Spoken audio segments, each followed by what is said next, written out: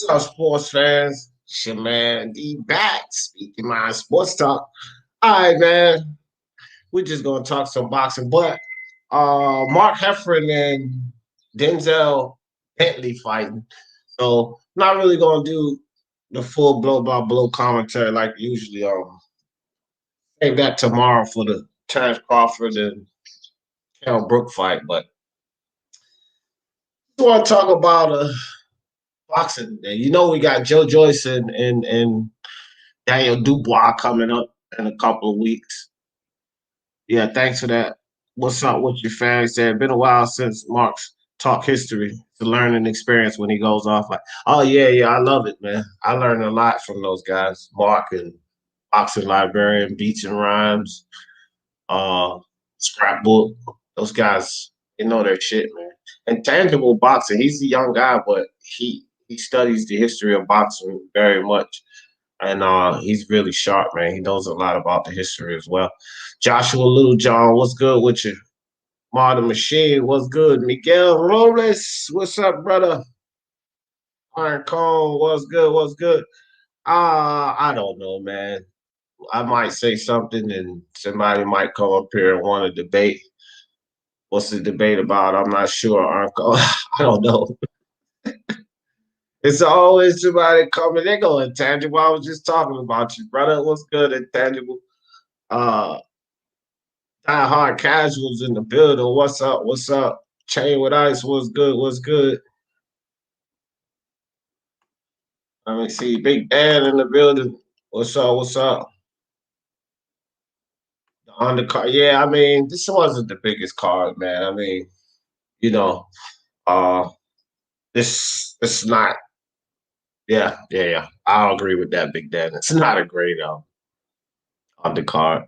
Ralph, what's up, Ralph? He said I got to get at you. You switched up. You said Bud was going to stop, bro, but then well, yeah, because see, Ralph, look, this is why, Ralph. I do film study, Ralph.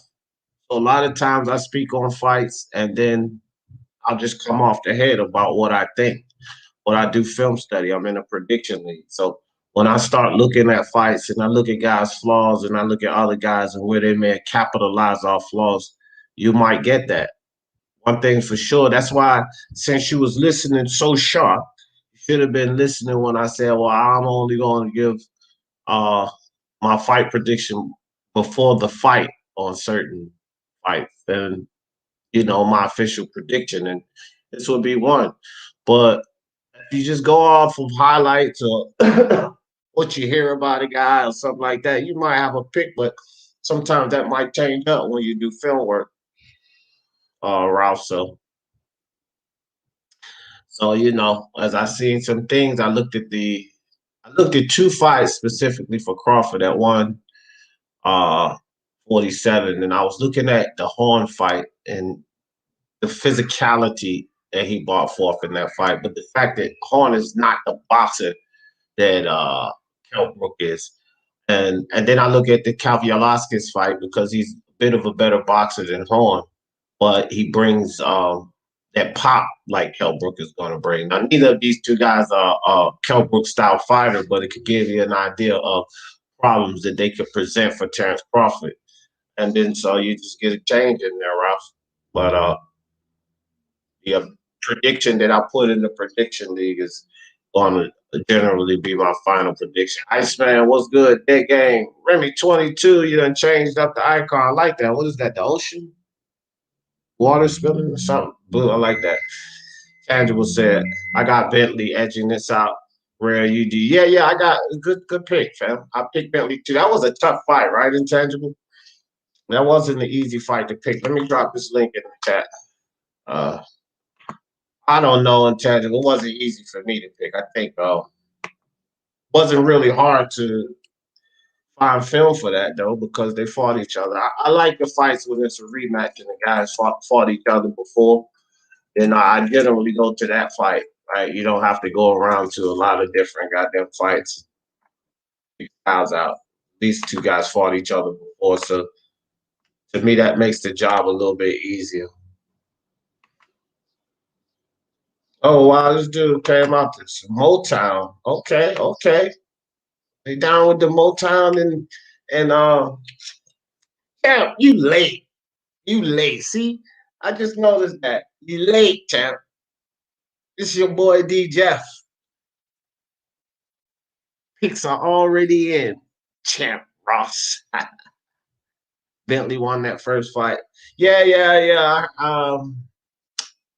When I watched that fight, and I watched up to the, I think I did watch the whole fight, and yeah, I think I had him like 7-5 in that fight, man. I don't know, but hey, it's on the books. It's on the books, man. You know. But I think I scored Bentley 7-5.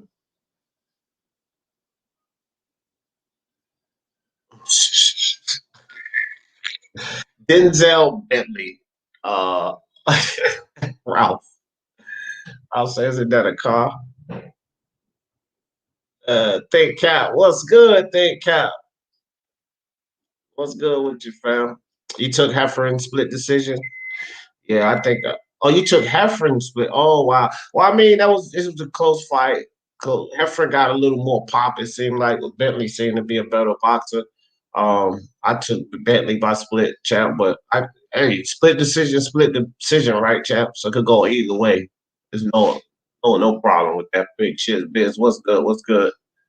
Well, two fights had COVID on the undercard. Oh, okay. So they had to get some quick replacement fights. Kevin in the building. Was good? Which was good?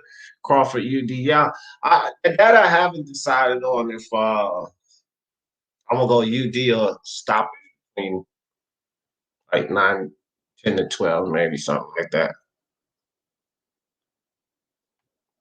Ralph.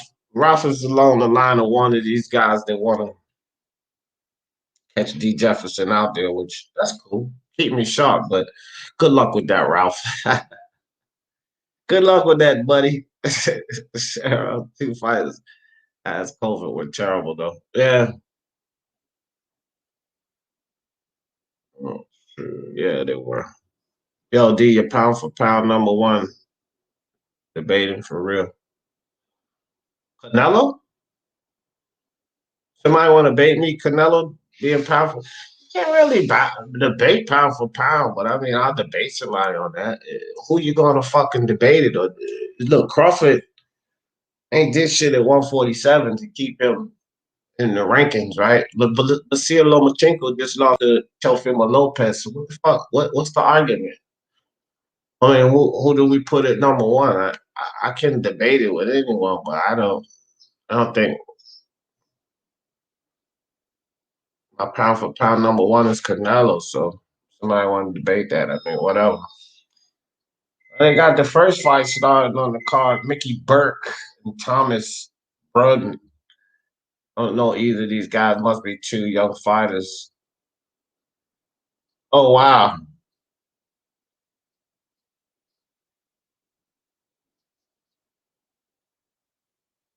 Mickey Burke got a nice stiff jab on him. And then this other guy's kind of loose, man.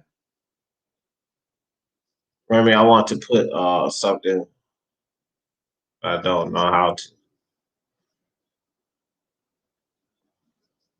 My autopsy. You been hanging around Marcelo, Marcelo's Wilder. Your autopsy, the X-ray with the bullet in your neck. The autopsy. That's good stuff. Raider, what's good? Timmy Nealon, what's good with your brother? Miguel.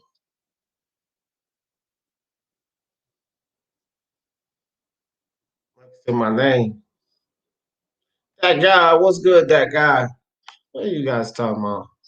Ralph and real set. I would say Crawford, UD, but I'm leaning toward eighth round stoppage since Bud is even. And Bud got a lot of dog. Oh, there it is. The damn Burke just caught him with a right hook.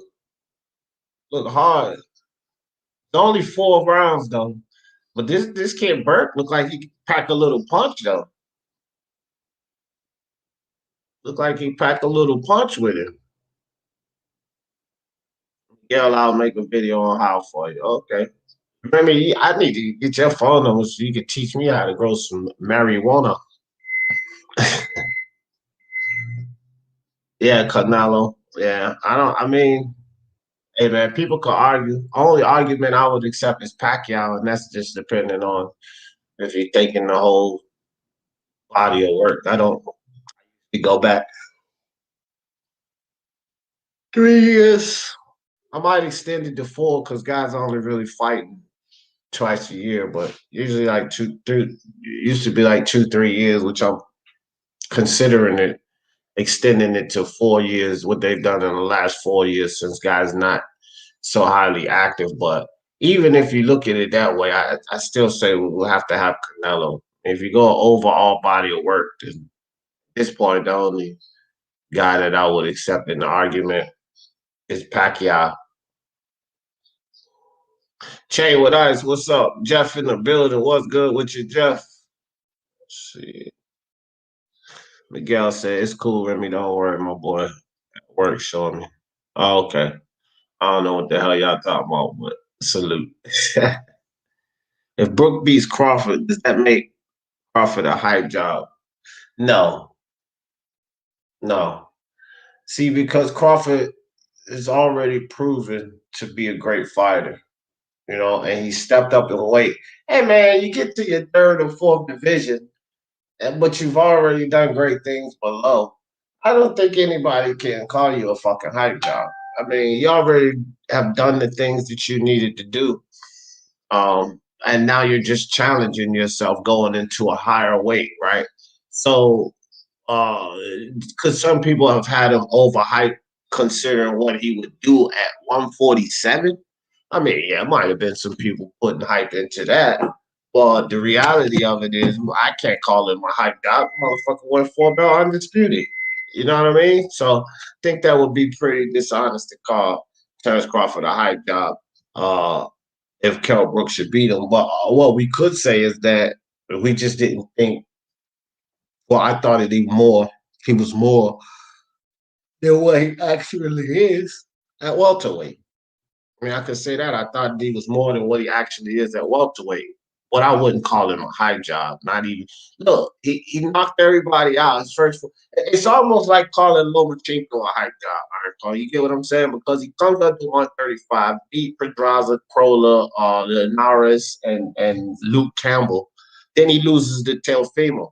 And I was flaming people that how the fuck you gonna call Loma a hype job or just act like he's not the second best? You know what I mean? He already proved himself at 135. He already beat 4 legitimate 135-pound guys. He unified 2 belts. Just because he loses a fight to a younger guy who's really a prospect, we don't know how far he's going to go. But wow, Burke is punishing this guy, man. It's just the second round. Now he might not make 4 rounds. This kid Burke hits hard. But yeah, so we wouldn't call Lomachenko a hype job, right? So why would we sit back and call Crawford a hype job if he loses? I wouldn't. You're probably going to hear that talk, especially from some of my fellow Spence fans, aka fanboys, those guys. But nah, I wouldn't. I don't know, man. What y'all think about that? Would y'all call Crawford a hype job if he loses to Brooke? That's a good question, Iron Call. Soccer Training Club, my brother. What's good with you? Boxing Logic United, Double L Marvin Magnus. Y'all make sure y'all get over there and check him out. Canelo don't deserve to be #1 nothing. Lose his contract. Because HR don't want to fight the best. What are you talking about, Myron? Just click the link with your nonsense. Now you're talking foolishness. Who the fuck is #1 pound for pound? Come talk about it. See, here it goes. Here's the debate, guys. I told you. Oh, there he goes. He went down. He went down. I knew this kid Burke was gonna put his ass down. He might not make it, guys. I just said that. And Burke came right at him and popped him again. Oh, fight over. And it's over. Second round. TKO. This kid Burke got power. He looks pretty good too. 3-division champion, undisputed at 140. That's not a high job. Yeah. Nah, I can't. I don't think he's either champ.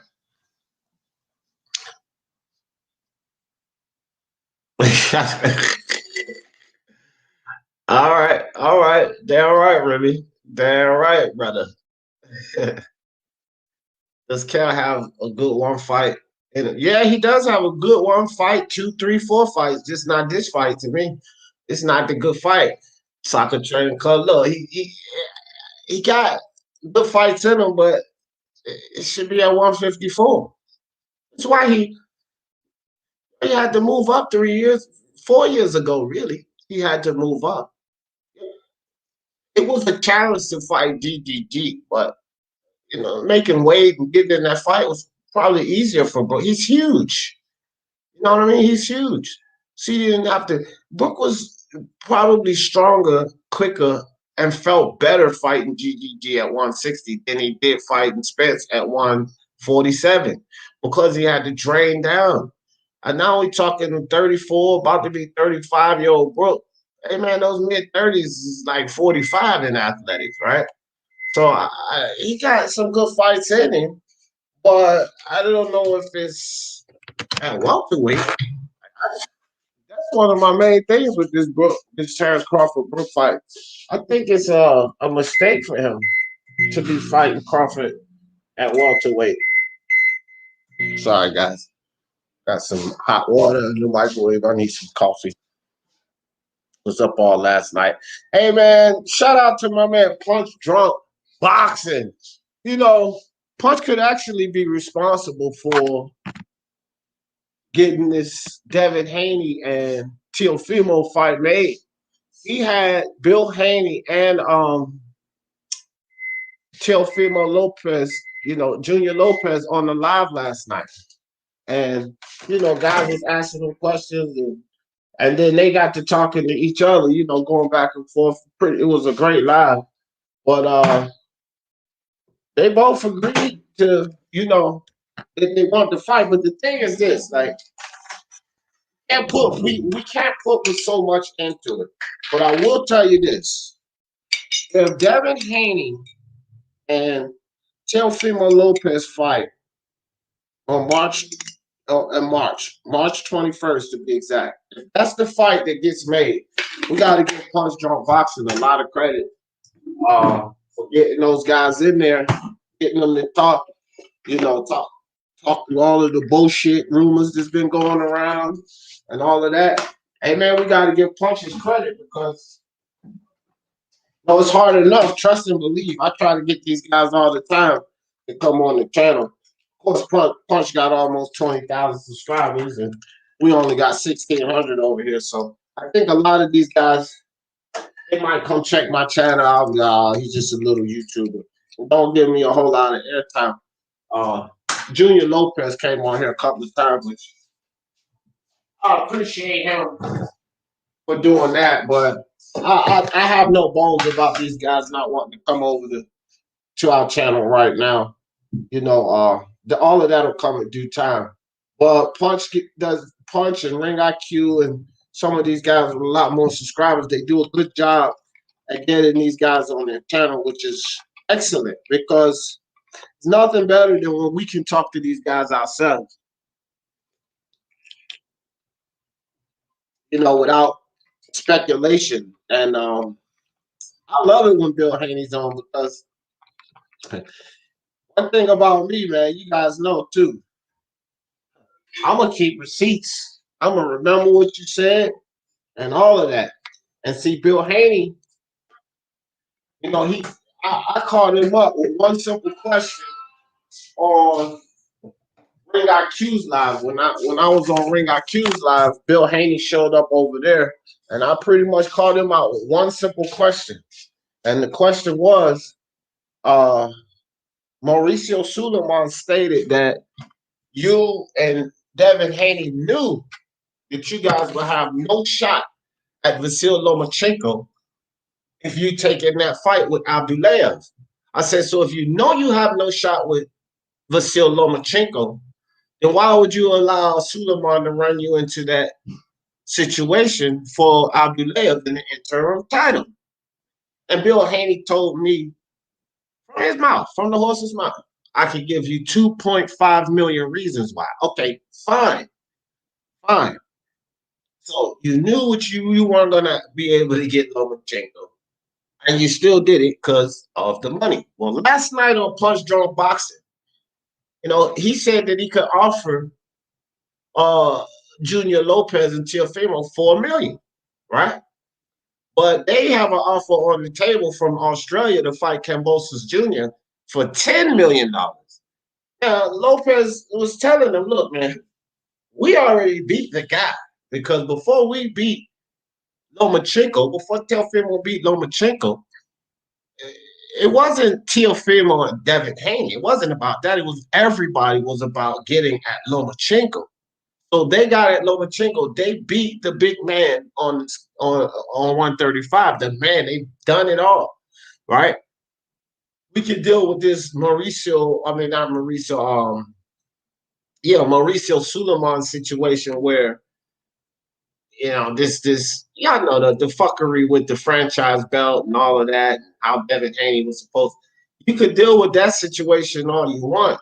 The facts are, Teofimo beat Lomachenko. That was the man to beat, right? And he did that. And so what Junior is saying is like, bro, we already got the glory. Haney talk about, so well, don't you want to satisfy for belt undisputed? And basically, Junior told him, look, bro, we don't have to do nothing else. We already did everything we have to do. We got the glory. We beat the man, the guy that had to be beat at 135. It's time for y'all to do something. So if you could go talk to the manager, I forgot the manager's name, and make it happen, basically saying, make it worth it. Make it worth standing fighting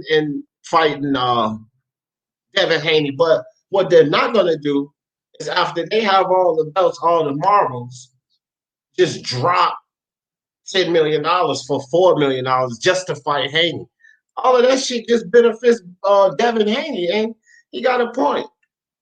Well, Bill Haney couldn't say anything. He said, "Okay, well, after Kambosos Jr., is it possible we can get that fight with Teofimo then?" And then Lopez told him straight up. Bill Haney didn't deny this. He was like, "Bro, our sons are growing, bro. Like, bro, our sons are growing, bro. You know this? They big, Bill." It's like, right? Our sons are growing up, so they need to get out of 135 pretty soon here and go up to 140. He said, but he would definitely be willing to entertain a fight next if Bill Haney and Devin Haney can make it happen. Basically saying this, y'all own fucking boss. Y'all know that I got my manager and top rank that y'all got to get with. Y'all the promotional side, so produce the money. If you produce the money that sounds good as the Kambosos Jr. deal, then I got to fight next. Other than that, why wouldn't Teofimo, after doing everything he's done, not go after the $10 million? And Bill can sit up here and come out here in the around the YouTube community and say whatever it is he want to say. Well, Bill, I got you, fam. I got you on lock for that. So if he goes to the LDBC, I got him on lock now, and I got receipts because you told me yourself out of your mouth, Bill Haney, I could give you 2.5 million reasons why.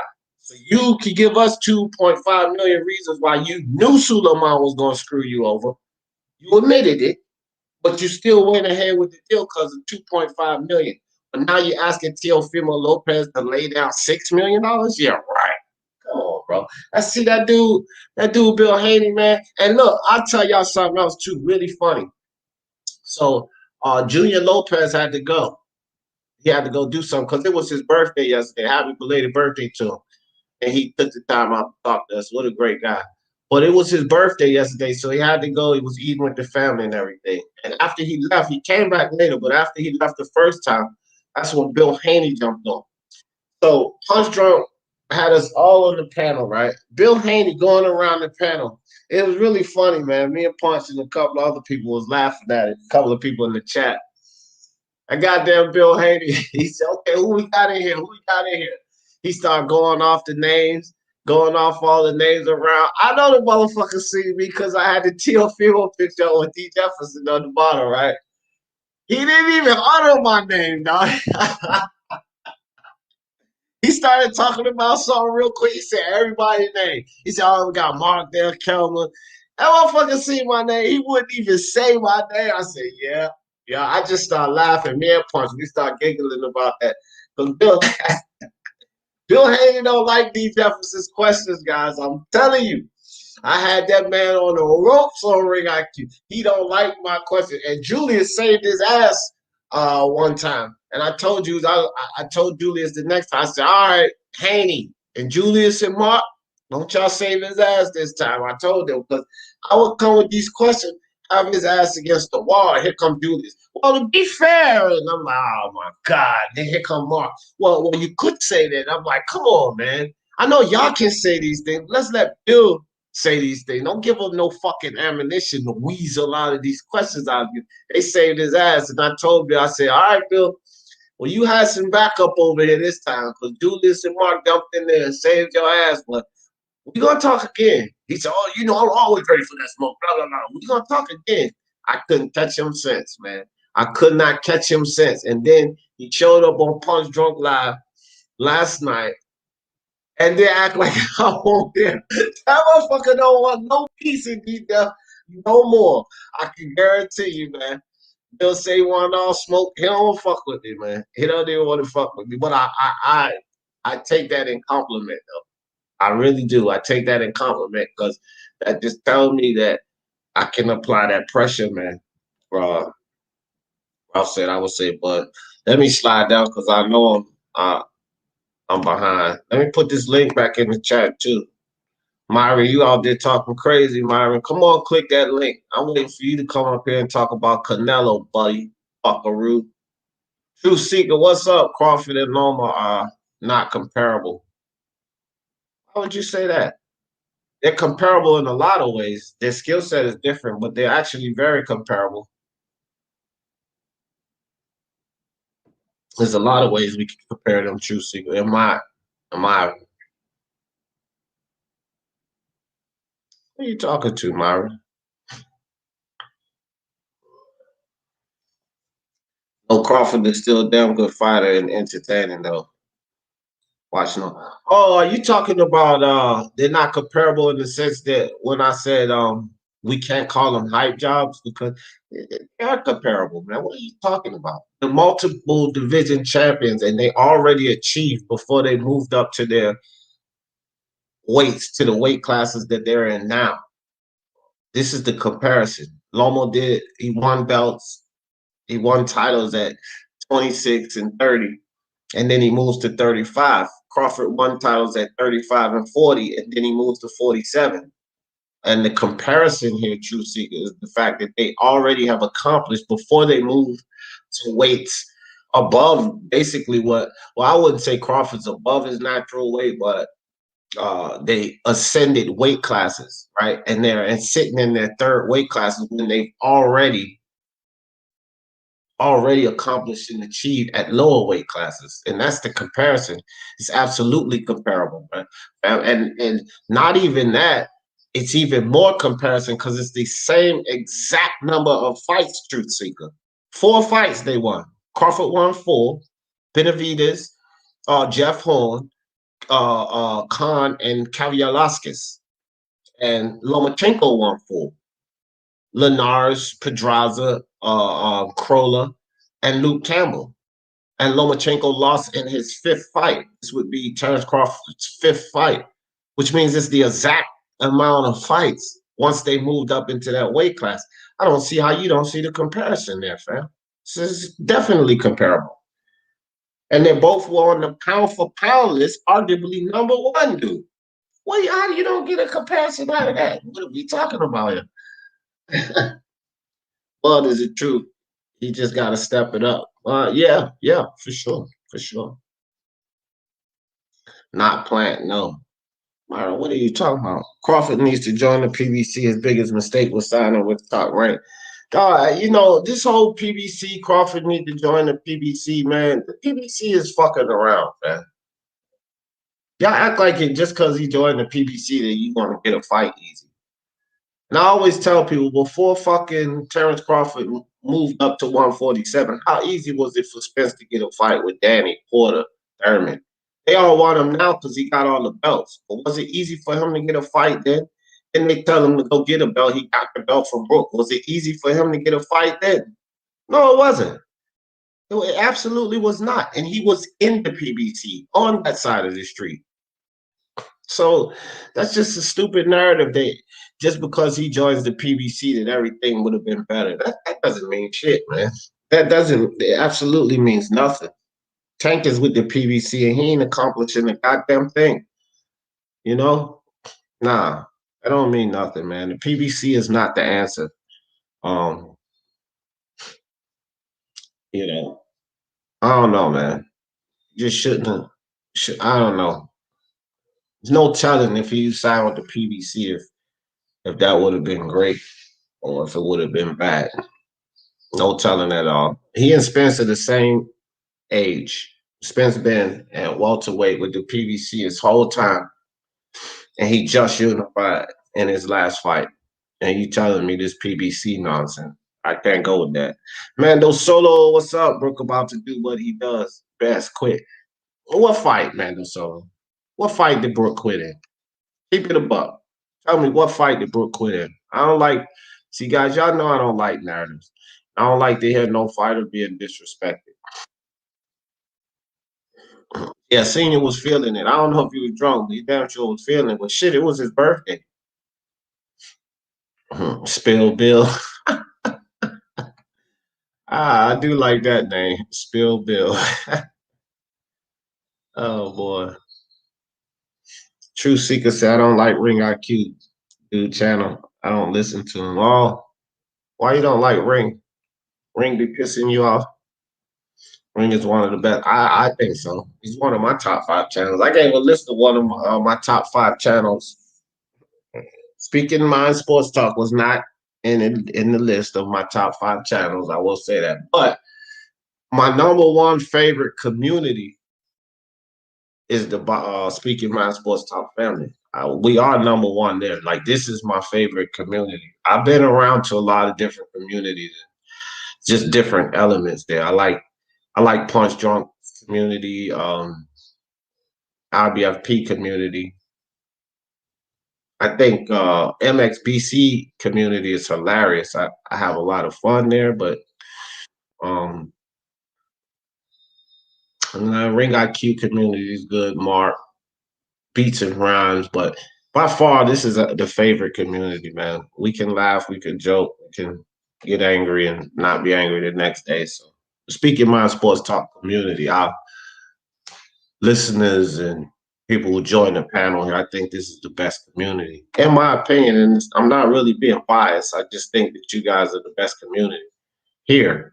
But favorite channels, no particular order, is Ring IQ, IBFP, Rival Boxing, Talking News, G-Man Boxing. Let me see, did I leave anybody out? Oh, and Mr. Two Hands Up. Those are my top 5 channels that I enjoy the most. Um, then there's a lot of channels that I'm subscribed to, but those are my top 5. Um, yeah, the media, man. Oh, then you know what? Punch Drunk too. I don't know, man. That's kind of hard. I probably better do a top 10. Punch is one of my favorite ones too. You know, it ain't about them having the money themselves. It's about them coming up with the finances to make the fight. People, networks and stuff, they'll invest in the fight. People will invest in the fight if they know it's going to yield the return. So they could possibly have 10 million. I'm not sure. Bill Haney was bragging last night how they've been making millions, but that's because they do their own promotions as well as, pick up a purse. So they could potentially have that type of money already, but are they willing to risk it? See, Bill Haney knows the business. Now, you want the fight so bad, are you really willing to put up 10 million, right? Maybe not. I mean, Devin's so popular, Devin's so much this, he's so much that. You got him number one pound to pound. He's the man. Put up the 10 million, Bill Haney. That's what I would tell him.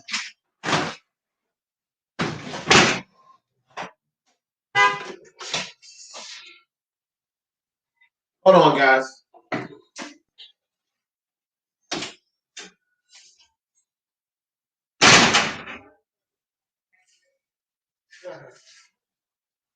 And then,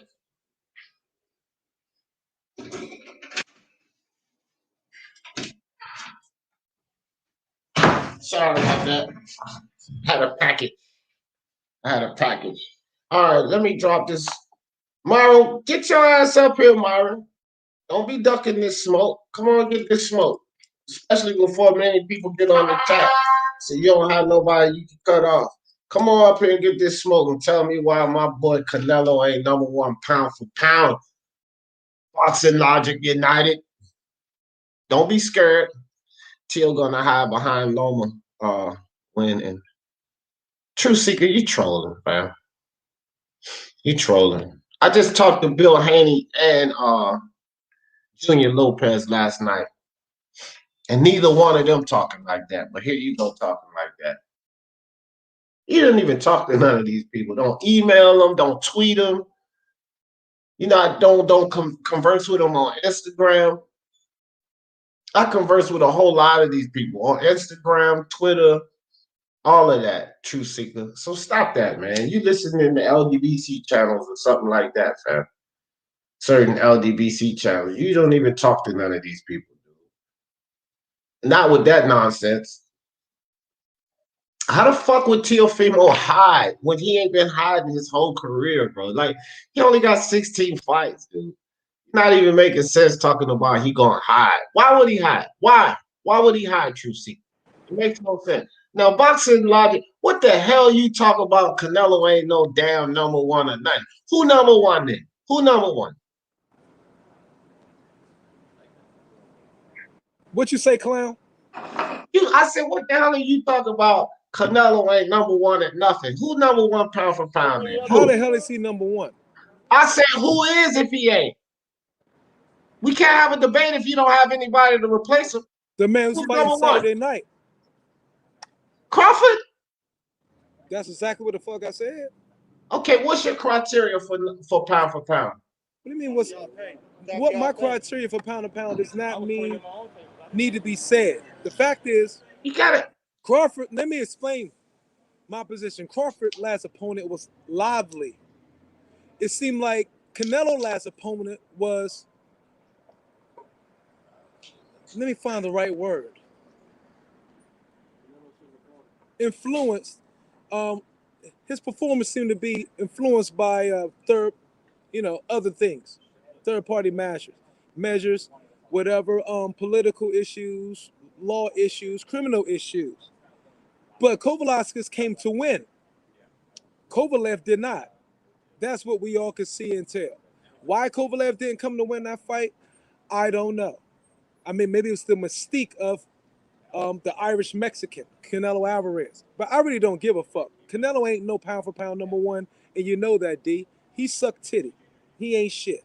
He ain't been shit. He never was shit. He just a gump. He lost versus Jacobs. They gave it to him. Kovalev, went through another, I don't know what Kovalev did, but it must have been well for him. And like I said, and everything then on and then on and then on. I mean, Canelo was just a bum. He's a bum. He's a bum. And you know he's a bum. But you know why you won't say he's a bum, D? Wow. Because your people who watch your channel and come over here and chat with you won't like you if you say he a bum, D. I'm the only one free and clear up in this motherfucker. Fuck Canelo. Marvin, you been smoking drugs this morning, fam? No, I'm up drinking a good-ass margarita right now. Oh, that's what it is. And listening to your that's what it is. Delusional channel with your Canelo hype jobs and prostitutes all in your chat section. Fuck them. Canelo ain't shit. He never been shit, and you know it. Marvin, you don't even understand this community first and foremost. Actually, I do understand. Okay, hold on for a second. All right, Marvin. Come on with this cutting off shit, fam. Like, now it's cutting off. You sound like it's like you 3 years old, fam. You don't want to let nobody talk. You just cut me off. D, stop being a hypocrite, because you cut people off all the time. I love you, though. Yeah. You know okay. You do it, D. All right, bro. But like, I got a mute button, which I try not to use, but y'all motherfuckers get like little bitches when I use the mute button. So why don't you be respectful? Because if I use the mute button, you just gonna get mad. If I use the mute button, I said y'all act like. I didn't call nobody bitches. I said y'all act like. See? Yeah, listen up. I said act That's like. I funny. didn't call you a bitch. Yeah. Okay, Now, but still the same thing. no, Your it's channel's a not. bunch of No, it's Canelo not. jock writers. You a Okay. Canelo jock writer, D. Okay. Are you finished? Are you No, finished? I'm not finished. Okay, well, finish. Canelo can suck huevos. Okay. Now, again, you must not understand this community. And the reason I say that is because this community is not even predominantly Hispanic. It's definitely not. I got more UK outside of I America. don't give a fuck who Okay, it look, is. Myron, look, you're not gonna keep cutting me off, man, for real. You're getting ridiculous. He's talking to just Hispanic people. Okay, well, bro, you gotta let me talk, fam. You can't just keep cutting me off every fucking time, though. Am I rallying you? Can you not handle me, Look, D? no. It's not productive. If you're gonna talk, talk. But this on this platform, all that cutting off, that stupid shit ain't productive, fam. It's not. We can't have a discussion if you're the only one talking. It don't work like that. Okay? Okay, can I say something? Just Sure. like Black Horseman used to do. You a This sucker. ain't Black Horseman channel. You turned it to just like Black Horseman used to be. Okay, well, good. But I'ma shut up. I'ma mute myself. that's the best idea. That's the best idea. Now, this community is not even mostly Hispanic fans. I got way more UK fans than I have Hispanic fans. And why the hell would UK fans be riding on Canelo's dick? Right? This is the whole thing. Like, I got rap star that come in here that anytime Okay, I say, no. Let me get this off. I got rap star from the UK that come in here, and when he comes in here, anytime I say something against a UK fighter, he kind of goes left. So this ain't even like, okay, like IBFP, that's mostly a Hispanic community. You say something about Canelo over there, you're going to get raided. No, it has to do with the community. You just said wait, Myron. You just said all of the people in my chat love Canelo and all of that dumb shit. But you're wrong about that. You're wrong. And I don't want to say anything bad about Canelo because it might piss them off. That's what you just said. And I don't want to say nothing wrong about Canelo because it might piss the people that's listening off. You full of shit. You just said that, dude. That's what you just said. I don't want to be real about Canelo because it might piss the people listening off. Nationality has nothing to do with it. Okay, so all of the people over here are Canelo lovers. That's what you say. Everybody over here are Canelo lovers. And I don't want to say nothing wrong about Canelo, so I don't 90%? No, they're not. You don't have to be Hispanic to be a Canelo hugger. Yeah, but that's why I say you don't know this community, because no, they're not. You judging my community and you don't know them. You don't know the people over here. It's about being a nut huggers. So they nut huggers. So now you're gonna disrespect the whole chat. No, this is where the money is at. I understand. I should be smarter to be a Canelo nut hugger too. If I was smart. Bro, that's just dumb. I don't hug nobody. I flamed Canelo on here before. You a Canelo nut hugger too. I flamed Canelo over here. I love as a matter of fact, as a matter of fact, the live I got thumbs down, most thumbs down I ever got on my last Canelo live. Because I said, are we involved in this fucking Canelo circus again?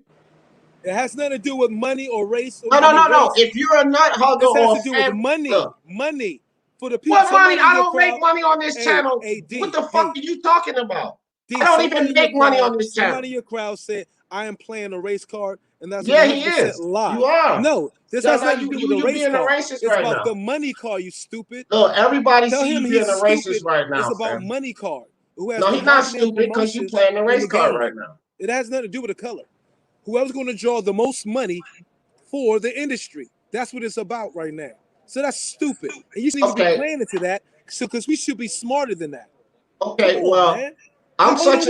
We 45 and we still let motherfuckers play us on this race card dumb shit. It's about the money, bro. Ain't about no fucking race. Where does the money equate to me when I'm not making money off this channel? I make most of the money off the super chats I get. I don't have thousands of views on my video. I don't make money on this channel. So where does the money equate to me?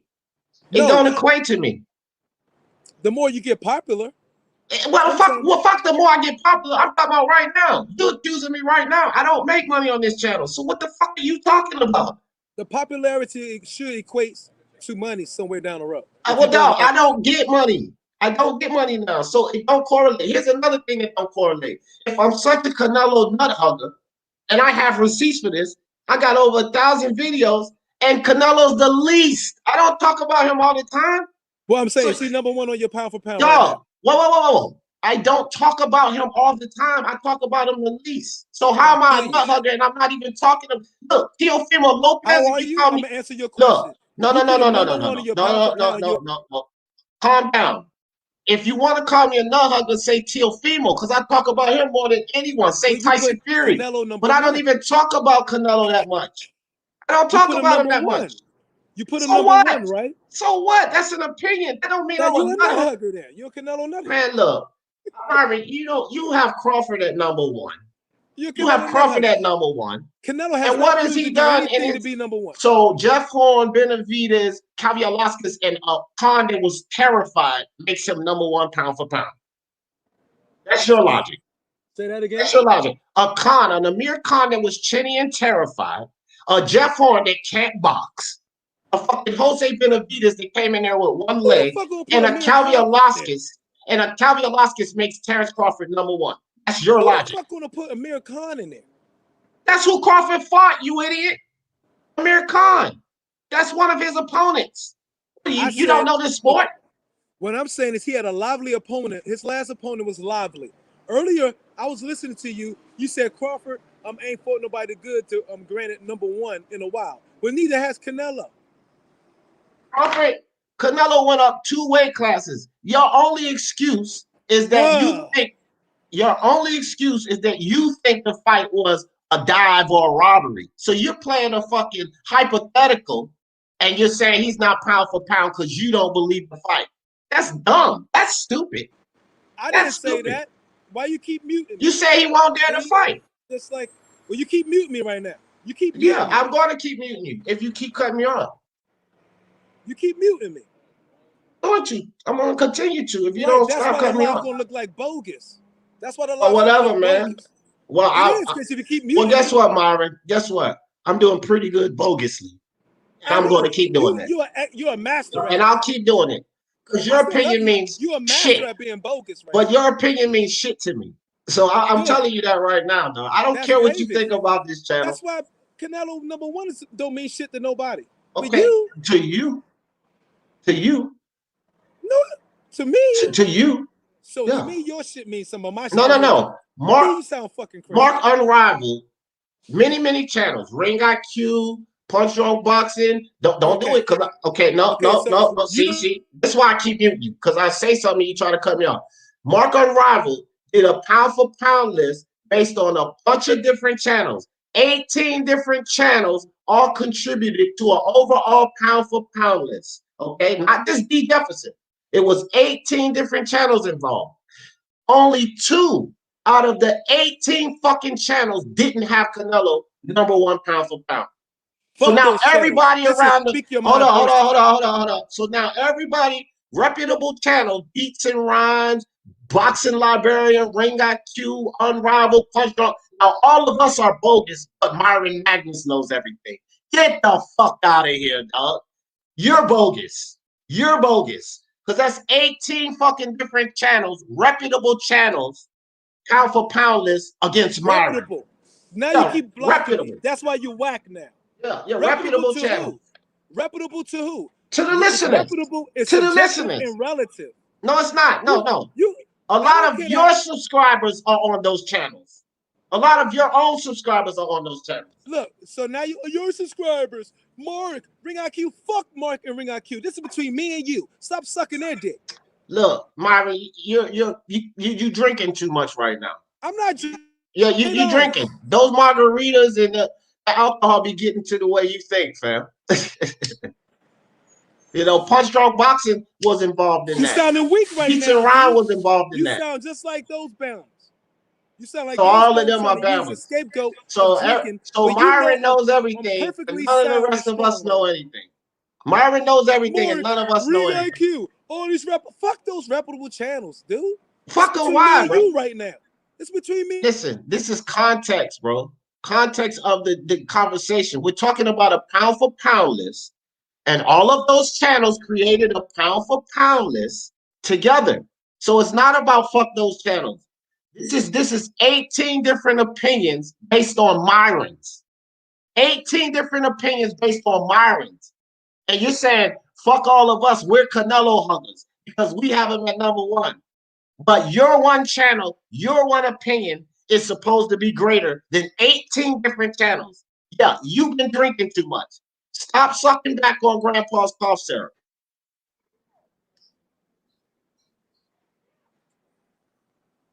Just like Black Horseman. Yeah, whatever, man. I buried him. You are. I Go buried look him. Back a year ago. I buried a year him. ago. You've turned just into him. No, I haven't. No, I haven't. You have, bro. Well, whatever. I say that from love. No, it's no love there, bro. Black Horseman No, that's your opinion, but no one else thinks that. You block people just like Black Horseman do, and yet you kept. I've never blocked. I've never blocked just like as much as anybody else do. I've never blocked. Come on, dude. I've never blocked. I mean, I'm just chin check. Well, look at your videos over the last 2 weeks and be honest with yourself and look in the mirror. That's all I'm saying, bro. Bro, whatever. You do the same shit Black Horseman do. Well, whatever. You turn it into a Black Horseman, bro. And I'm saying that from my heart. Yeah. I got your number. You got my number. I'm telling you what's happening, bro. Right. All right. I'm not saying that to be mean. You are turning it to him. Listen, you drink too much and it clouds your judgment. I'm telling you that makes you feel good. Okay. Oh, look at you now.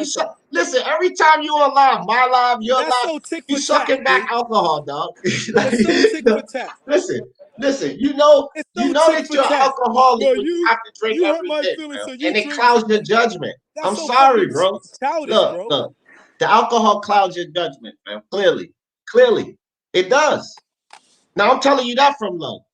The drinking clouds your judgment because some of the shit you say is so far to the left, and you always sucking back on grandpa's cough syrup when you saying this dumb shit. Like, I'm just going by what I see. Okay, but you on medicated drugs, so what the fuck you talking about? I don't take no drugs. What are you talking about? Weed? Oh. I don't take prescriptions, man. I survived sepsis without any prescriptions. So, and hallucinogen. No. Weed ain't no fucking hallucinogen. What kind of weed you smoking? What the fuck is THC? You look up the fucking shit that you even smoke. What the fuck is wrong with you? Yeah, see that alcohol got you gone.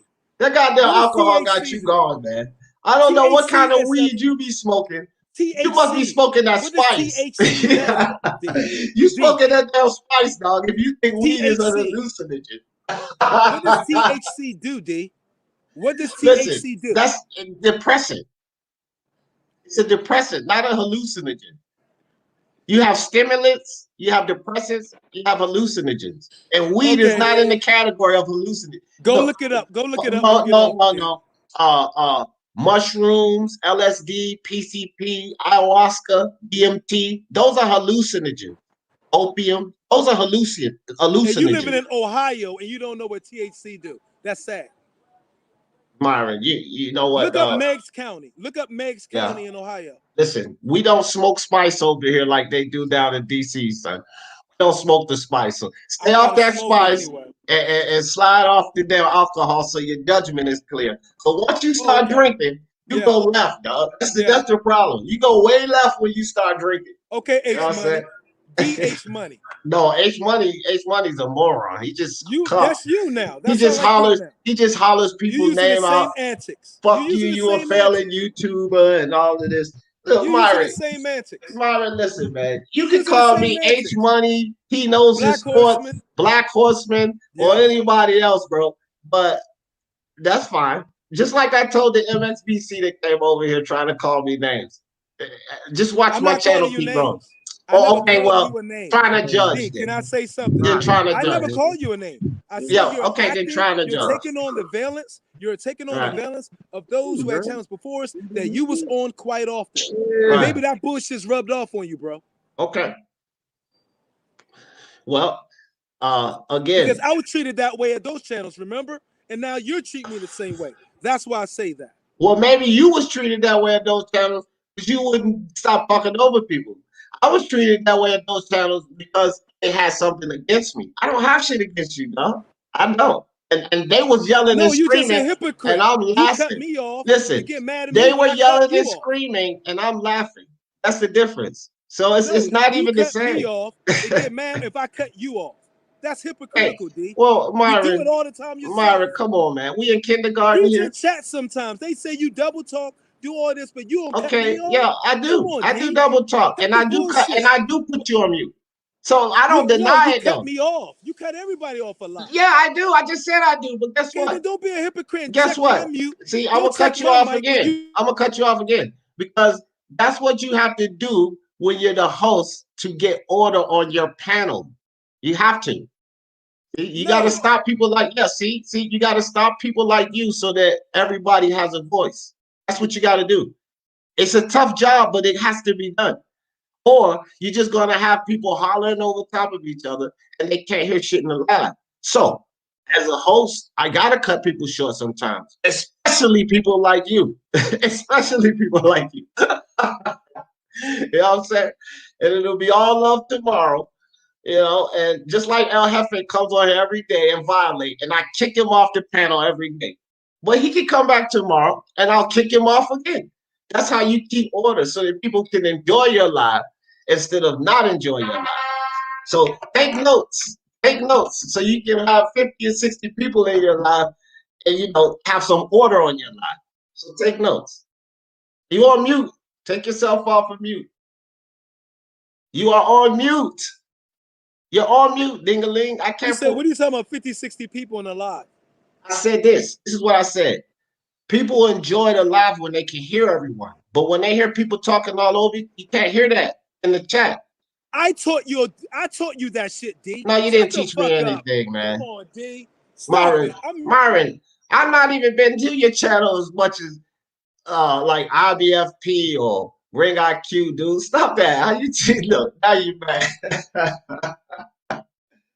All right, there y'all go. Comedy show already started this morning.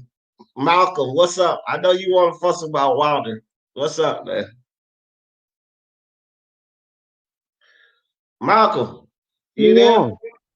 Nah, I can't hear you. Drop me on. You say what? You can hear me? Yeah, we can hear you. All right. Well, shit. I ain't really had too much to say about Wilder, man, cause shit, y'all know what it is, and Okay. y'all know my brother was cheated. Y'all know y'all lying. Y'all know y'all be on some bullshit. The homie, the guy that was talking to me yesterday, start giving all these excuses of all these other fights to go, to go check out and watch and You ain't compare. shit, Bama. Bruh, I sat there and watched all them fights he told me to watch. Not one of Deontay Wilder's gloves ever looked like a Tyson Fury glove. Facts. None of his gloves had the damn hand wraps sticking out of the glove. None of them. I don't know what guy you're talking about. I really don't. I We don't have know like who he is. 7 or 8 people on the panel. I don't know who the guy was either. He got to telling me go watch the Wilder and Brazil fight and go watch the Wilder and Duhaupas fight. Bro, yeah, King on bias. Like I'm watching the fight, bro. None of them gloves look okay. Well, yeah, none of them gloves look like Tyson Fury gloves, bro. Like that was some shit he made up. But never mind that. I heard you was saying something about Loma, and I think you was saying something else about Terrence Crawford and Teo. I want to pick your brain a little bit. Now, I'm gonna ask you this: you feel like Lomachenko is on the same level as a Terrence Crawford? Do I feel like they're on the same level? Yeah, status wise, pound for pound, all that. Well, prior to Lomachenko getting beat by Teofimo, the argument was Terrence Crawford, Canelo, and Lomachenko for number 1. So that would put him consensus-wise on their level. No? But that's not just my opinion. If you think about it all over, different opinions, different channels, the consensus was Lomachenko, Terrence Crawford, or Canelo, number 1. Those were the three guys talking about being number one on most people's pound for pound list. Okay, so if that's the case, if consensus wise, he was considered one of the best guys in boxing, would not that put him on his level? And what made him one of the best guys in boxing? He was elevated to that status. The man ain't put no work in. Motherfucker had a loss in his first 5 fights. Okay, so by having a loss means you put no work in. That's your ideology. No, that means you ain't pound for pound the best with nobody. Manny Pacquiao was pound for pound and he had multiple losses. In his first 5 fights? No. We're not talking fights here. Wait a minute. Lomachenko wasn't considered number one pound for pound in his first 5 fights. It was later. It wasn't and his that's first what I'm saying. Fight. Nobody with a loss in their first 5 fights was considered no damn pound for pound. Neither was Lomachenko. Mostly everybody on the pound for pound list, they had to put their work in. You feel what I'm saying? They had to pay their dues for them to get them accolades. Dude ain't paid no dues to be getting them accolades over somebody like a Terrence Crawford. Okay. And that's what I don't respect about ESPN and all this old shit, because ESPN and Top Rank, they'll put all the money, all the accolades behind somebody like a Loma, but Terrence Crawford gotta pay his dues to get his accolades. I don't like that shit, bro. Okay, and then they would go ahead. You just said that nobody was considered pound for pound number one after 5 fights with a loss. And what I just told you is neither was Lomachenko. Lomachenko started being considered pound for pound way after 5 fights, fam. It was way after 5. So he wasn't considered pound way for after pound. 5 fights. The nigga only got 16 fights. What's wrong with y'all guys, bro? Chill out for a second. He wasn't considered pound for pound after 5 fights. Where you getting that from? Bro, I'm getting it from ESPN. I'm getting it from Teddy Atlas. I'm getting it from goddamn old wrinkled ass Bob Arum. Motherfuckers putting him on the same level as Muhammad Ali and a Sugar Ray Leonard and all this old shit. Bro, that's very, very disrespectful to the sport of boxing. Dude ain't putting no work in. The same Bob Arum that said Tyson Fury was better than Ali. The same Bob Arum that I fucking flame on this channel constantly. That's who you're using.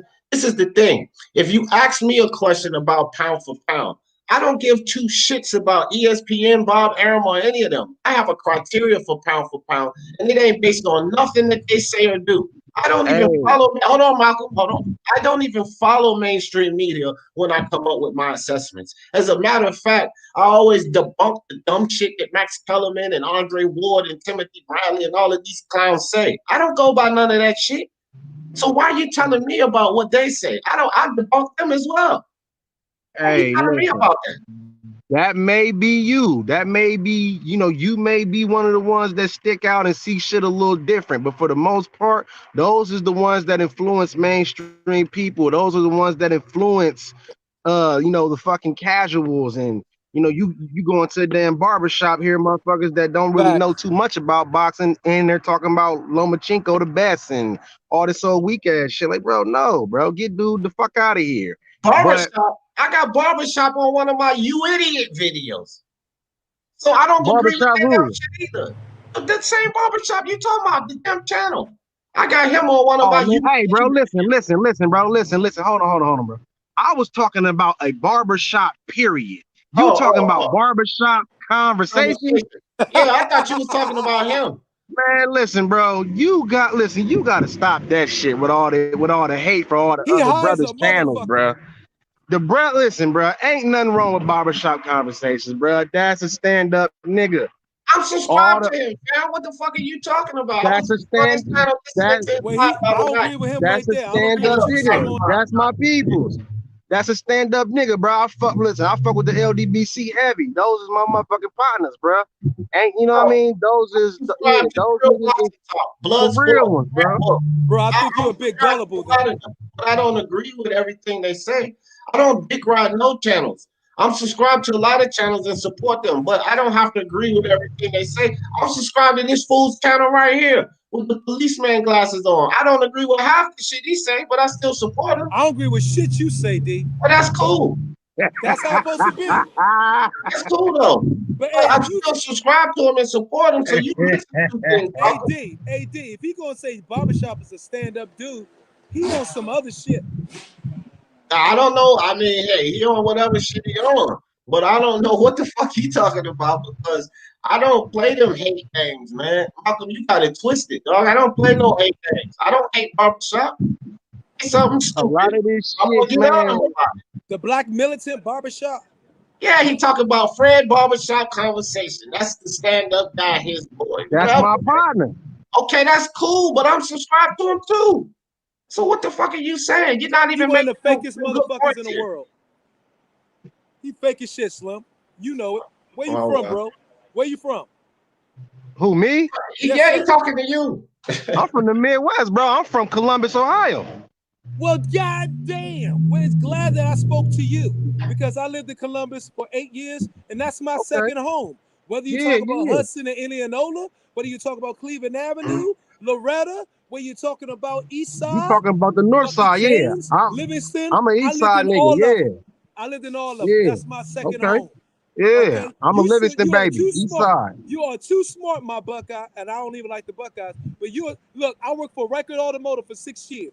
That shows Okay. you how deep in the game I am in Yeah. Columbus, Ohio. He was changing tires. Yes, I'm a sales director. So all I'm telling you is you cannot, Columbus, Ohio, down the street from UD, Reichert Automotive, Fred and Rent Reichert. You are too smart to be falling for some foolery by barbershop conversations. What's wrong with Fred? He ain't shit. That's what's wrong with him. What you mean? Bro. You gotta explain that, bro. Okay, let me go ahead and tell you. The motherfucker is a politician that's politicking with your mind. Huh? You know, that went What over that your head. mean, bro? That's I'm saying like that's what. Is? Do you know what politics is? I understand what politics are. Politics is anything dealing with people. In politics, what gears politics is the influence of people's thought. Okay, like what are you saying though? Fred why does that make him a fake nigga though? What I'm saying is Fred has used the skills he's gathered in politics and now uses them in boxing. Does that sound clear to you? I get what you're saying, but I'm trying to figure out where's the problem. For it. I fell for what though? Like, what's the problem though? That he's a fake human being. He's a fake human being, but that's what I'm saying. You're not explaining how he's fake. You say he's a politician. Politicians play with your mind. Where does the fake shit come in at? Did you see all the old videos he made when he was running for like a local political seat, district seat out there in California where he lived? I seen a little bit about it. I didn't really get too much into it, but yeah, I know what you're talking about. Okay, he act completely different there than he does now, doesn't he? How is the nigga supposed to act? What do you mean? Okay, I'm saying he act completely different there than he does now on his boxing channel. You maybe. I guess, but like, go ahead. So if you watch that full video, somebody hit the video in the link because I know they got it on deck here. If somebody hit the video on the link and please highlight that this is Fred Barbershop Conversations political aims. If it's a political campaign. Now you see how he was so nice to all the white people? When you watch the video, you see how he was so nice to the white people. He kissed ass.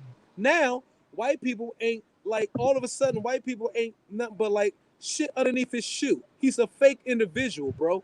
And he's using his political intelligence, his political acumen that he's learned over time, and transfer this shit over to boxing to create diversion. I voted for him. Okay, well, let me say this, bro. I understand what it means to be a black man in America. Fuck all not, of that not shit. saying. Hold on, no. Let me explain. Not saying you don't understand what it means to be a black man in America, but that shit matters. So for a brother to get into politics and he played the game the way that they wanted to be played to get his paper, that man, that's a businessman. That man got a family. I ain't tripping on that man having to get in Okay, there with them white folks and play the game with them.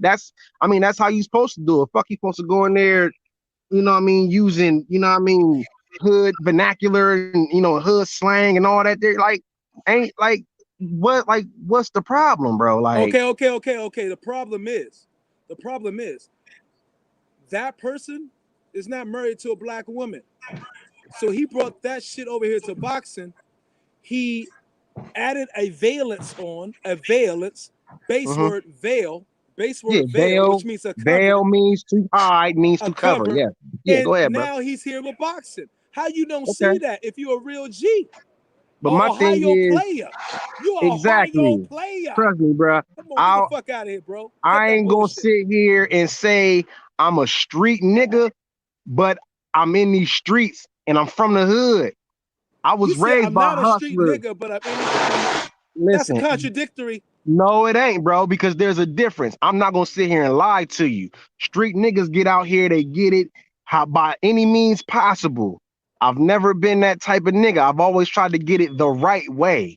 It's a difference between a street nigga and a nigga in these streets. I'm not gonna sit there and lie to you and tell you I'm something that I'm not. I But hear what you're saying.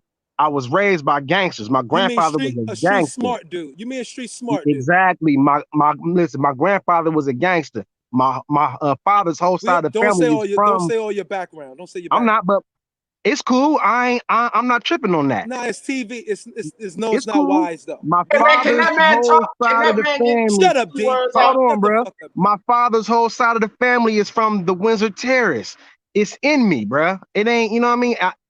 I was raised by some hustlers. I'm not, I'm not stupid up here. But what I'm saying is, I understand how a brother got to move when he want to get into a certain profession. That's cool with me. And the way I look at things, I feel what you're saying by saying the man ain't married to a black woman and all this and that. But that's that man. I'm not the penis police. You can be with whoever you want to be with, long as you know and understand that you're a black man and you're gonna worry about black people problems. What I don't like is when a nigga get with a white girl and now all of a sudden white folks' problems is his business. Nah, my nigga, I don't give a fuck what woman you get with. Your problems is black problems. You represent black people. That's what I respect about Fred. I don't give a fuck about who that man's fucking or who he laid down with and had kids with. Now, if you ask me what would I prefer, of course I would prefer to see the brother with a black woman. But that's that man. That's that man business. That's how he get down. That's cool. But when I hear the man speak, he speak the way a black man's supposed to speak, and I respect it. That's a real nigga. Stop unmiking me, bro. What the fuck are you doing? Stop What I unmiking need me. to do. Now go ahead. Damn, what the fuck you keep miking me, Black Horseman? My bad. But Yeah. hey, look, Go ahead, bro. yo, bro, I got 100% what you're saying. And everything you Yeah, said is ain't no 100% problem. right, young. Ain't no problem Blood, with Fred. blood, Cool. blood. Everything you said was 100% right. But what I'm talking about is the person in those videos, Mm-hmm. in my opinion, is a person who he is. You feel Mm-hmm. me? For the most part. Sometimes it's if he's a street dude, say like you and me, and Mm-hmm. how you describe that is exactly what I am, right? Mm-hmm. To make that transition like that, with even the diction, the Uh-huh. freaking high pitched nasal speaking, the voice and all that, that's not gonna be easy for somebody like you and me. But it's really, really easy for a motherfucker like Fred. You feel me? Mm-hmm. But see, my thing Hold is up, this, bro. Go hold ahead. up. Go ahead. Go ahead. Go ahead. Me and you came from the streets.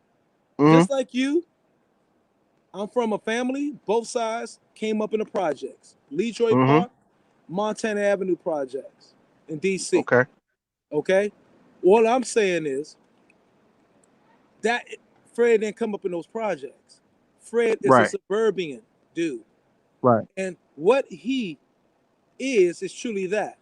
Now, there's a lot of money made off of militant and being pro-black right now in this era. It's money and everything. It's money. It's money to be made there if a person wants to go ahead and throw on that valence. And what I'm telling you is, in my opinion, that is what Fred is doing. He sees the money there for being that what supposedly be a real nigga right now and all that. And now, because I watched this live last night, part of it, and the way he talks to some of the people, his own constituents, is this somebody who respects his constituents. He don't respect them really. The way he talks when they saying too much, saying this, saying that, and how his body language is, his demeanor and all that. Oh man, yeah, I don't talk to me all day and all that. If you watched this live last night like I did, and people wanted to talk, people who have, say, a lower education level than he does. Right. Of course, Aaron. People who have a lower educational level than he does. He don't seem like he don't have the patience to hear them out. You feel me? Mm-hmm. Yeah. He don't. If you really watch him, how he speak on his lives and speak to the people who call in, and his energy, his attitude and demeanor with him, it's like they're wasting his time a lot. So I get what you're saying. Yeah, I know you've seen that shit. But you probably. But like, what I'm saying is, let me finish. I'm done in 30 seconds. What I feel is, you got cats right now on both sides of the wall that's like just putting on a show. You got motherfuckers who got Black Lives Matter in front of their house who don't give a fuck about Black Lives Matter, and they're white. Right. And you got motherfuckers who are black who act like, yeah, they still down with boom, boom, boom, boom, who really don't give a fuck. So at the end of the day, you got to get around that person personally and really, really know him and read between the lines of the life that he lived. And really get to know these people, because everybody that present themselves a certain way ain't who the fuck they are, bro. So I just want to say that this shit ain't supposed to be about that Bama ass Fred.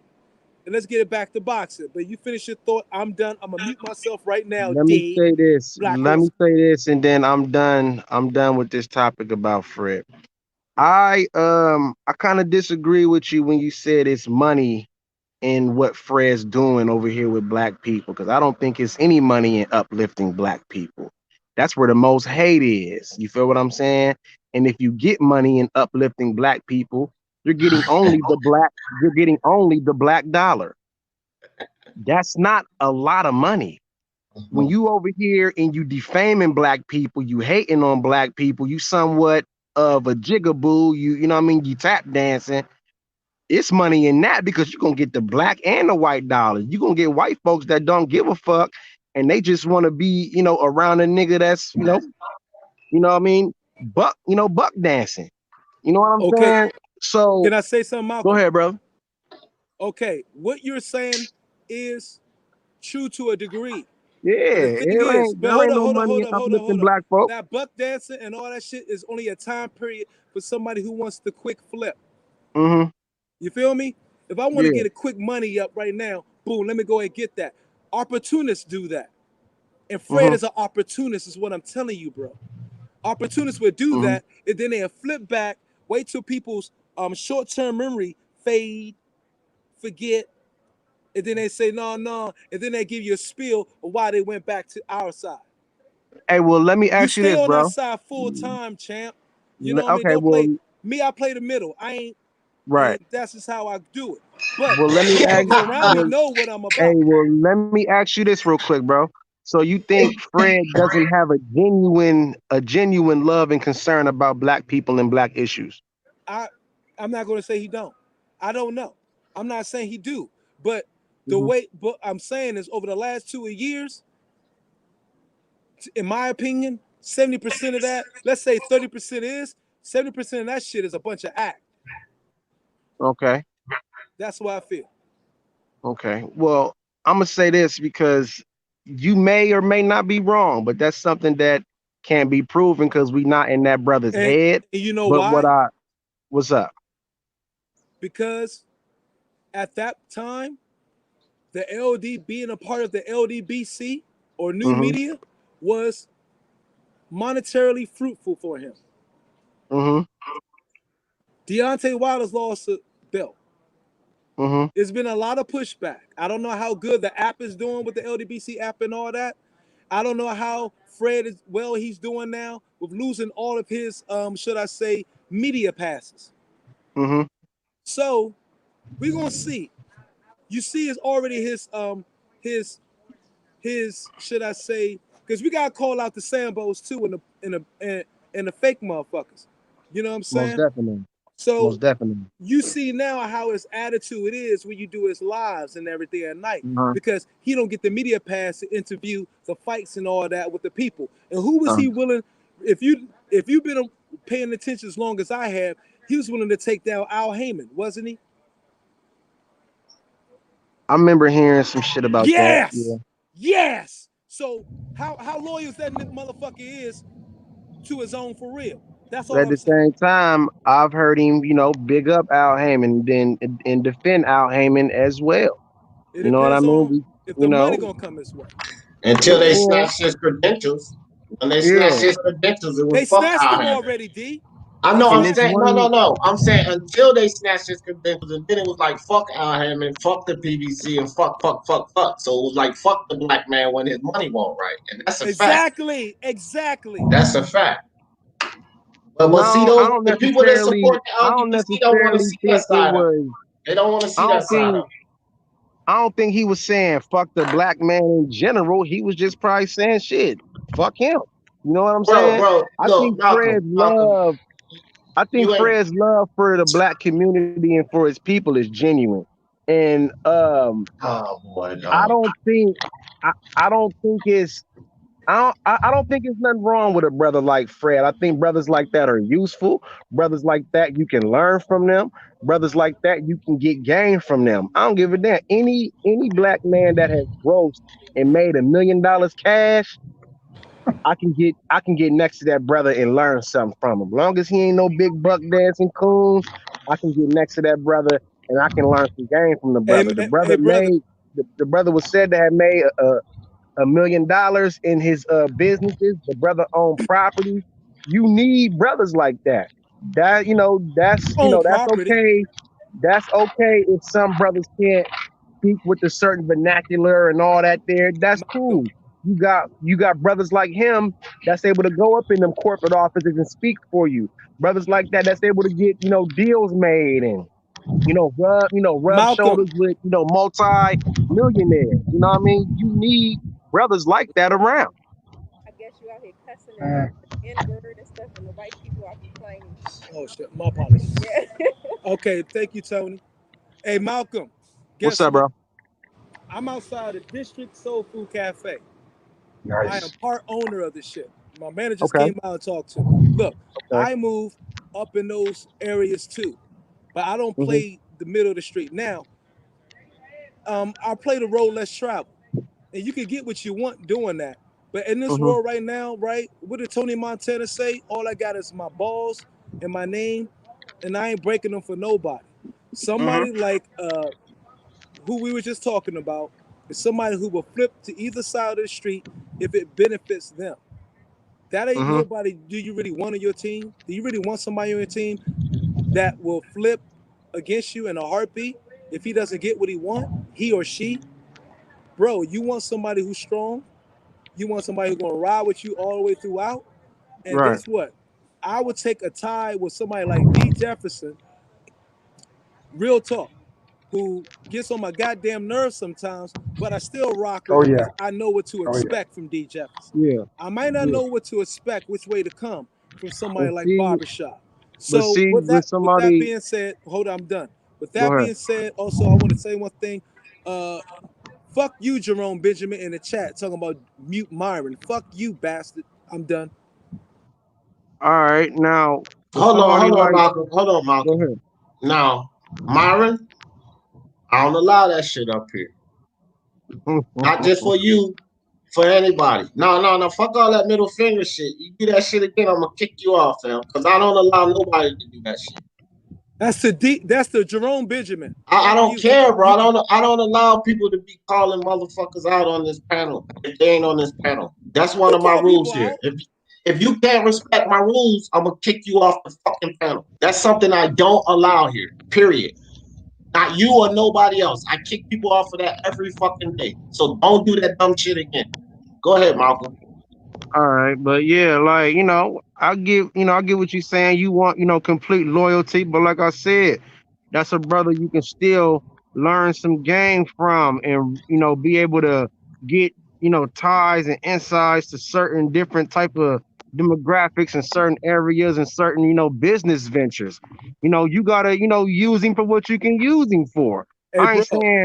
ain't saying I want him to ride with me 100% on everything, but if we talking business, if I sit down with the brother and chop it up with him over some bread, over some businesses, and he got connections and good business ventures and properties that's able to be bought in his area. You know what I mean? That's still useful. You know what I mean? You got brothers like that that's still useful. You know what I mean? He Malcolm. may not be able to ride on like some, on like some motherfucking militant shit, but that's cool. That's him. Long as I don't see the brother, buck dancing and all that weird shit, man, Fred is all right with me. All right, brother. What I'm saying is integrity is more important than loyalty. Yeah. Integrity. I'm done. Now, hold on. Let me jump in here. So, Malcolm, can you see the screen? Yeah. You see what it says, right? You idiot. And that's what and that Fred Barbershop underneath of it. Okay? You understand what I'm saying? So that's you calling him an idiot? That's right. Okay. So, but I call Myron an idiot all the time. But I still go to his fucking channel.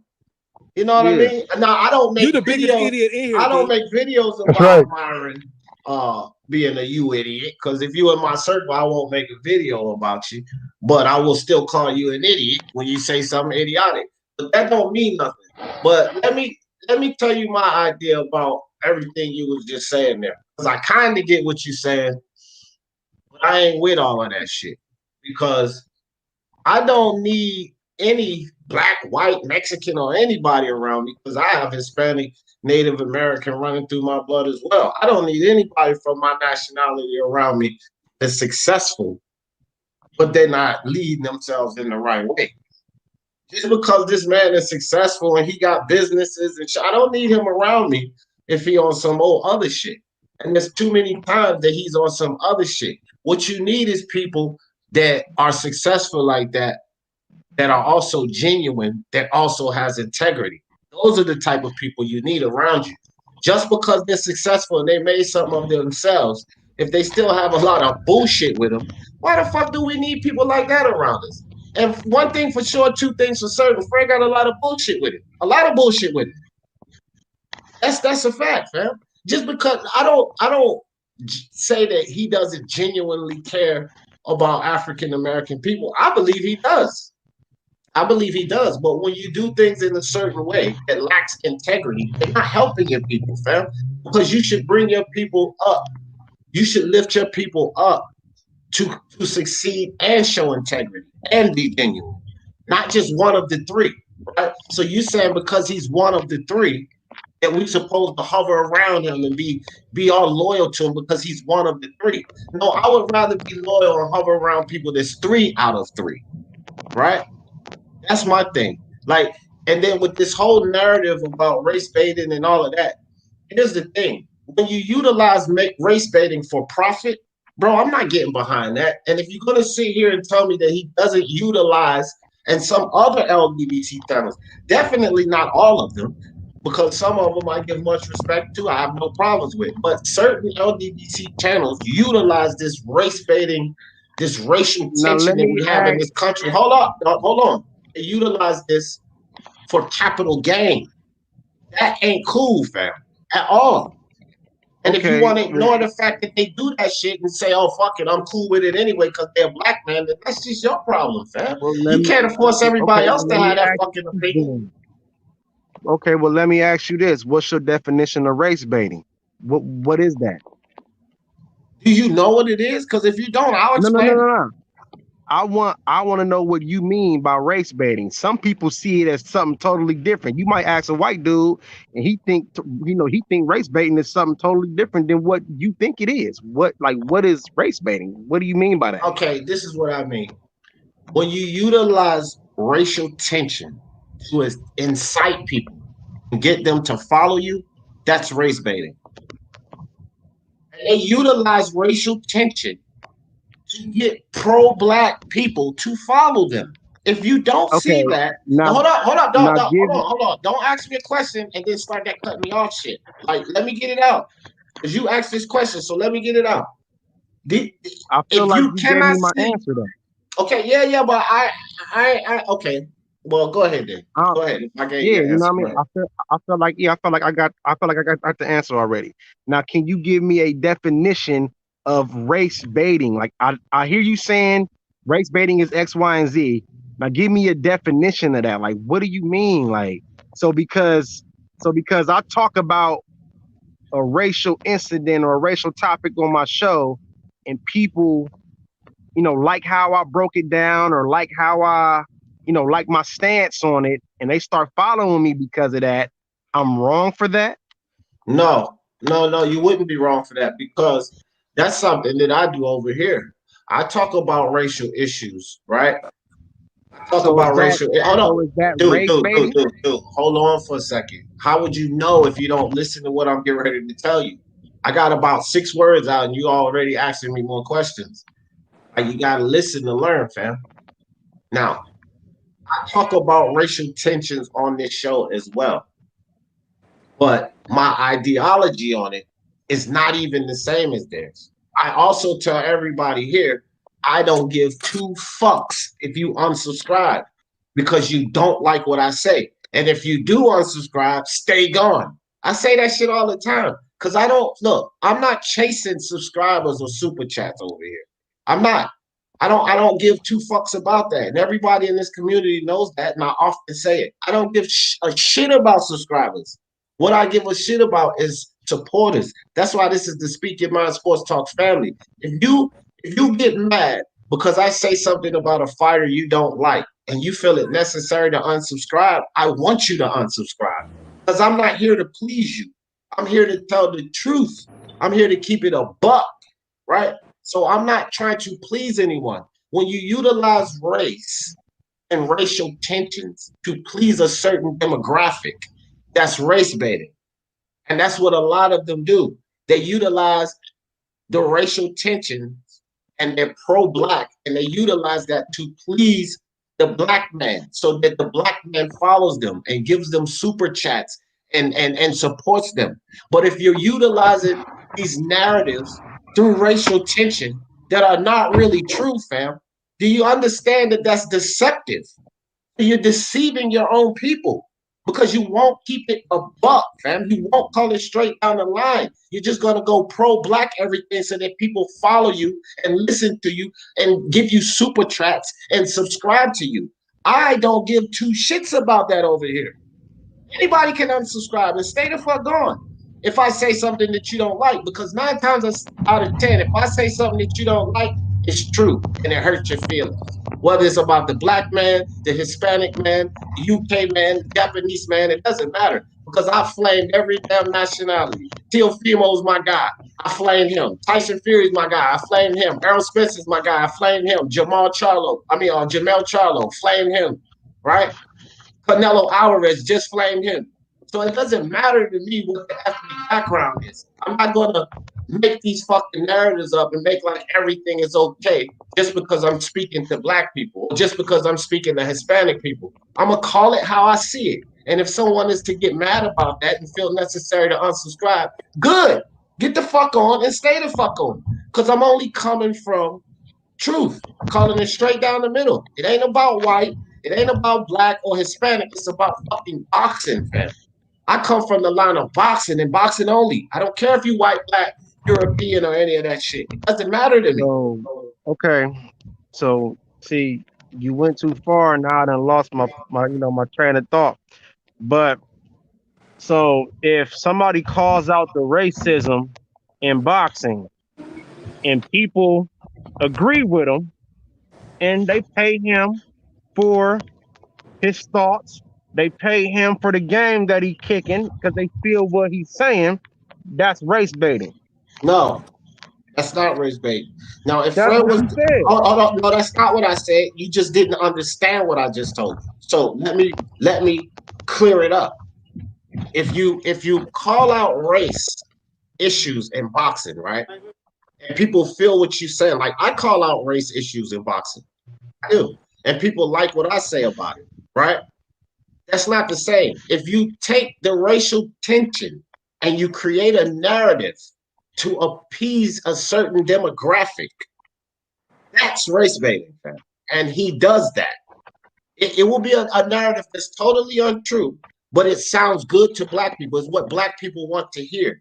It's not true. It's deceptive. And that's what I'm Hold on saying. for a second. I need Hold an on, Malcolm. example Hold of on. that.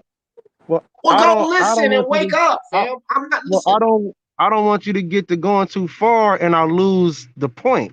Well, bro, You if know what you I'm can't keep saying? up, what the hell? What can I do about that, Well, dog?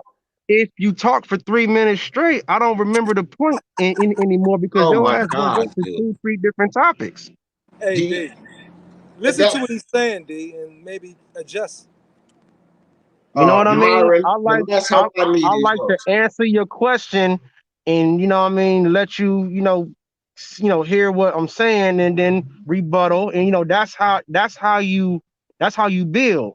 You can't just answer somebody's question and talk for 3 minutes, and now you want a whole different topic. I don't remember what the hell we was even talking about anymore. So you Okay. saying, Well, go I'll give ahead, you an go ahead. example. I'll give you an You're right. example Go here. ahead. This you idiot video I got up, right? Okay. A lot of people like Jamal Charlo that listen to him, and a lot of people like Gary Russell that listens to him. So he says Jamal Charlo and Gary Russell have been low reward because of low activity. Okay. And I say that Jamal Charlo and Gary Russell have been low reward because of not fighting the right people. It doesn't matter about low activity. And another thing that was fucked up with that narrative is that Jamal Charlo ain't pretty much no lower than most of these guys in boxing. They fight twice a year. He fights twice a year. Gary Russell is low activity because he has brittle hands and his hands won't allow him to fight so much. But he ain't fighting the right people. He fought Lomachenko and lost. But then you look at the other guys he fought in his 5-year reign 6 times in 5 years for his title defense. It's because of the level of competition they face. It's because of the names they face. This is the reason that they're low activity. But when you sit out here and put a narrative out about Jamal and Gary Russell, which you know your black crowd like, it's not true. It's just saying something to appease them, to please them, to make it sound good, right? That's what I consider race baiting, fam. Because you're using their black faces, right? You're using their black faces to make this bullshit narrative to please the people listening to you.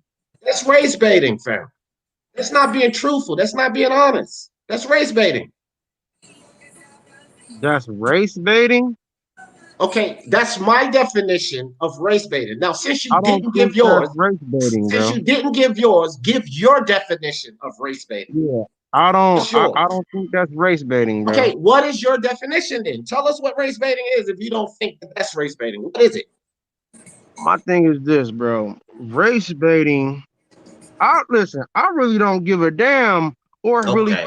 have too much of a definition about race baiting because I feel like every man Oh, should ride with his race. Oh, That's we what already makes you knocked a him out. man.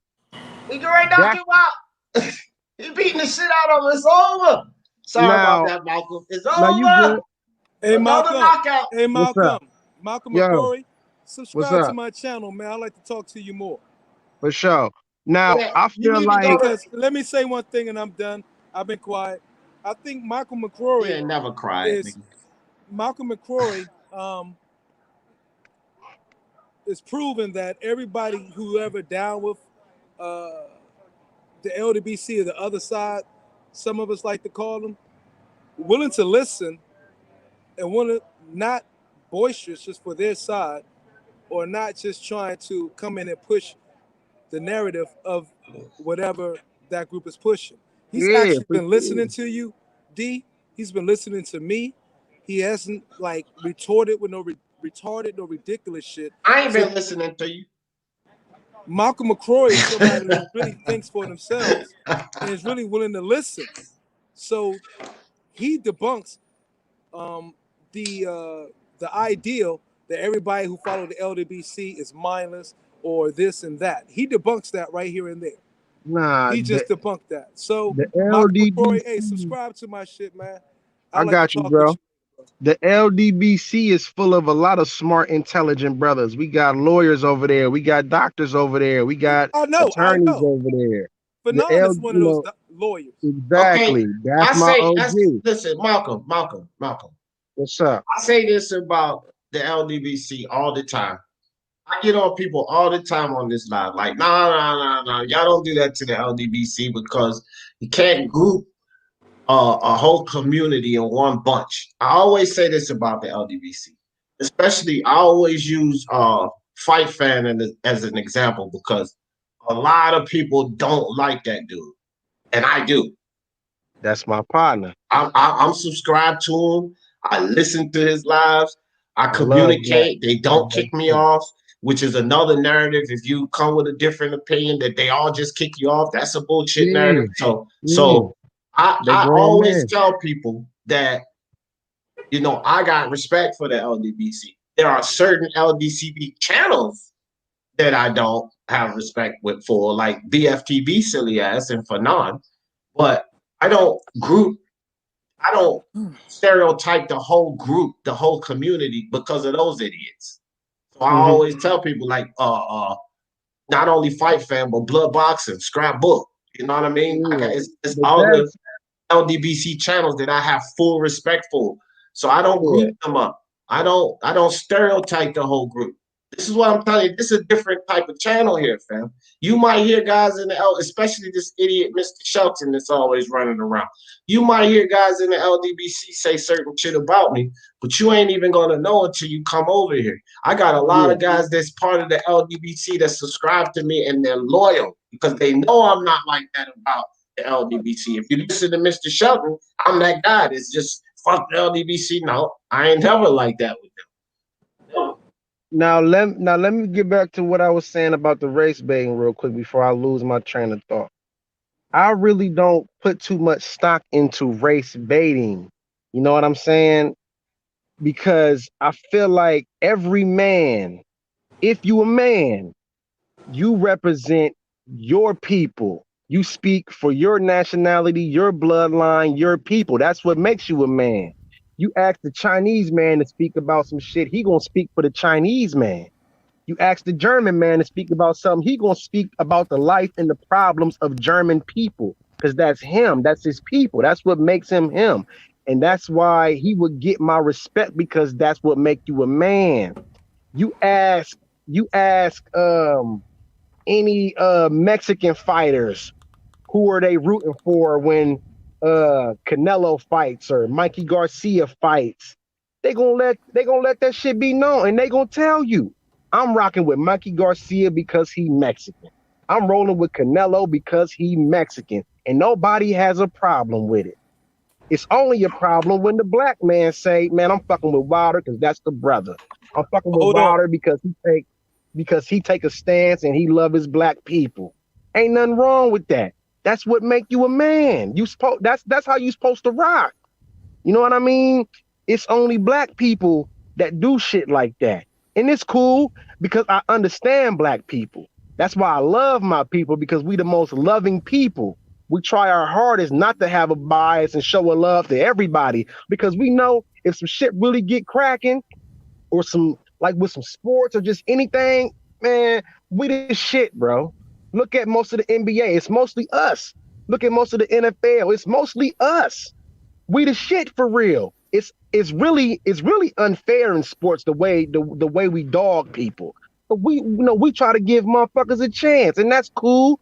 But goddamn it, if that's how you gonna rock with your people, and when the Mexican fight, you rocking with the Mexican, or the Puerto Rican fight, you rocking with the Puerto Rican, then motherfucker, I'm rocking with the black man when the black man fight. You ain't gonna get a motherfucker out the Philippines talking about he going against Manny Pacquiao. Motherfucker don't even know who okay, Hey, Pacquiao fighting or nothing. Malcolm, let me ask you this They then go right rock quick. with Pacquiao. Let me ask you this right quick. That's what makes them men. Malcolm, I got you. Go ahead. Let me ask you this right quick. So what do you say about the LDBC Go ahead. channel that shits on Terrence Crawford? He's a black American man. He is an African American man. Right. He's from here. Okay. He's the black man that hold on now. Hold on. My thoughts on that. Now. Hello? Okay, dude. Yeah, let me get this off. Let me get my whole thought off. Then you can give yours. This is an African American man that they claim that they are so pro-black that they shit on him. Now, what's your ideas on that? You on mute, Malcolm. I didn't do it. You must have muted yourself. You gotta pull yourself off mute. I can't unmute you. Malcolm, you on mute. Well, shit. All right, there you go. This nigga just muted himself again. Stop. You on mute, D. Malcolm. D, you're muting him. Stop it. No, I'm not. I can't unmute him. If they mute themselves, I can't unmute him. All right, go ahead, Malcolm. You off mute. My bad. All right, now what the fuck is this? What is doing? This chill, D. Keep going. Get off him, D. God damn, let him talk. This mic. He's muting himself. This Pete, mic what the fuck are you? This mic keep going on. The mic keep going on mute. Yeah, but, that's what I'm trying to tell my thoughts on that is. Can you hear me? Yeah, we can hear you, fam. We hear you clear, bro. Can you hear me? Yeah. All right. Now my thoughts on that is I would say that is not true. I get what you're saying, but that's not true because if you're not going to put it into context, then I don't feel like you're telling the truth. Now, not everybody in the LDBC has something against Terrence Crawford. We love Terrence Crawford. That's the brother. We love Terrence Crawford. We want the best for Terrence Crawford. A lot of us do think Terrence Crawford is top 3, the best in boxing right now. I love that brother. Now, I'm going to say this. You got people in the LDBC who just have love for they certain fighter because that's where they from. Like somebody like Black Fight Fan. He gives Terrence Crawford all the smoke because he from Dallas and he rock with Errol Spence. You feel what I'm saying? We want the best for Crawford. We feel like Crawford shouldn't be in a position of where he can get fucked over. We feel like Crawford's better than that. We feel like Crawford's smarter than that. We feel like Crawford should have left Bob Arum, came to the PBC, rock with the brothers. We feel like he should get away from where he can't get the best fights. We want the best for Terrence Crawford. And when we reach out to Terrence Crawford, we invite the brother to come holler at us, come politic with us. He act like this shit is beneath him.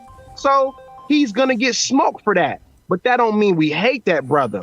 Let something happen to Terrence Crawford to where we feel like he was fucked over like the way that Deontay Wilder was fucked over. Whether you believe it or not. Whether you believe Wilder was fucked over or not, that's what we believe. And that's why we ride for that brother. And we gonna do the same damn thing with Terrence Crawford. Let Terrence Crawford get fucked over in this motherfucking Kell Brook fight and Kell Brook from across the pond. Kell Brook is a black man too, but it's gonna be fuck Kell Brook. Because that's how we rock. We gonna ride with the brother if some bullshit go down. Now, if it ain't no bullshit, we still gonna pick the fighters who we, think might beat him, and and all this old shit, and Black Fight Fan from Dallas, so he rocking with Errol. Let some shit happen to fucking Terrence Crawford. Black 7-8 for 9 BFTB, everybody. We gonna be on top of your helmet about Terrence Crawford. We fuck with the brother. So you gotta put that into context. It ain't, oh man, why y'all giving smoke to Terrence Crawford, and why all this shit. Well, ask Terrence Crawford why he ain't bringing this motherfucking ass on there and politicking with the brothers. His coach come on. Bo Mac fuck with us. We rock with Bo Mac. Why Terrence Crawford think it's beneath him to come fuck with some brothers? But you hop on some streams or some motherfucking interviews with some motherfucking white dudes who really probably don't give a fuck about you and ain't gonna ride with you like we gonna ride with you. You know what I mean? I feel like he owe that to his black fan base to ride and you know what I mean to politic with his people and to show his face, even if it's for 5 minutes. Devin Haney, right after his fight, motherfucker wasn't out the ring 5-10 minutes. He hopped on that phone with 7-8 and Black. You know what I mean? He came through. The shit's not beneath him. Come through, show your face, rock with the ones that rock with you. And you know what I mean? We gonna fuck with you. We give him smoke just because we don't like the way he moving. But at the end of the day, that's the brother, man. We love Terrence Crawford. Okay, Malcolm. Go ahead. Understand this, bro. Things are still about the numbers and laws of the averages. The laws of averages. When Terrence Crawford was dealing with people like, you know what turned Terrence Crawford away from the LDBC and anybody affiliated with them was your boy boxing, barbershop boxing conversations. Okay. Did you remember all that history? Nah. Talk to me. What's up? Oh, okay. What I'm saying is, and they did the same to Terrence Porter and Kenny Porter in the interview, and I was on that interview, and I was on that channel live. This was like 2 years ago. The thing is, right? You have, like you said, the LDBC, and the LDBC is mainly pushed 3 people: Deontay Wilder, Earl Spence Jr., Gervonta Tank Davis. Those are the 3 people they push of utmost importance, right? Everybody else, if they're not paying them, they're going against. Okay? So, again, your boy, Terrence Crawford, is not be paying the LDBC. He's with Top Rank. Not even the same stable as the 3 fighters I mentioned previously. Okay. Whenever he was talking to these people, okay, it was traps in their questions. It was loaded questions and mistreatment to him by them. So he's like, fuck all this shit. It wasn't because he didn't want to talk to them because they were talking about people. Fred. I'm talking Fred, and not just Fred alone. It might have been Fred, yeah. But Fred was the main one who pushed him away. The same shit. Remember what he did with that bullshit he was doing to Andre Ward? It's like, Andre Ward, oh my God, I named my child after Andre Ward. I love Andre Ward. When Andre Ward retired, I cried. But when he got Andre Ward in the interview, you see how his confrontation with Andre Ward was? I feel like Andre Ward was on some bullshit though. But I get what you're saying. I'm saying how he treated Andre Ward. Okay, our life is based off relationships, brother, and your relationship is going to be determined on the healthy interaction you deal with people. Okay. And the energy of that interaction. If the energy of the interaction that Terrence Bud Crawford constantly was negative or whatever versus people of that group, then he like, I'm not going to want to deal with anybody of that group. And you got to use empathy or empathize to understand that's how you will feel. That's how a blood may feel with correct. the Crip. You're right. How a Crip may feel with the blood. That's just human nature, brother. Okay, now let me say this right quick. We ain't talking about a team sport. Boxing is an individual sport. Everybody doesn't have to like you. You feel what I'm saying? Some people are gonna have fighters that are their favorite that they might feel like will beat you. You feel what I'm saying? If they don't like you, brother. Hey. I want to say something too. Me and him are talking. No. Fuck that. Me and him are talking, dog. This is my goddamn channel. I wanna be able to say something to you, bro. What the fuck? Yeah. I'm sitting back like I go back and forth, but you gotta chill the fuck out, Myron. This ain't a My Myron Magnet show. This ain't no fucking Myron Magnet show. Let me jump in there when I want to jump in there. What the fuck wrong with you right now, dog? Chill out. Now, Malcolm, this is what I wanted to say, fam. I see it somewhat double standard and contradictory when you sit up here and say that you can understand why Fred Barbershop does what he does around the whites, because that's sometimes you got to move in a certain way. But then y'all dump all over Andre Ward when he's contracted with Top Rank, and y'all have no understanding that as a company man, he has to move a certain way. That's contradictory and double standard by far, fam. That is so contradictory and double standard, because if you can sit there and give Fred a slide because he has to act a certain way around whites or whatever, but then when Andre Ward takes a job with Top Rank, and the understanding is he's a company man, just like Lennox over on PBC. They're gonna say what they have to say for the company. They're gonna act like Fred does around those white people, as you guys say, because that's how he has to move. But y'all have no respect for that. But you have respect for when Fred does it. How does that work, fam? I mean, that may be how Fred feel, but that's not how I feel. No, this is what you just told me, dude. Ain't about no Fred. But hold on, listen to me now. That's how Fred feel. Fred got a gripe with Andre Ward over some whole different shit. I understand you gonna do what your job wants you to do. I ain't tripping on that. But when Fred pull that man to the side and Andre Ward ain't on TV, you ain't on a motherfucking broadcast, and you not calling the fight. You ain't at work. You're not on the clock.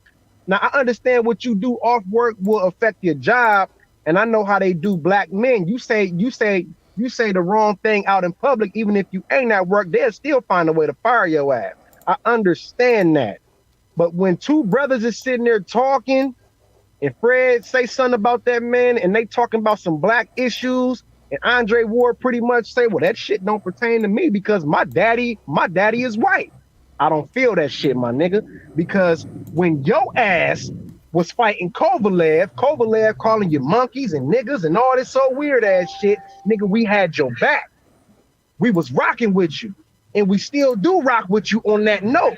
That's what y'all don't get about the LDBC. We don't give a fuck about who you work for.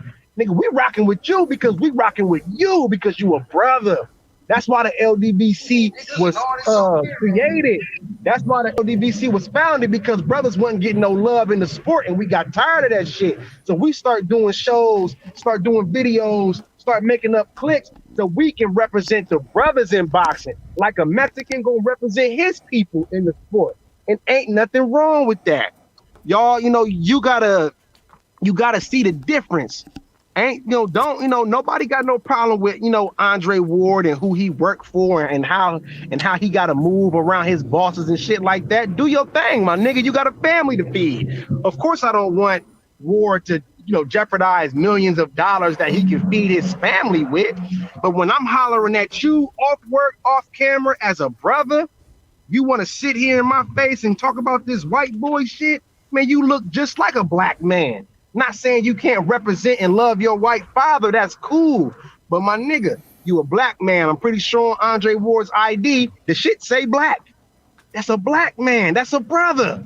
So when I'm hollering at you like a brother, don't come at me with no, with no other shit, bro. Because we didn't do that shit to you. When you was up there getting dogged, we had your back because you was a black man. We didn't say, oh man, well shit, his daddy white, so fuck him. Nah, nigga, we rolled for you, bro. We roll for you. You a brother. You fight like a brother. You act like a brother. You talk like a brother. You got swag like a brother. I don't see nothing about no white boy when I see Andre Ward. I see a black man. And that's why we fuck with the brother. Now back to what I was saying with Terrence Crawford. The same way with him. No, I don't give a damn if he was Top Ranker. None of that. Everybody don't have to like you as a fighter. Nigga, this boxing. Nigga, we gonna talk shit. We gonna, hoop and holler and all this. But at the end of the day, nigga, we gonna have respect for you. Now you over there with your panties in a bunch because niggas talking about they don't like you and all this. Bro, don't nobody hate you, bro. Now when some shit go down, ain't nobody gonna ride for you but us. Nobody's gonna ride for you but us. Y'all don't even ride with Deontay Wilder on this show. But would I tell Deontay Wilder not to come on this show and holler at you? No, that's a brother. D is a brother. Go on his show and fuck with him. Go on his show and holler at him. Everybody don't gotta like you, Wilder. Everybody don't gotta like your fighting style, nigga. But you a brother though. And they rocking with you. And when some shit go down, they gonna rock with you because you a brother. That's the only thing I don't respect is that a lot of niggas ain't rocking with him when some shit went down. That's not how we rock in the LDBC. A brother feel like he was done wrong and some shit went down, man, we gonna rock with the brother. And we ain't gonna give a fuck about how nobody feel. And if it come out that he wrong, okay, well, we'll deal with that. But right now, we rocking with the brother. That's it. And I don't feel no shame about it. I don't give a fuck about no race bait, about no none of that. I'm rocking with the brother. That's just how I'm rocking. Nigga can never call me fake. If I say I'm rocking with you, nigga, I'm rolling with you till the wheels fall off. And when they fall off, we gonna jack the Chevy back up, throw some more on there. I'm gonna hop my black ass back in the back seat, nigga, and we gonna ride. That's just how I'm coming if I'm rocking with you. Now, if I don't fuck with you and I ain't rocking with you, then it's fuck you. But if I call you my homie, I call you my mans, man, that's how we coming, homie. That's it. All right, man. I don't look. My thing is this: the way you feel is the way you feel. I'm just trying to get you to understand why other African Americans that don't get down with the LDBC feel the way they feel. Listen, man, I ain't a part of no fucking group in the YTBC. Not the MXBC, LDBC, MBBC, or any other C. I'm not involved in no fucking group because I just decided to do my own thing. But at the same time, man, it just feels like to me with the LDBC, it's like it's us or fuck you. Because with the whole Terrence Crawford attitude of saying that he act like the LDBC is beneath him and he doesn't have to talk to them. How about the man just don't want to fuck with y'all? I mean, don't people got the right to fuck with who they want to fuck with and not? Why he got to be a coon or going the other way just because he don't want to deal with that community? Like, who the fuck is the LDBC the law? If is it the LDBC or you're a coon? Because that's the thing that ticks me off with a lot of those channels. Not the whole group, not the whole community, but there are a lot of channels that is LDBC or nothing.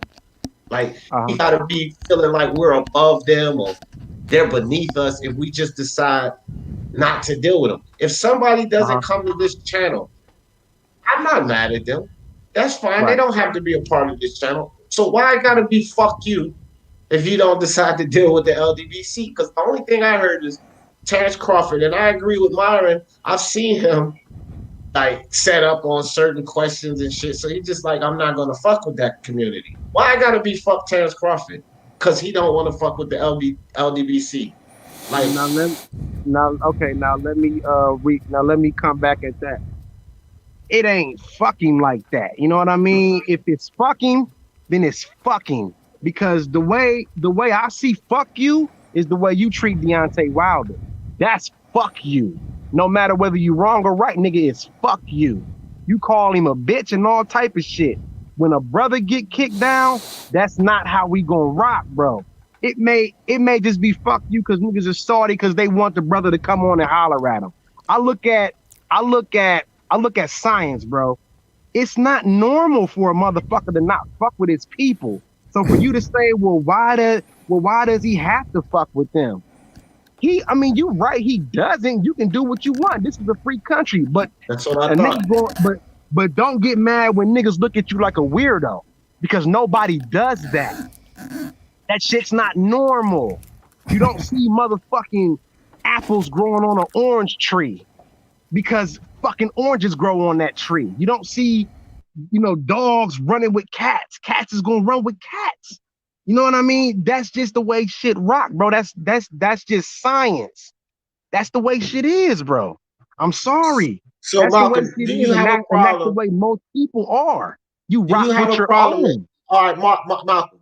Do you have a problem if GGG does some dumb shit and I say fuck GGG?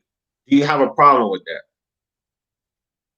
Do I have a problem with Triple G doing some dumb If no, no, shit? no. And The you saying, same fuck him? example. Look, just what you said I do with Wilder, right? Right, right. If I do the same thing with GGG, do you have a problem with that? Okay, you're gonna have to go a little deeper than that. What do you mean? Okay, right? Like Wilder came out, in my opinion, and said some dumb shit because I don't Okay. believe in the whole cheating idea because I just feel like if he had cheating and proof of cheating, then Fury would have his belt stripped like Jimenez had Uh-huh. her belt stripped. Hold on, Malcolm, because I know you don't like this, but you asked me a question, so let me explain it to you. You feel like he cheated? Fine, you can feel like he cheated. I don't feel like he cheated. That's my opinion on it. But I'm Uh-huh. saying fuck Wilder because I like champions that take a loss and get back in the ring and avenge their loss without all of these excuses and reasons and anything. Whether they Now, feel like they have please, to. Hold now, on, please, hold on, Malcolm. please, Hold please, on, please, hold please, on. real quick before I Y'all lose keep my saying thought. that, but I'm gonna let you talk, bro. But you get a pencil and write this shit down if I can't get my whole thought out. Go ahead, fam. I Go don't ahead. got no pen to All right, write bro, shit but you down. can't keep I'm in the car. stopping me because you getting lost, fam. Like that shit is Nah, like I got to be able to get a well, thought out too, fam. I okay, let you talk okay, on but and on and on, and you don't fucking want to hear me. you said something that really, really hit me real quick. I just want to say something and I'll let you go back. I'm sorry. But when you say that, only thing I hear out of that is the same shit that white people say to niggas. Shut up and dribble. Or just uh or just take your whipping nigga and keep on ticking. Bro, if he felt like he was cheated, what do you mean take your ass whooping and keep on ticking? The brother felt like he was cheated. Okay, so you finished now. Yeah, So yeah, yeah. Go ahead. what if it was a white dude, like I said, in the same situation, and then I say fuck him, and he felt like he was cheated and everything. I don't see the Right. LDBC channels coming over here getting on me about that. You don't see him coming over here No, dicking no, on you they don't. about it. No, when I put up videos about Lomachenko, like Lomachenko showing no class, fuck that dumb shit, take your ass whooping and all of this. I said all of this about Lomachenko. I didn't have any LDBC members coming over. Oh, that's foul, bro. That's foul. You shouldn't talk about Lomachenko like that. But Right, as soon as I right, say it about Wilder, it's a right. problem. So my thing is this. Where's the consistency in that? Because I'm coming from boxing. So if I see a Okay. boxer, no matter what color he is, does do or say some dumb shit that I feel is dumb, I'm going to jump all over top of it, no matter what Right, color it is. right, But with the LDBC, I'm allowed to do that unless it's black. right. That's Now, not. Well, this how is is that fucking? How is that fair or consistent? So I can only right. criticize people if they're not black. This is what y'all Now, telling me. now my take on that is this, right? You ain't gonna need to have no brothers criticizing you because you gonna have the motherfuckers from where Lomachenko come from, the Europeans. You gonna have them down your throat. Brothers, brothers don't need to Pause. brothers don't need to defend him. Not saying that it's wrong or right, but we gonna have enough integrity to shut our motherfucking mouth and just let this shit play out. We ain't gonna be calling nobody a bitch about it and and all this old shit. You know what I mean? You gonna have them Europeans at your neck because that's they boy. He look like them. He from where they come from. And I'ma respect them niggas like some gangsters when they do it. That's how you supposed to get down. You know what I'm saying? That's how you supposed to rock for your people. There ain't nothing wrong with brothers riding with Deontay Wilder. He look like us. He from where we come from. That nigga from Alabama, all my grandparents came from Mississippi, nigga, right next door. He rock like Do how you we consider rock. that a prejudice? Do you consider that a prejudice then? Are What? you being prejudiced when you get like that? I just want to know where your head is coming from. You So said, do I see if that as prejudice? as being prejudiced, if I can claim Teofimo Lopez a Hispanic, Canelo Alvarez is Hispanic, Tyson Fury a white guy, Lomachenko a white guy. If I can flame them and you guys have no problem with it, but as soon as I flame an Errol Spence or a Deontay Wilder or a Tank Davis, you do have a problem with it. Is that prejudice? Nah, it's okay to give your brothers constructive criticism. That's cool. But to call a man a bitch? Like, man, I just said bro. all the guys the same way. It's the same thing, a bitch. Same thing. I think that's going. I think that's going a little overboard, and I can hear it. I can hear it in your voice. It sounds like you really mean that shit when you talking about wild. Like you he does mean it, brother. I was just talking about. Hold on, Pete. I was just talking about Lomachenko in this situation. The same thing. A bitch. He acting like a little bitch. Same shit. Yeah, I feel it, and I do mean it. But this is why I mean it, Malcolm, and this is what y'all don't understand. Because for me, unlike you guys, it violates boxing. Not violates a black man. It violates boxing. A guy competing as a boxer, that type of shit violates the sport of boxing to me.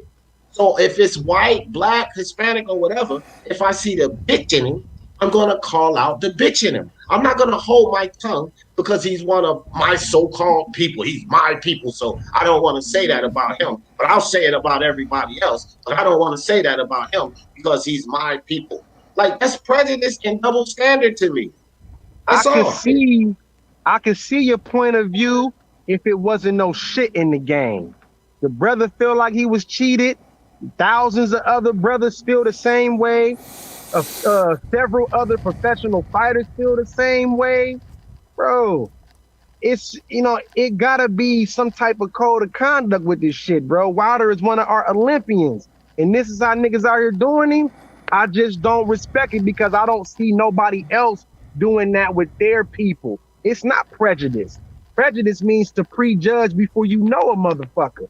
It's not prejudice. It's not prejudice for Filipinos to ride with Pacquiao. Them motherfuckers don't even watch boxing. Don't give a fuck about it. But when he fight, they rocking with him. That nigga could be fighting Jesus Christ. They rocking with Manny Pacquiao. Cause that's they man. He look like them. He come from where they come from. That's they people. And I respect them for that. That's a man. That's how you supposed to rock. There's nothing wrong with that, bro. Okay. Nothing wrong with that. Malcolm, so you telling me that if I am Hispanic and black, right? How do I separate that one, Malcolm? How do you separate it with being Hispanic and black? What do you mean separated? You don't separate it. So if I'm gonna tell you what I'm talking about, I'm gonna tell you exactly what I'm talking about. So if we have a situation with Canelo Alvarez and Jamal Charlo, right? Right. And I call Jamal Charlo a bitch over something concerning Canelo Alvarez. But remember now, Malcolm, I'm Hispanic and black. So they're both my people, like you're saying. But I will catch all the heat in the world from you guys. How you gonna do that to a black man? Well, if I didn't, how would I do that to a Hispanic man? Explain that to me. Why are you calling any of them a bitch, period? Okay, no, that's not your argument, though. Our argument is why am I calling a black man a bitch? That is not, look, that is not the LDBC's argument or Mr. Shelton or any of them. I am called a coon because it's only when I call a black man a bitch. I've never been called a coon for flaming Canelo. It's not normal, hold up. I've never been called a coon for flaming Canelo or flaming Teofimo, which I have. I flame both of them. But I've never gotten coon from any of you guys. But as soon as I flame a Spence, which I have, and he's one of my top 5 fighters, or as soon as I flame a Jamel Charlo, which I have, and he's one of my top 5 fighters, now I'm a coon and I'm playing for the other side and I'm up dancing. I mean, bro, that's how some brothers see it. That's how some brothers feel. I don't know. But all I'm talking about you here. Fuck the other brothers. How do you feel about it? All I'm going to say is it's not normal, bro. It's not normal. Just like I said, a dog going to run with dogs. Cats going to run with cats. Bananas going to grow on the banana tree. You're not going to see oranges on the banana tree. That's science.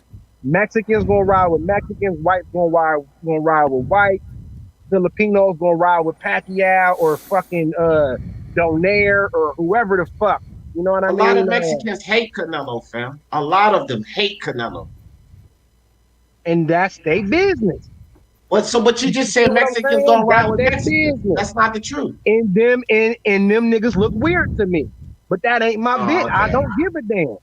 You know what I mean? I'm worried about me and how the fighters that come from where I come from, American fighters who grew up in the USA boxing program, was in our Golden Gloves, was at our Ohio State fairs. I care about their careers when they come up, because I know the millions of dollars that they gonna come back to our communities and help our kids, and put money back into the boxing programs so my son can box and my grandsons can box and my daughter can box. I care about our culture of boxing. Boxing is about cultures. It's not just all one boxing culture together. You have a black culture, you have a white culture, a Hispanic culture, an Asian culture. That's why fighters fight different. Fighters prepare different. They train different. They think different. They pray different. It's differences in this. And if you shitting on the fighters where you come from, what's that say about the future of the boxing programs in your country? When you shitting on it and you have no respect for the fighters that came from it. It's a certain level of respect you gotta have for your own. If you respect yourself and show a motherfucker that I love me, I respect me, they're gonna respect you. Motherfucker ain't gonna call you no coon. Motherfucker ain't about to call you no bitch because they know how you coming. That's the way they feel. I'm sorry that niggas called you that, but that's the way they coming, bro. That's how they feel. I don't have to apologize because I don't give a shit, man. No need to apologize. I don't give a shit. I really don't. So it's no need to apologize for them. And to tell you the truth, they haven't filed me. Let me ask you they didn't get me. I don't care about that. Where you from though? Like as far as your people. I'm from the DMV. I'm from the DMV, and I live right out here with you now, nigga. That's why I'm from the DMV, right. But I live out here, right where you live, in Columbus, Ohio. Okay, so what? Your grandparents is from like what? Virginia, South Carolina. My grandparents from South Carolina and DC area. Your people are some Geechees. Your people was probably out there on them slave fields with my grandparents. A lot of my family's from Puerto Rico too, though, fam. A lot of my family's from Puerto Rico too. But you look like me, though. What the fuck it matter what I look like, dog? That don't make sense now. Now you going by the skin? Why do you just because I look like that? Why do you think a lot of Mexicans don't fuck with Canelo? He look Irish. They don't give a fuck about him. It's trust me. Listen. You whether you believe it or not, that's how motherfuckers think, bro. That's how motherfuckers think. When the officer pull your ass over, they ain't gonna give a fuck nothing about no Puerto Rican, nothing. You can't tell them nothing about no Puerto Rico. They gonna look at you like nigga. They gonna look exactly at you like nigga.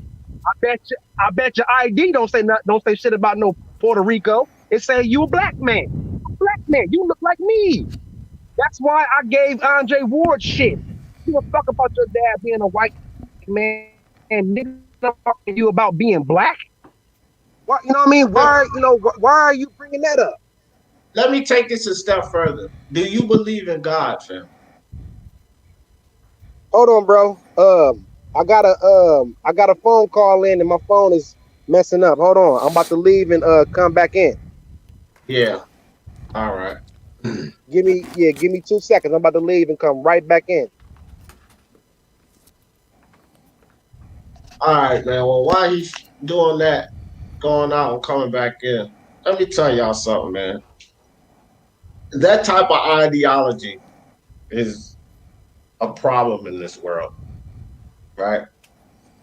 Just that mind process there, in my opinion, is one of the huge issues we have in this world. And one thing that he said that's true is that a lot of people are like that. Even some that sit up here and attempt to be open-minded and equal to everyone like me. They put on that show like they're open-minded and equal to everyone like me, but they're not. That goes for a lot of people in this YTBC community. It's that mindset, no matter what race, creed, nationality you are. It's that mindset that is a fucking poison. It's a fucking poison because oh, hold on, he get ready to come back. Because here's the thing, man. This separation was created by man. This is why I can't get down with it. I don't care how much they preach to me about what's going on and how the white man is holding you down. Malcolm, if you can hear me, bro, say not connected. You gotta get to a better spot. Your Wi-Fi is bad. But it's that perspective right there that is the trouble in boxing. Is that perspective that's the trouble in America and worldwide, and it doesn't matter what nationality or ethnic background you are. One thing that he said is true, and I know it to be true, is that a lot of people think that way. They do. You're outside of their race, you're treated differently. And when you get people like myself that don't give a shit about none of that and treat everybody the same, no matter what race, color, or creed they are, that becomes a fucking problem to them. Because they feel like I gotta be pro-black just because my skin looks black. Do you know how many motherfucking Dominicans there are that look just as black as the rest of us, but they're Hispanic, fam? And then if you come at them with that, they be like, get the fuck out of here. I don't care about none of that. I'm from Dominican Republic, right? You know how many people from Argentina that are just as black as we are? They're Hispanic, fam. They don't care about how your fucking skin looks. So to me, that's just a fucking poison. That's a poisonous fucking mentality, bro, to have that. And I ain't never gonna get down with that. I don't care how much they preach to me to make it seem like this shit is right. Before his phone died or whatever, I asked him a simple question. Do you believe in God? And then all of a sudden his phone died. But this is why I asked him this, because under God's eyes, there ain't no fucking black, white, Chinese. God created us all. It says created man in the image of himself. Okay? Not Chinese man or black man or white man or German man or whatever. Just man. It says that we're all God's children. So where did this separation come from? It was taught by people's parents to hate this individual or hate that individual because of their ethnic background or nationality. So what these men think is that it's the right thing because everyone else does it. And what the fuck did your teachers and your parents tell you when you was kids? Because you see somebody else jump off the bridge, you're gonna jump off the bridge behind them? Who the fuck cares what everybody else does, man? To me, that's what people's problem is. They too concerned with what other people think and how other people act, right? And if somebody acts in a certain way, they quick to say, well, I didn't say that when you did this or when you did this. This is why with me, I don't give a fuck what you do or what you say. I'm just going to act the way I act. Now, Malcolm, before you jumped off, I asked you a question. Do you believe? Yeah, we here. You can't hear me? Unfortunately, yeah, we can hear you. Not you, Pete. Can you hear me, Malcolm? Yeah. You was asking me. You said, do I believe in something? God. Do you believe in God? Yeah, I believe that there is a higher power. I'm not necessarily a Christian, but I believe that there is a God. Yes. I'm not either. So you believe that there's a higher power, an entity that created all, right? You do believe that there is a creator. I may believe it is something way different than you do, but I believe that there is a creator. Well, yeah, I'm not religious at all. I don't subscribe or follow any religion. I'm spiritual, and I do believe that there's a creator. So, but okay, well, with that being said, do you believe that the creator that created all of this started this separation about black man, white man, or do you think that idea was created by man? Which one? Both.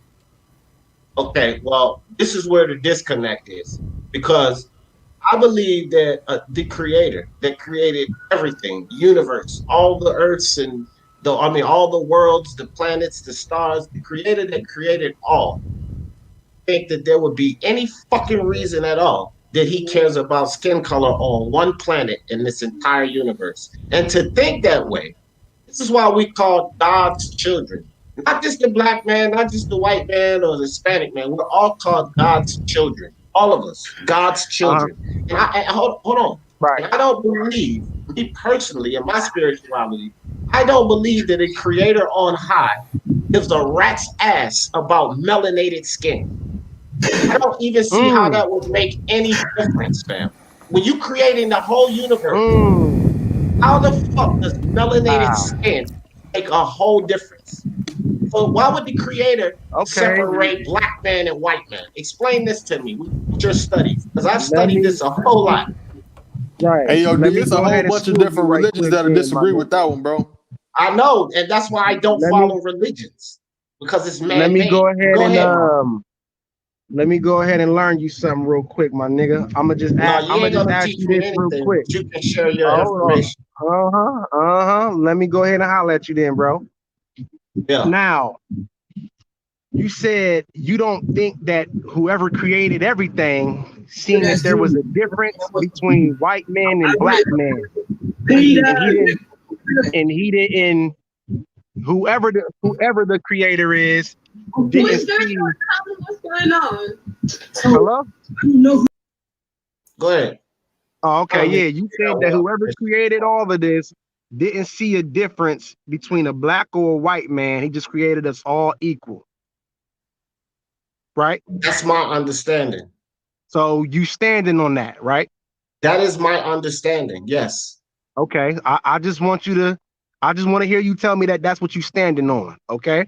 Now let me ask you this. From your understanding, where do white people come from? God. They come from God. Right. God. Okay. Nation-wise, where do they come from? Different nations. There are white people in every fucking nation around the world. Okay. Originally, what nation do they come from? What landmass do they come from? Who knows? You don't know? You don't either. I don't? You don't either. You only know what someone told you. Well, You don't know this. Where do black people come from? Who knows? Okay. See, now you're not being truthful. No. I'm being truthful. Hold on, You brother. explain to me Hold how on we now. know this. Because you know what I'm asking you. You know what question I'm asking you. No, I don't know what question you're asking me. It'd be Well, better if you just ask the question when instead of this some of the crazy shit. oldest, when some of the oldest scientists went around the world looking for information on where the oldest people came from, they didn't spend too much time in Europe, brother. They spent a lot of time in Africa. And it's a known fact that Africa is where the melanated woman came from, which was factually figured out that the first human on this earth was a black woman in Africa who everybody shares the same DNA with that same black woman. Now this is science now. This ain't how I feel. Hey, brother, this is science. theoretical. This ain't fact. Just to make Yeah, the exactly. wording proper. Well, let him finish. It's not fact. Because I was gonna break It's it not down with fact. that. It's But go ahead. theoretical, bro. Okay. But Yeah, go go for ahead. it. Check this Let him out. finish though. Let him finish because he Okay. knows it all. Because I know this to be fact until somebody prove me wrong, until a scientist find bone structures or remnants of another body older than the mitochondrial Eve that they found in Africa. Now, the brother that just said this ain't a fact, have you heard of mitochondrial Eve? Yeah, bro. But they come the paleontologists, man, they come along with stuff all the time, bro. You know what I'm saying? I'm not really here for that. I'm not really here for that one, so I'm gonna let you cook. Okay, well, yeah. Let me go ahead and finish cooking then. This motherfucking pot getting ready to get real hot.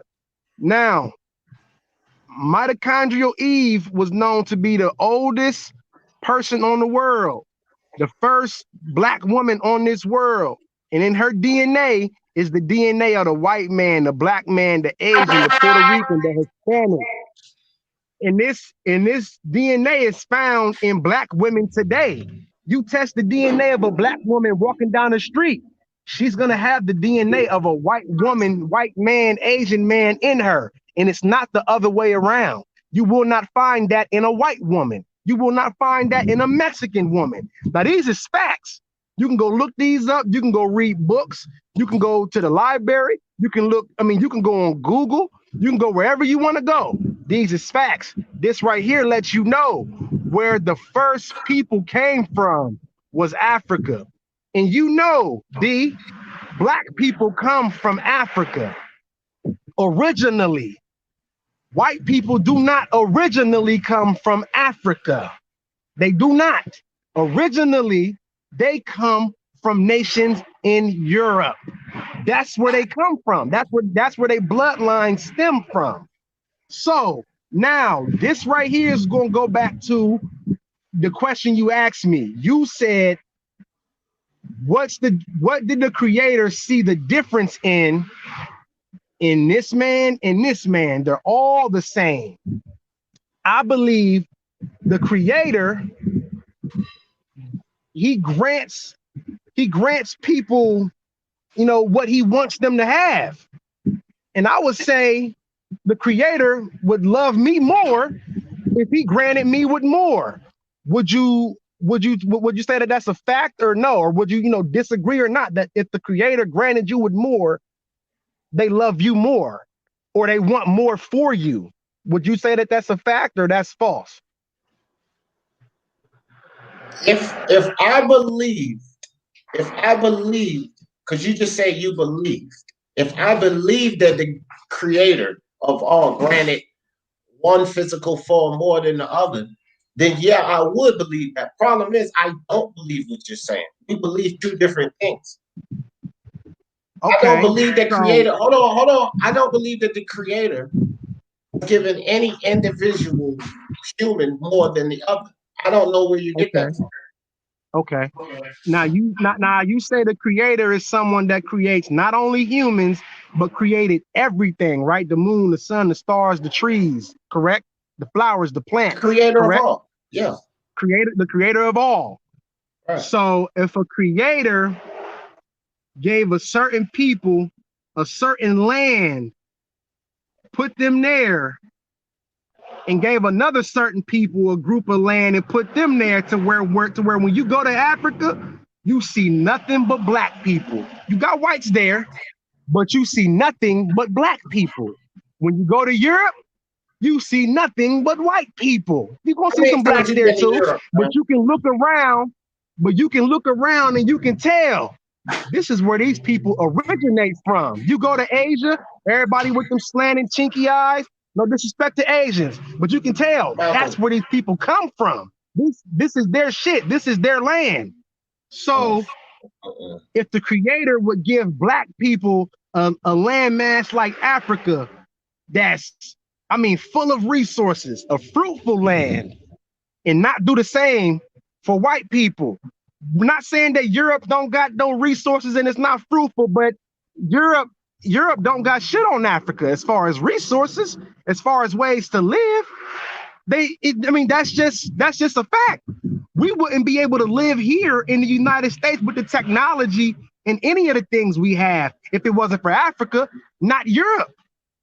We'll be fine without any of the resources from Europe.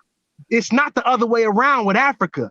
And that's the landmass that black people come from. Now, if you are talking about the creator, you got to tell the truth. The creator put black people in Africa. So the creator did see a difference. He did say, oh, I'm going to put these people on this land, which is more fruitful. And I'm going to put these people on this land, which is not as fruitful. That's a fact, bro. Hey, bro, I got a quick question real quick. Go ahead, bro. Because you were cooking and all. It seemed like both you and D going off of, just different doctrine or whatever. Like, it sounded like you talking about, some biblical stuff. And D, his indoctrination is more so from the understanding that in America. Spiritual. No, I wouldn't say that. I'm talking about just for argument's sake. Now, I'm not talking about for y'all as men. I wouldn't even step that boundary. I'm talking about for argument's sake. It's like you're more so under the understanding of, constitutionally, all men are created equal. You know what I'm saying? I feel like I dig all that. I just see y'all, you know what I'm saying? Y'all not gonna land the ship. But I came on because it seemed like it was an allegation of D being, you know what I'm saying, the COO word, you know what I'm saying, over I think because you call Wilder a bitch. Is that why? Because you know what I'm saying, No. somebody can say you're a coon because you said what's up? Yeah, Cypher. First off, let me make sure that you are not misconstrued, because I don't know when you jumped in, but I said I don't give two shits about them calling me coons. I was just telling him that to make a point. I don't give a fuck. I figured that. Yeah, I don't give a fuck. I'm not even mad or hurt or anything. I don't. You a grown man. I already know, bro. But my thing is like this though, man. All right. If anybody's supposed to call him a bitch, who gonna call him a bitch but except for his brother? You know what I'm saying? Because I'll keep it real, man. I'll tell you, like, me personally, I have no problem with nationalism and tribalism in boxing. I think it's cool when it's coming from the side of the fans and not necessarily the side of the business. Me too. You know what I'm saying? Too. So it is, all that shit's all good. I mean, I can still look at it impartially, look at what it is, because when I'm looking at fighters, I'm really looking at their silhouettes any motherfucking way. I don't really care the color of your skin when it comes to, you know what I'm saying, grading how good your skills are and stuff like that. But you know, I definitely got a preference. You know what I'm saying? I'm a root for my people in my tribe, because that's the type of person I am. Ain't nothing wrong with that. It make the sport way more interesting anyway. When it's a set amount of fans over here, it's a set amount of fans over here. But as long as you logical enough to compartmentalize that shit ain't about shit, man. Saying, brother. Now what I disagree with and what I don't like is you would call. Now, my thing is, me personally, I wouldn't call none of my brothers a bitch. You feel what I'm saying? Especially when I know the man's not a bitch. If your brother acting like a bitch, you supposed to tell him he acting like a bitch. But the man would knock out 90%. Y'all brothers off a code. You know what I'm saying? The man would knock out. Walking the same path if y'all agree upon something. You know what I'm saying? So it's like y'all brothers by codes. If you see your brother ain't moving by code, you know what I'm saying, which the shit y'all agree upon, then he acting like a bitch. I understand that. It should be one. You want to make sure I am still sharp and steel. You want to make sure your brother just as sharp as you are, it should be or as one much of as your y'all brothers. Want to be. Go ahead. I feel you, and I feel like it should be one of your brothers that pull your card, but you got to do that with respect. This is a man that'll knock out more than half of America if he touch him on the chin. That's already to be understood. You know, I don't see no bitch about him. Now, if you got that type of animosity and smoke for your brother, but not for Tyson Fury, whose credibility and his style and the way he carry himself is all wrong. Okay, so what you do is you back yourself behind a fighter, a brother who gonna knock Tyson Fury out if you don't like him like that. But make sure you're good. Make sure you're good enough to do it. You got to really do that shit. You can't play. All right, Spike. Well, hold on, guys. Hold on, Malcolm. Now I gotta jump in there, because under what you're saying, I agree with. But the problem with you is, I guess whether you want to accept it or not, is I don't back Tyson Fury blindly like that. I have flamed Tyson Fury before. I got receipts, fam. I will call him an idiot, a bitch, or whatever, a stupid. This shit is moronic. I will do all of that to Tyson Fury too. I just told you that I did it to Loma. It doesn't matter. I'm gonna call it straight down the line. It's like y'all got a problem with me calling it straight down the line if it's a black person, but I can call it straight down the line if it's anybody else but black. That's just crazy to me, man. I feel like with certain circumstances, you should know and see what's going on and not be so naive. I feel like you're being naive because you know damn well this man was cheated. If you don't like, Malcolm, if you don't like can't his keep boxing skill, Malcolm, hold on for a second, bro. Look. Because motherfuckers don't agree with you, dog, you gotta stop doing this shit. You can't run around calling people liars and telling them what they think in their fucking mind because they don't agree with you. And that's how I feel about you. You can't go around calling a man a bitch. I'm not trying to convince you, dude. That's my thing. I'm not trying to, hold on, Malcolm. I ain't trying to convince you of shit, fam. I'm not trying. I already said 100 times. If you want to believe that Wilder's cheated, that is cool. I don't. But you sitting here calling me a liar because I don't agree with what you agree with. I'm not trying to convince you of a motherfucking thing, dude. What are you talking about? It's you that's trying to tell me that he was cheated. You got to see this with your own eyes. You're lying. You're telling this. I'm not lying. I don't think there was no cheating going on. And it don't have shit to do with Fury. It don't have shit to do with his color. It don't have shit to do with anything. I am a man like this. I have been locked up countless amount of times. I've been in the penitentiary, fam. And this is what I believe. I believe when you've committed a crime, and those motherfuckers can prove it, because I have gotten convicted for crimes that I didn't commit, but they had proof that I was around the situation, but they had some type of proof. And my thing is this: if you commit a fucking if you commit a fucking crime and there's proof to convict you, right? Then there's some validity behind it. But the only proof that you guys have is speculation, because ain't nobody providing no proof to say he cheated. No one's giving any proof. None. Don't give it to me. Give it to the fucking court system. This man threatened Fury to take the proof of him cheating to the court system. That he is still not suing no fucking body. So y'all just want to run around saying you see it with your eyes he cheated, but ain't nobody providing no fucking proof he cheated. No one. The fuck kind of shit is that, fam?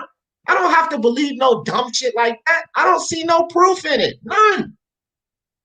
I'm not going by no fucking picture online. That's all y'all had. You seen the pictures online. What the fuck is that, fam? That's not proof. Bro, it's more than pictures, bro. You can watch the video. Like, I watched it in motion. It's not just no picture. But okay, if that's how you feel, that's you. I can't tell you what your eyes see. I got a quick question about that though, too. Though, all I know is a lot of motherfuckers saying the same thing. Everybody ain't out here lying. But if that's how everybody's not saying the same thing, bro. Malcolm. It is a bunch of bro. Okay, Malcolm. You keep hold on right quick, side. Malcolm, you keep saying everybody is saying the same thing. For as many boxers out there that's on you guys' side, there are a bunch of fucking professional boxers, sports analysts that said it's not cheating. But y'all just dismissing all of them. The E.J. Smith, the Ishe Smiths, the Teddy Atlases, y'all just dismissing all of them, and y'all just want to ride on the professionals that say it do look suspicious. Because I have not heard any of them say it's flat out cheating, but I've heard a lot of them say it looks suspicious. Right? But then there are professional analysts and professional boxers, fam, that said it's absolutely bogus. So there are professionals on both sides of this. Okay. So then that means you got to use your own judgment. And if your own judgment is telling you, and our judgment, if your judgment is telling you that this man is a known cheater and cheating is not beneath him, why are you sitting there making it seem like this dude just can't cheat? The motherfucker's a cheater. That's what he does. He cheats. He cheats. The name, bro. But Ryder ain't going about it the best way. That's the problem, bro. The name Gypsy means one who cheats you. This motherfucker's a cheater. The man cheats.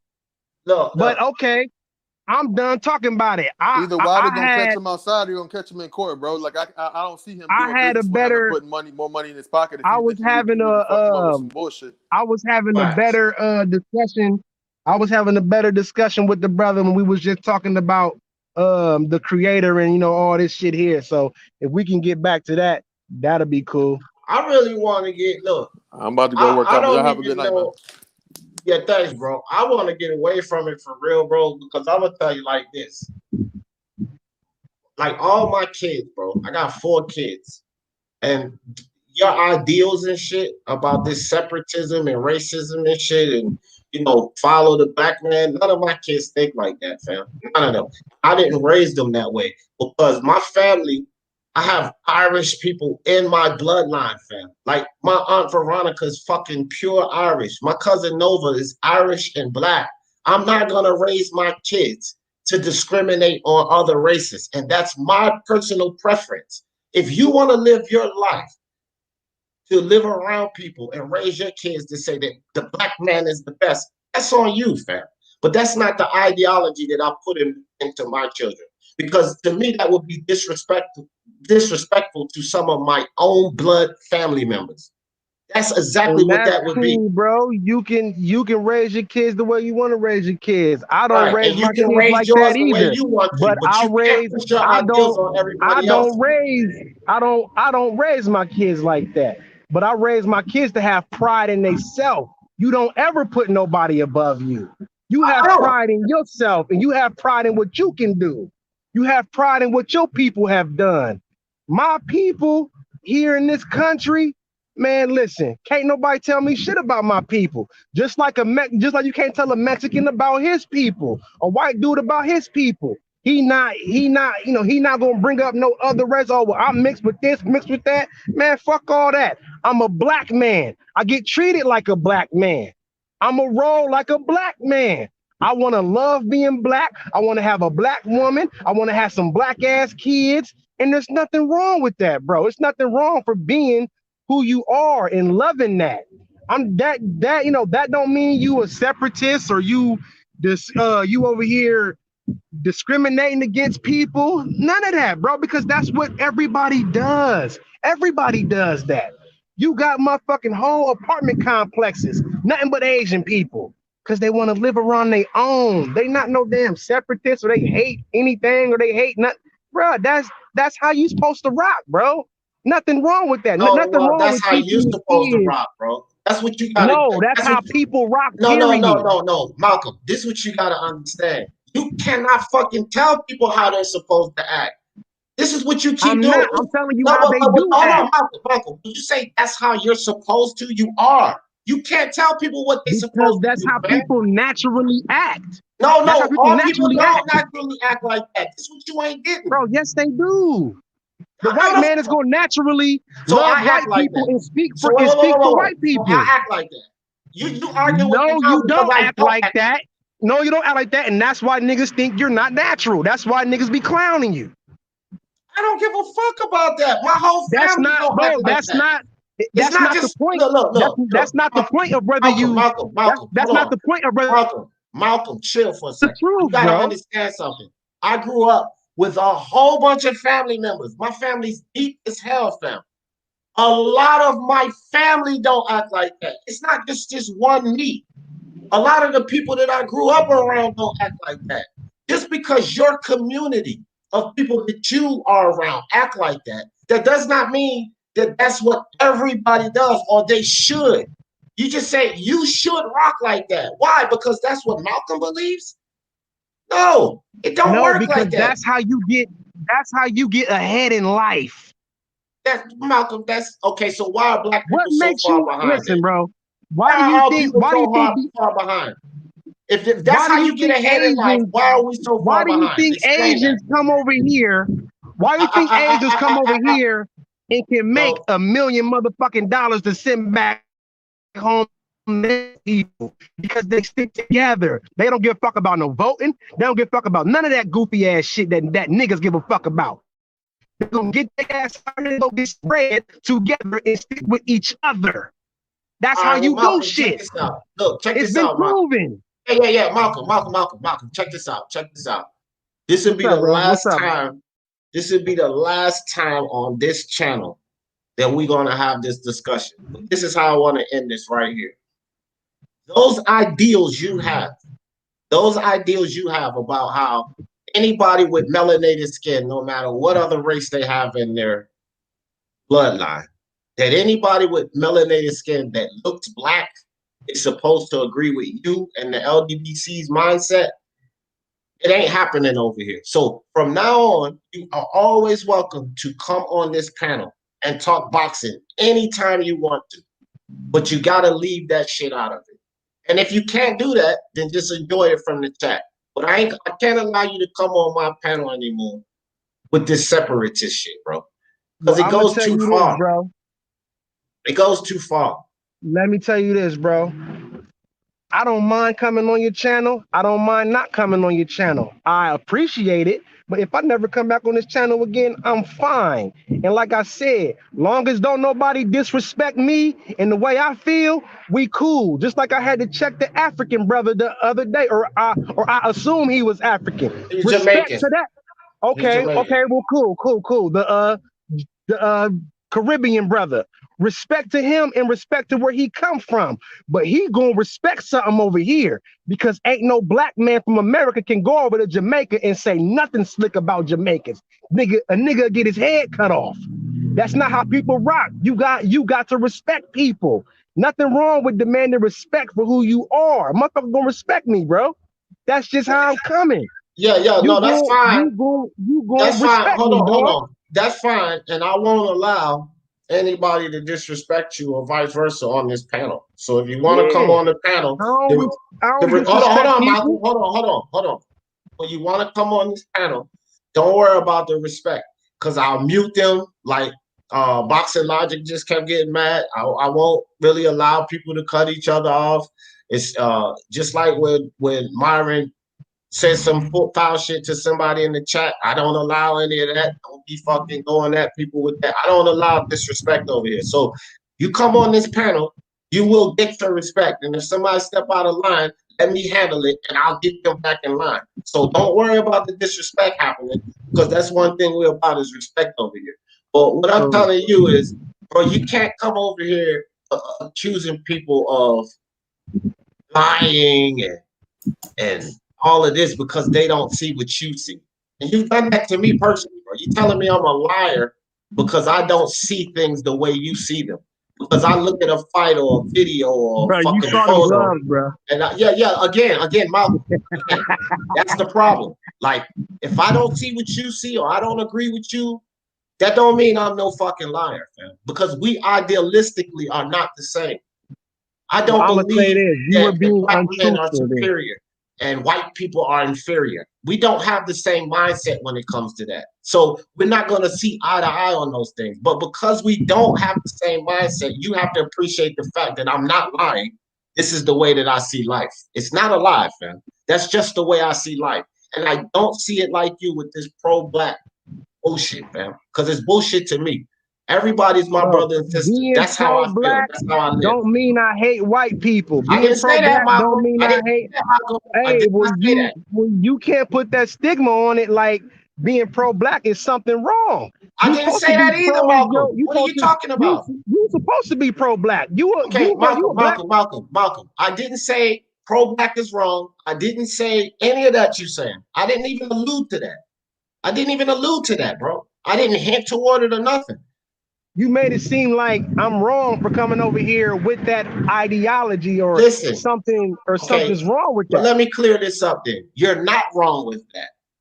I just said it's not allowed on my panel. That's all I said. I ain't say you wrong. Mm-hmm. You can live and think how you want, fam. That's the thing with me. I think that everybody should be able to live, believe, and think how the fuck they want to think. That's why over here, I don't allow people to come over here calling motherfuckers coons or fake black men because they don't believe what they believe. I don't allow that with anyone. So because everybody deserves to believe in God the way they want to believe in him, believe in atheism if they don't believe in God. Everybody can do what the fuck they want to do, fam. And I'm not trying to push my ideas on anyone else. So this is why I don't want people coming over here, oh, well, you ain't a real black man if you can't see this and you can't see that.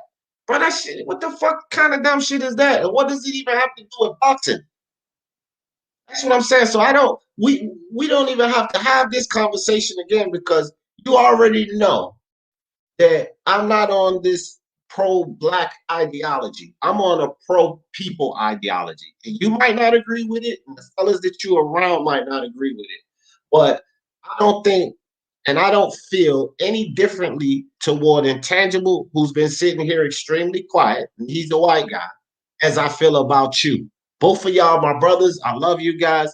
Under the eyes of God, I think that y'all both my brothers, and your skin color don't fucking matter, fam. That's how I look at things over here. So I don't want people coming on the panel accusing people of being liars or being dishonest because they're not in agreement with your mindset on this. And you've done that a couple of times. So I'm just trying to clear that up. I'd like you to come over here and, give your thoughts about boxing. But it just can't be because we don't believe what you believe. We not being honest, or we lying, or You know, come on, bro. Like I hear people say all type of shit about racism, and it doesn't bother me. Like if they're racist toward me, it don't bother me. That's just their ideas, bro. That's just their ideas of how they feel. I ain't gonna get mad or start yelling at them or cussing them out. But like, okay, that's how you feel. I don't feel that way, but that's how you feel. That's it. It don't hurt me, bro. It don't bother me. But I don't want people making accusations about other people on my panel because I have a diverse family and my Speak Your Mind Sports Talk family. This channel, that's how I'm growing this channel. The same way I was raised, the same way I grew up with Hispanics and Native Americans and Black people and white people in my bloodline, in my fucking family, bro. My first cousin Nova, we the same exact age, fam. She's half Irish. That's how I built this community over here.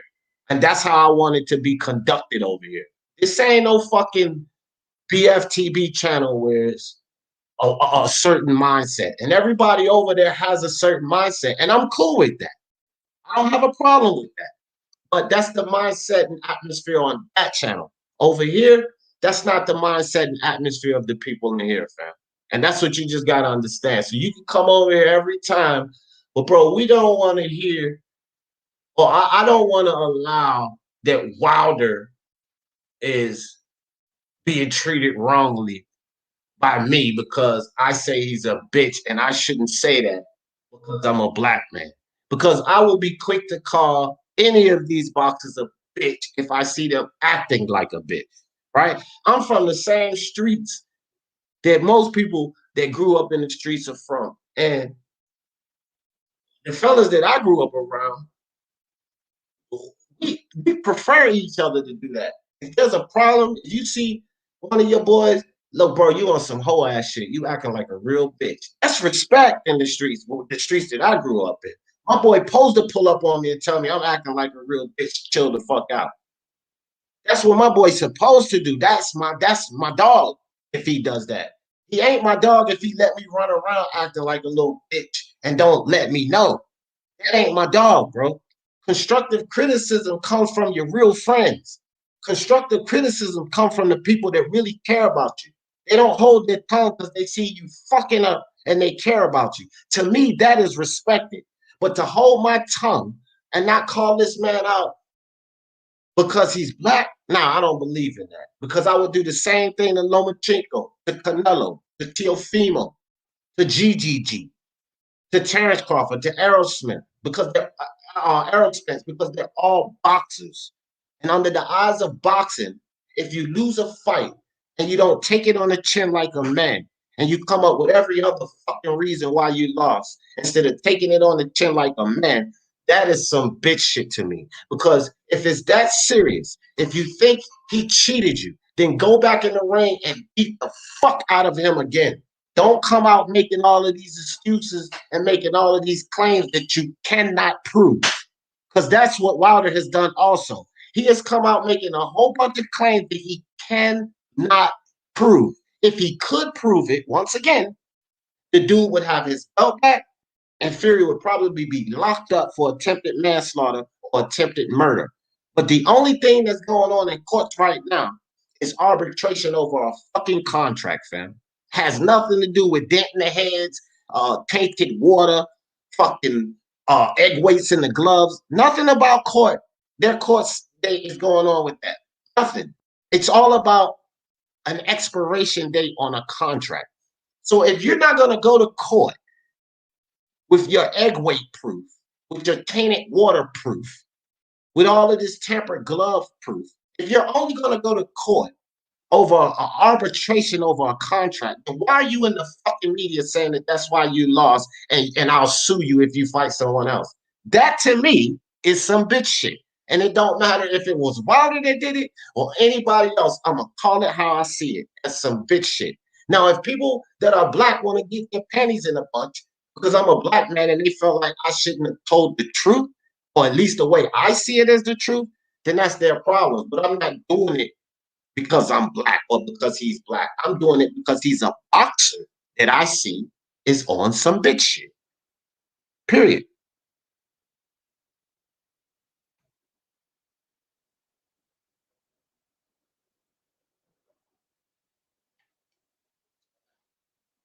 All right, man. So we in the 4th round. Intangible, you watching this fight? It's the Yes. Bentley fight is on. What round you in, Intangible? Round 4. I have the fight scored. I got you got some background. It might be yours because he on mute. Yeah, I have the fight scored 3-0 for Denzel Bentley. Both guys have actually hurt each other thus far.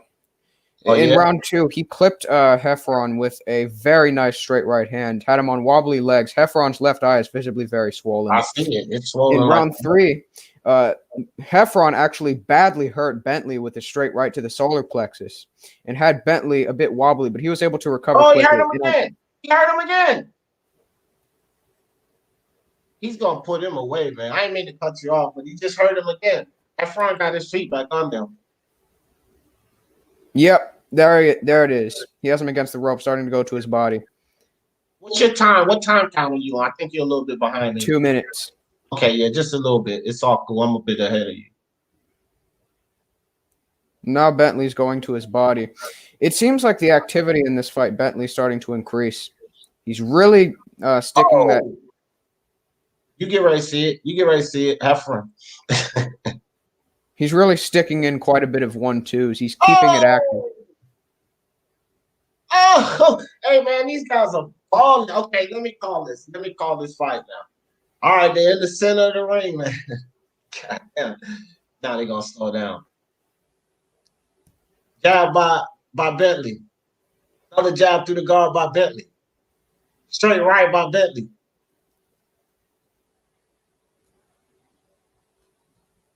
Bentley coming forward with his hands down, but he enjoying the speed advantage over Heffron. A 1-2, but Heffron picks him off with his gloves, and Bentley comes back with a 1-2. Hits Heffron with one of them.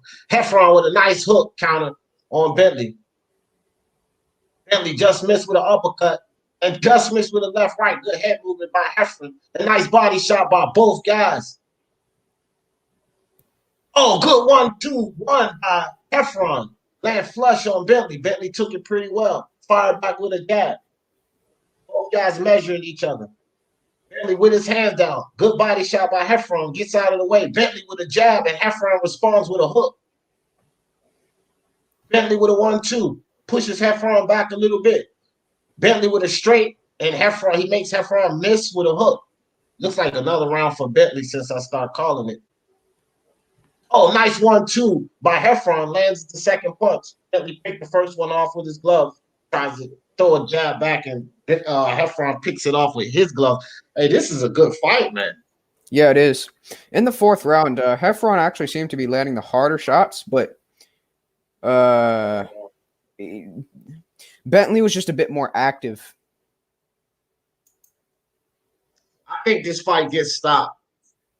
Damn it, I picked decision by Bentley. I think he's going to stop him. TKO is what I'm picking. Damn. What the hell? You picked I picked the decision too. Yeah, well, we get 5 points for this one. Fuck. We get 5 points. Retired on his stool. Bro, what the hell? That eye, man. He That's can't some BS. Oh, you already got the decision? Somebody in the chat said. Yeah, I don't think he quit. I think his corners or the doctor is stopping it because he can't see, fam. His eyes closed shut. Oh, okay. Oh, Yeah. his left eye is totally shut. That's what I'm telling you. That shit is closed, fam. He can't see out of it. Wow, bro. I called it fucking. Bro, they gotta let him continue like Morales against Maidana. No, bro. No. I know, I'm just playing. That's a huge disadvantage. You can't see out of one eye. And it's too dangerous of a sport. They can't allow that shit. He kept getting hit with right hands too. Like that straight right hand from Bentley was like a sniper. It was just landing constantly. Wasn't really hurting Heffron a lot of the time. He did hurt him once in the second round, but it just kept landing. The swelling kept getting worse. It was going to look like knocking Rockman. His eye is fucking mangled, fam. I mean, and guys, if y'all not watching the fight, Heffron's eye is closed. I mean, it's absolutely closed. I'm gonna put the link back out. for anybody who was watching the fights, if y'all want to come talk about them. I was watching the fights while listening to Malcolm. Boy, that was a pretty good discussion. I won't lie, but not one that I really want to have on here too much, man. You know, yeah, I don't know, man. That's just look, man. The mindset of people are sometimes it's fascinating to me because I always wondered to myself, like, why do people think the way they do when it comes to this racial divide? You know, this guy, OV, that those guys at the MXBC wants me to debate. He said he's like totally opposite, probably worse though, than the guy Malcolm when it comes to he's a modern day Nazi is what he claims himself. So he's like he's twice as bad because there's certain types of white people that he doesn't really he discriminates against too. But look at it on either side, man. It's just fascinating to me how people actually think that way. So yeah, unbelievable to tell you the truth.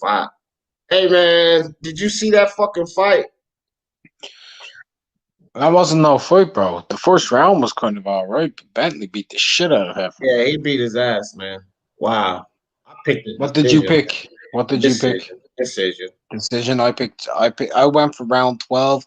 I thought like it was 10 rounds last time. I thought Bentley might have stopped him if like it went into 11 or 12, right? I thought it'd be the same, but like apparently he was carrying Hashman knows him, and he said like he was carrying a shoulder injury going into that first fight, and I think his words were justified there because he beat the piss out of him, bro. He beat the piss out of Heffron. Good job. He's a good boxer, Denzel Bentley, man. Good boxer. I think he showed a lot. He showed a lot of improvements too from that first fight. Oh yeah, his timing was good. His jab, he was setting the two straight off of it. When Heffron was coming in, he was rolling the punches. Did you see that? Good rolls. Yeah. Yeah. Very good performance, man. Very good performance. So I'm just glad I got that stoppage in there, you know what I mean?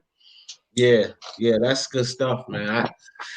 Wow, bro. I watched that first battle and see that's what I'm saying. Like that shit Hashman knew about the shoulder injury and all of that. That's good. That's good information to have, man. When you picking these fights, I don't have that information. Like, you know what I mean? Can I tell you? My information, right, had nothing to do with that. Mine was just when I watched the end of that fight, I thought if there was 1 or 2 more rounds, Bentley was knocking his ass out because Heffron was gassed. Yeah. I was talking more about Hashman's decision, not yours. Yeah. Because he said that it was a bum shoulder. So when he has that decision for the knockout, that's what I'm saying. That's good information for him to have. You can look at the fight all you fucking want to. You can know exactly what's going on in the ring like I do.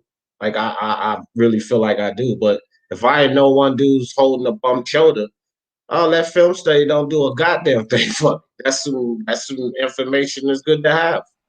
Well, I also know in the first fight that I know that in the first fight going into it about 3 weeks beforehand, Heffron had a sprained wrist. So right. I know that. Yeah, I don't. That type of look. I'll say this to you. Yeah, we can know about an injury or whatever going into a fight for one fighter, but my way of looking at it is every fighter goes into a fight injured. Every fighter. Yeah. If you're a boxer, you're preparing for a fight, you're sparring. You don't get through sparring without ever being hurt. No. Heffron got a lot of heart too because he was telling his corner no. Like he wanted to keep continuing. And that just shows you the heart. The guy knows he can't see out his eye, but he wants to keep going. Like that's a lot of heart, man. Much respect to Heffron in that fight there. Because he wanted to keep going, but his eye would have been obliterated if he kept going. Oh, his eye was bad, bro. That's a bad eye. Yeah, that shit was mangled, man. Wow. That was starting to get hematomas. And look at Bentley's face, man. He don't he looked like he was in He don't look like he been in no fight. no, like a sparring match. He got a little swelling on one eye, and that's it. Like he was in a rough sparring match. Yeah, like Heffron did land some good shots in there, but He hurt him in the early in that fight. I mean, buzzed him, at least buzzed him. I don't know, hurt him, but he at least I buzzed wouldn't say buzzed. I'd just say caught him good. Because he dealt with it pretty quick. Oh yeah. But he definitely enjoyed the hand speed over Heffron. He was beating him to the punch. So it's a little quicker. He's a little, well, not a little, but he's quicker. He's a faster puncher. So, but this kid got skills though. This kid Bentley has skills. I like him. I hope he keeps going uphill. I mean, yeah, good kid. Go fire. Didn't you say Liam knocked out Heffron or stopped Heffron? Liam Williams, yeah. Yeah, well, maybe Bentley should go try that. Go try Liam. Okay. Hey man, why not? That's the thing. Why not? I mean, we don't at this point. I think he's a prospect, right? Yeah. That's the thing with prospects. You don't know what they can or what they can't do. But if he goes up to Liam and he gets beat, with the way I seen this kid improve from that first fight, it could be a big learning lesson, and he can move forward like a lot of boxers we've seen in the past and become great. So whether he loses or wins, I think these are the type of fights that these guys need to improve their skills. It ain't even really all about winning all the time. So what if we think Liam Williams might beat him? He might beat him. But what if Heffron comes in there? I wasn't scoffing at it. I wasn't scoffing at the idea, man. I'm like, yeah, okay. Let's go. Let's get it. Yeah. Go uphill, man. Go uphill. Just like Teofimo Lopez. I think it's a tall order to fill going up there beating either Jose Ramirez or Josh Taylor, to be honest. But fuck, let him do it. Let this kid do it. I want to see the fight. I don't give a fucking, like I'm not afraid of him losing. I don't. I want him to go try that because to me, either of those guys are a tough fucking test for Teofimo Lopez. A tough test. And that can't ask for no more than that. Not from me. Like that's what I want to see in boxing. I want to see these guys test themselves. I think any unified champion's more than a test, you get me? I think that's just elite level fighting. Yeah, right, Big Dan. Yeah, right. I bet you that shit don't fucking happen.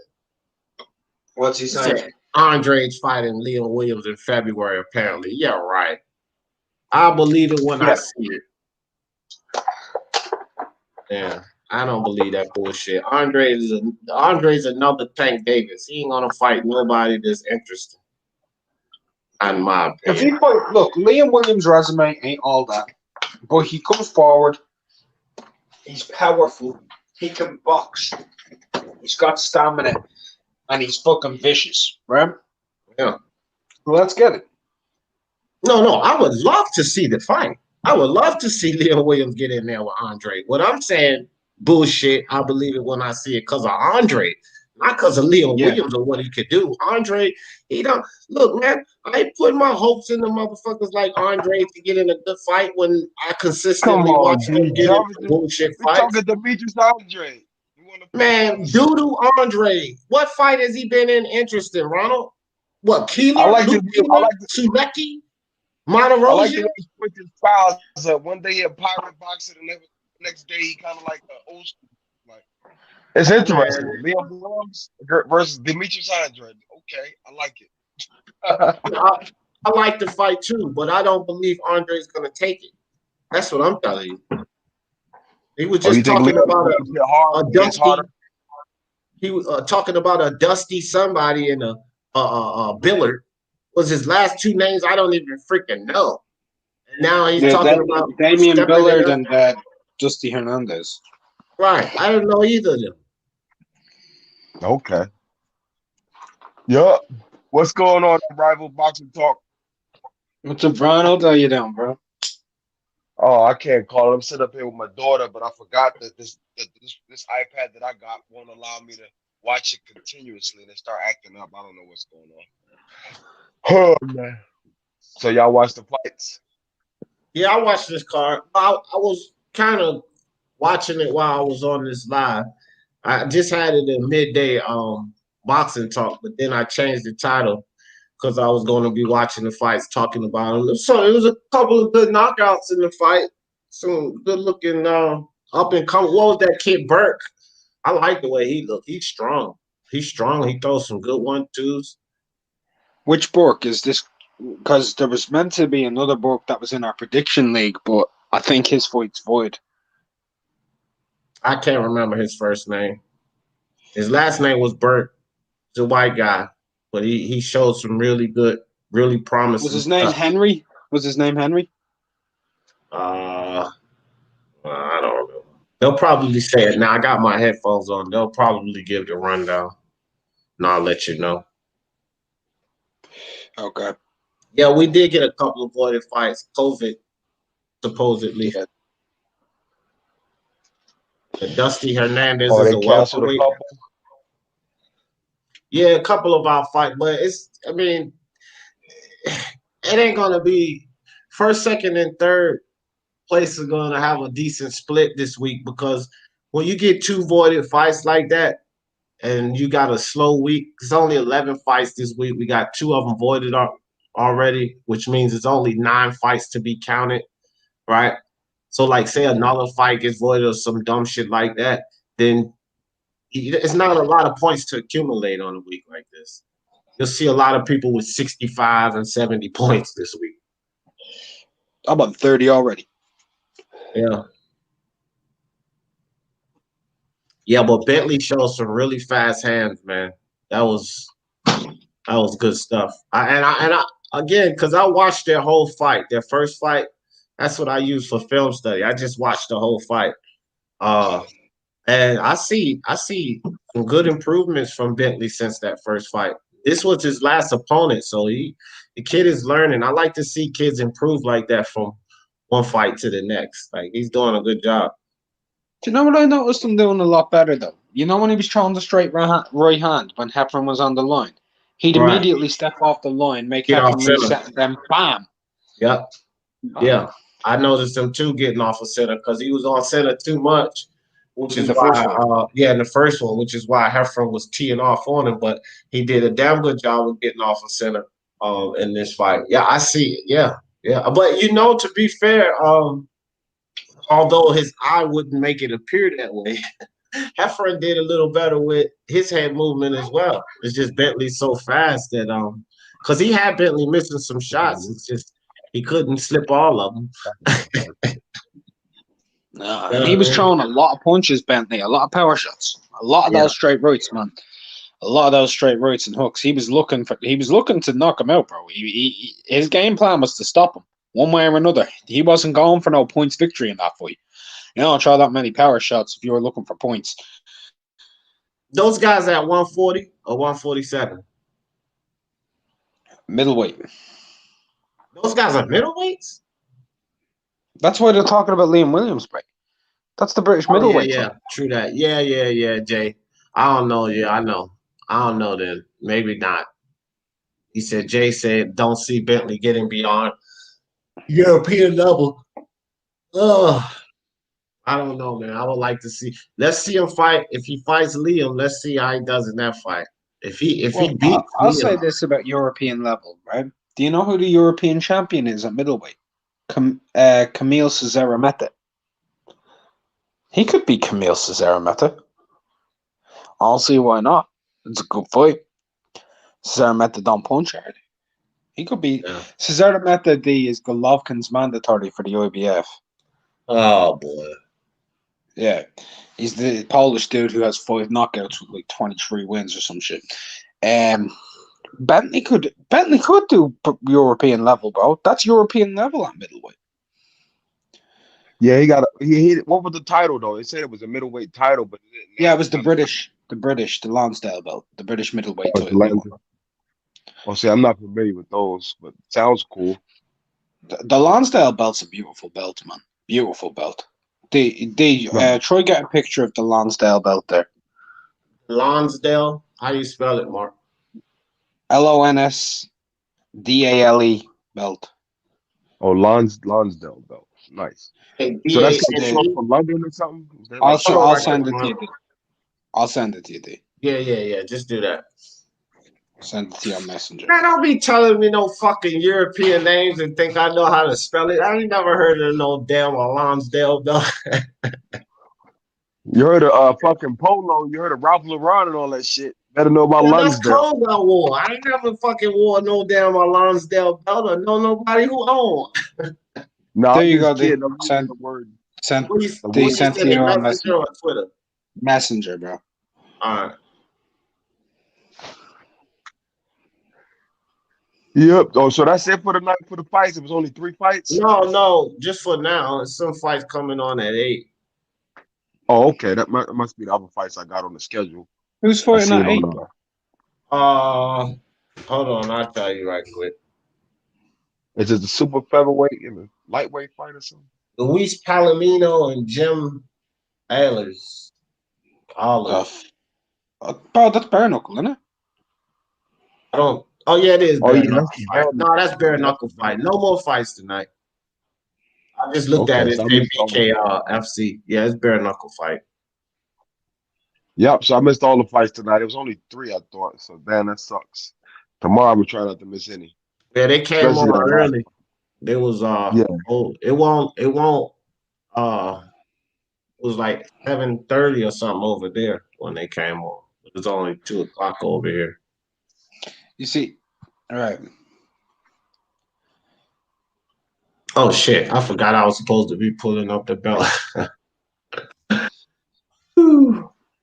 Boy, man, I'm just look. I ain't even gonna lie, man. I'm kind of out of it because I just can't believe that shit, bro. I can't believe people actually think like that, man. That shit is perplexing, fascinating. It is fascinating because You know what it I is, D? always wondered. Yeah, You go know ahead, what it man. is, D? I feel like, because I'm probably a product of this too. Like I feel like we kind of are drawn to our people because it's familiar to us. But then once you in there, it's like you sucked in and you kind of get a little brainwashed because you're so excited at looking at how they are, and it rubs off. Put it like this: it's brainwashing. I'm gonna just keep it real. To me, it's brainwashing. Let people live their life. Stop being so personal with people and acting like the world revolves around whether you say they pro-black, whether you say you this and you say you that. Like, you know what I mean? Like, if it ain't an egregious crime happening around you in your life, don't allow people to influence you. And that's what it is. They all influenced by these people that they see, that they think are leaders, just the regular people, just like me and you. You see what I'm saying? And it's like, that's the problem. It's like everybody want to talk all power, but ain't nothing happening. It's the same old shit every day, bro. Yeah, and you That's know what what I'm else? Like, just okay. Which I just wanted to end the conversation with him because I knew I wasn't going to go anywhere with him when he broke down his reasonings why. Listen? This is how you can tell when some people are so fucking lost or either influenced. His reasonings, he utilized biblical and science, right? In which it was so many ways I could have broke that down scientifically or biblically with what he Oh, was that's a explaining. nice But belt, by the way. I when he see the started belt. speaking, I understood, at least for me, that he wasn't informed on either side, fam. Like that's the thing with people. That's why I say that he must have been influenced or taught this foolery by someone instead of doing his research because the things he was saying scientifically was off, and then some of the things he was saying spiritually was off. But what makes it even worse, his proof was actually a long age argument that's going on between science and theology, right? And I was like, Okay. wow, that's why I was just sitting there kind of befuddled because I'm like, bro, if you really read some of this stuff, you would know that your explanation can't even really work because through theology or through science, it was it's a long-term battle. First and foremost, he tried to utilize science for the origin of man. So anybody that knows, that's one of the biggest battles between theology and science alone, right?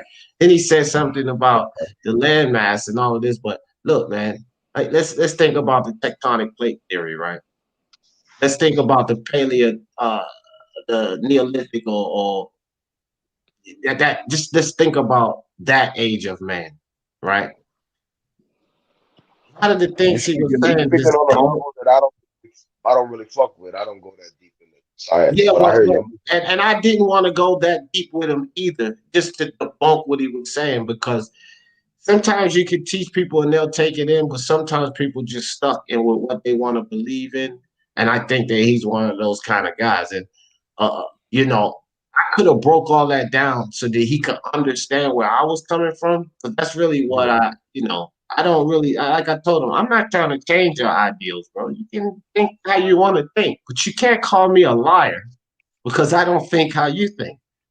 You see it with y'all, you fucking lying now, man. Why? Because I don't see it the way you see it, man. Yeah, then he got thuggish on you. He start talking tough. My nigga, this Oh and yeah, that. yeah, but I ain't worried about all of that shit.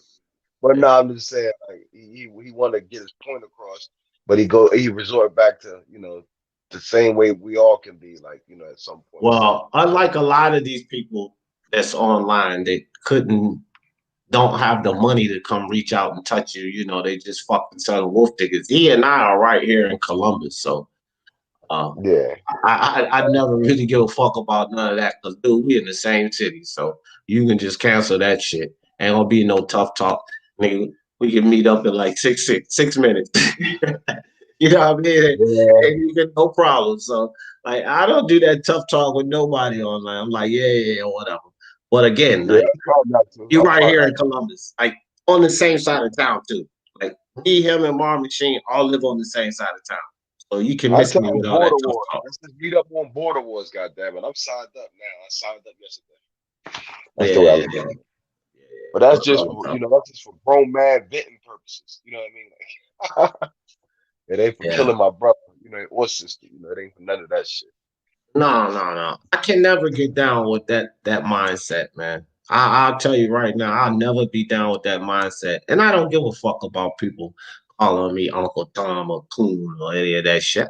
I don't give two shits about that. Smoke defends Wilder, and not Wilder, but just defends some of the shit that people say about Wilder and shit like that. But I'm pretty sure with the way he speaks, he's been called an Uncle Tom or a Coon or some shit. Hell yeah. You know what I mean? Just because of the way he speaks and shit, Crawford, right? somebody called him a coon. Not Oreo. Yeah. That's the I get first time Oreo. somebody would call me one of that. I get Oreo. Right. There you go. I knew it would be some dumb shit along those lines, Smoke. I knew it would. And that's just, to me, that's just the ignorance of some people. Like, what the He fuck? talks I real. can't enunciate and use proper grammar without being a fucking Oreo or Uncle Tom or wannabe. Like, come on, bro. What the fuck is wrong with people, bro? That's what it is, bro. Motherfuckers want you to be at work talking about, yo, what's up, man? Am I help you, customer? They want you to be like that, but you online talking about you following them. Fuck, I look like. I gotta go I out here used to run a tax firm for like, I was in management for 13 years. I was running the whole firm for 4 years, right? How the fuck I look walking through there from office to office, going to see fucking district managers. Say, hey, bro, come here. Let me holler at you right quick. Well, what the fuck is that? You can't do that in a professional environment. So you have to be able to switch it up. But because you're able to switch it up, because you're able to enunciate, doesn't make you any less of a man than you are. Nope, To me, it it doesn't. actually makes you more of a man because you've broadened your fucking horizons. I got a question for you guys. Did you guys? I mean, I don't know if you guys follow politics that closely or what, but Yeah, you know real how they quick, have real quick, you know real how quick. they have the press conference for the press dinner for the White House, right? They bring in all of the press corps and they have like a roast section and they it's all jokes and stuff. Oh yeah, I remember that. I remember You know what I'm talking about? You remember that Larry Gilmore with the Obama? Yeah. hit him with the Yeah, mic. with Obama. I remember there was some Obamas. Yeah. Yeah, That was good. so yeah, you know, they've always been funny. They've been traditionally like, you know, it's for everybody to let off some steam and talk shit back and forth against each other, like the Exactly. president and Yeah. the press, right? Take a little sneak dissing. Yeah. So Larry Wilmore, on Obama's last one, he ended it with calling Obama my nigga, right? And everybody's head blew up. I don't know if you guys saw that or remember it, but that thing went viral. I didn't even see that. The only thing I did see, what was funny to me, and it kind of made me laugh, is like toward the end of his term when he did that speech, and then the motherfucker said, "Drop the mic," and kind of pimped away and shouted, "Get the fuck!" Oh yeah, right. Where did that mic? Right. So that mic came from nowhere, right? It was just all of a sudden he had a mic in his hand. Like that. That shit was funny as hell. I ain't even gonna laugh, man. Obama was always the cool kid, Obama. All right, so now just to get that out there. So are you guys excited for Kell Brook, Terrence Crawford? What? Negative. What? Negative. That's gonna be 5 rounds of thunder, at least 3 rounds of thunder, right? You said, am I excited? No. I'm gonna do the fight though. Mark gone. I was gonna ask him if the subject matter got him. You know, he's not there right now. But back to this boxing though. Like, you don't think that's gonna be good for like 3 or 4 rounds? That's it. You said it right there in a nutshell. As soon as I figure out that the T-Bug can handle his power, and then he starts sticking that tongue out or whatever he decides to do, then he got the fight under control. You know what I mean? Like, same thing with Amir Khan. Like, I thought Amir Khan was going to be faster than Bud. Look what happened with that fight. Remember, everybody thought that Amir Khan was going to be like this blazing, moving around on Bud, and Bud wouldn't be able to figure him out. His hands were actually faster than Bud. He fucked Bud up. Bud was definitely smiling. Bud was doing all that. Then Bud hit him with something in his thigh, and he was like, "Oh, that's it. Thank you." His hand was actually faster than Bud's, but it wasn't enough. Yep. Yeah. That shit, Gamboa had hand speed over Bud, but it wasn't enough. That was a good fight. I like that fight. But let's just move. I think the conditioning is going to come into play because, all right. So he didn't take a lot of shots from Triple G, but he took some shots from Triple G. He's taking some shots from some bigger punchers than Bud. Oh wait, albeit Triple G broke his face, right? So Spence beat the entire crap out of that dude. He was those body shots look punishing. Like, god damn. Like, anyway, like that's real. Yeah. Canelo and Spence. I'm not trying to. If I'm trying to fight somebody to not those guys to the body. Forget it. If you weak to the body, leave those two all the way out of your mouth. But yeah, I don't think Bud is gonna beat him up like that. Like, I mean, not like just an entire ass whooping. I think he'll move around and like tire him out. But I think stamina is gonna come into play. Conditioning, not necessarily levels, but definitely stamina. Yeah, did you know that's where I'm at, Smoke. I think stamina is gonna be an issue. Hey, did you guys notice how when they were staring at each other, how Bud kind of like really wasn't too confrontational with him? But what is he gonna do when Kell Brook actually being there, like trying to come at him, pressuring him? Like, you know what I mean? Because we know Kell Brooks likes to get in there and mix it up. That's when the heat gonna turn up. It should be a good fight for the first half.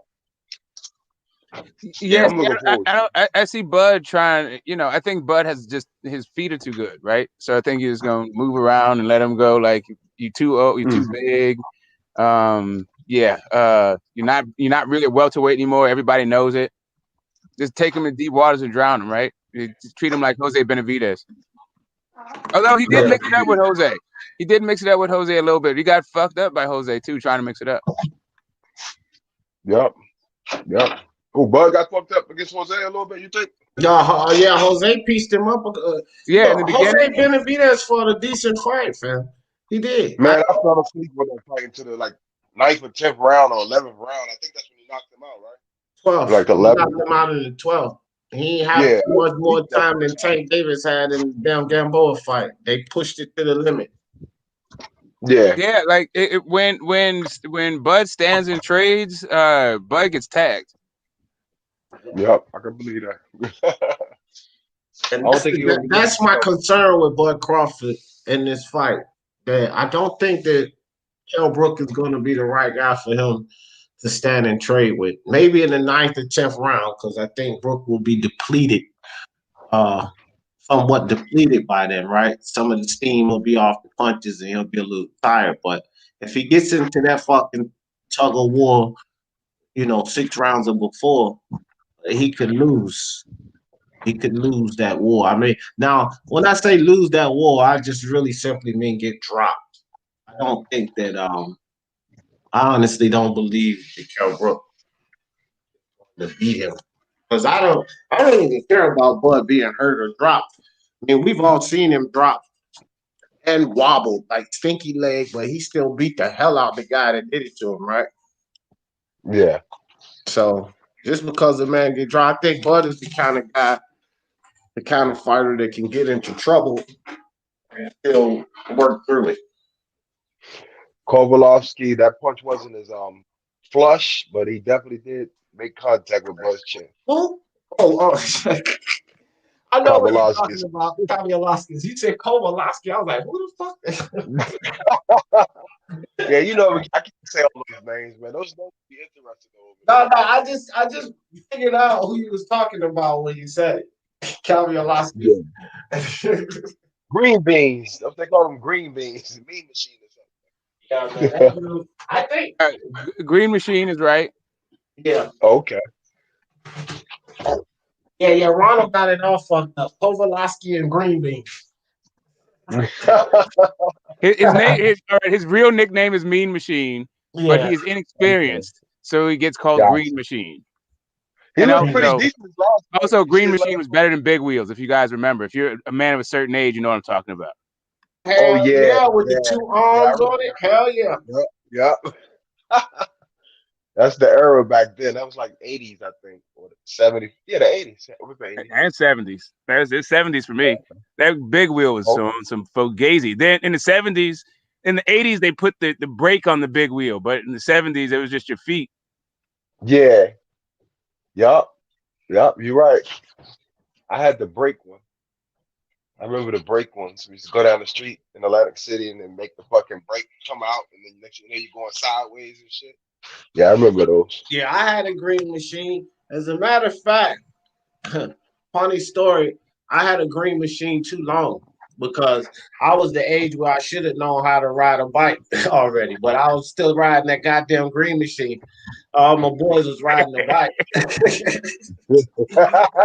Yeah, man, I remember the green machine right next to it. It took you a minute to get to the plum tree, man. We took one of those things in the green machines, and we put a motor on the shit, a lawnmower engine motor. We took some wood so that it could brace it. Yeah, that shit fell apart after about 3 weeks. The fucking tires was plastic and all of that shit. That motherfucker was spin out. We tore the tires up and everything on that bitch. We had some fun in it though. Yeah, I haven't even done my picks for tomorrow. Have you guys gone through? I don't even know the fights outside of Crawford and Brook. Smoke, I did the picks for this probably like an hour for tonight, like an hour before. I was doing it while I was online talking. Get the smoke. Yeah. If you don't mind, I can go right here in the chat and I can paste it for you right now. And I got all of the picks that you will if you want to pick from. Oh, okay. All right. Well, yeah, man. I might need some help. But yeah, so I thought, I was thinking, is Bentley gonna stop him? Nah, that knockdown was kind of flash. He was switching up, but he might be able to work on it. But the fight wasn't that long ago. So I was like, nah, he ain't gonna stop him. And then I was like, all right, so there'll probably be a split decision for Bentley. And then I was like, wait a minute, he had to drop him to get a draw. They probably gonna fuck him over. So I actually switched my pick. First I put in Bentley, then I switched to Heffron turn off Bentley got stopped. Damn, you went with the politics on it. Yeah, I went. I allowed for fuckery and then fucked myself. Hey, I ain't gonna lie, Smoke. I miss fights like that often. I ain't even gonna lie. When I think it's gonna be some fuckery involved, I will pick the decision for the other guy. Then the fucking refs, the judges want to be honest. And I'm like, you son of a bitches. Y'all would have robbed him on any other night. Night I picked the robbery. Y'all want to be honest and upstanding fucking judges. Yeah, right. No, because I don't blame you though, Smoke, because I utilize I was saying that earlier. Their first fight, that's all I watch, right? Because if it's a rematch, I always do that. If it's a rematch, I'll just watch their first fight. I don't do a lot like watch, some footage from Heffron, some footage from Bentley. No, why not watch them two battle it out? So that's what I utilized their first fight. And I was kind of thinking that too, because when I got to the end of that fight, I was like, damn, this was a draw. It looked like Bentley won that fight to me. But it was a draw. Yeah, they weren't even talking about the work Bentley was doing. They were like, I guess it could be a draw. Who knows? Like, it really could be a draw. I had it 7-5, but I had it a clear 7-5 Bentley. Right. So it was 7-5 in the fight. It was 7-5 just by going by the rounds, plus a knockdown. Right. And that's, so that's why I'm like, bro, it could have been like the 10-8 round was in there, right? So I'm like, it could have been 7 rounds to 5 or even 8-4. So when, I got to the end, I'm like, a draw? A majority draw? And I'm like, yeah, that's total fuckery. Yeah, so I was like, if dude got to get a knockdown to get a draw, I think the decision's in there. But kudos to him for not for ending it. Yeah, and he looked much better than he did in that first fight. He showed some improvements, and that's really good to see those type of improvements in a fighter from one fight to the next. You know what I mean? If you see improvements, even slight improvements are good, right? If guys go 2 or 3 fights and you see a gradual improvement, but to see that type of improvement from one fight to the next, I'm really impressed with this guy. I want to see what he can do. Somebody earlier, I think J. Dave said that he wouldn't make it past European level, but at this stage, Jay, if he continues to improve, I think he certainly can. I'm not saying that he's gonna beat a Charlo or Andre or anything, or he might be Dudu. Fuck Dudu Andre, but I'm not sure. We just got to give him some more time. He probably definitely need like five more fights or so before he go talking about those guys. What's up, Craig? Craig Smith in the building.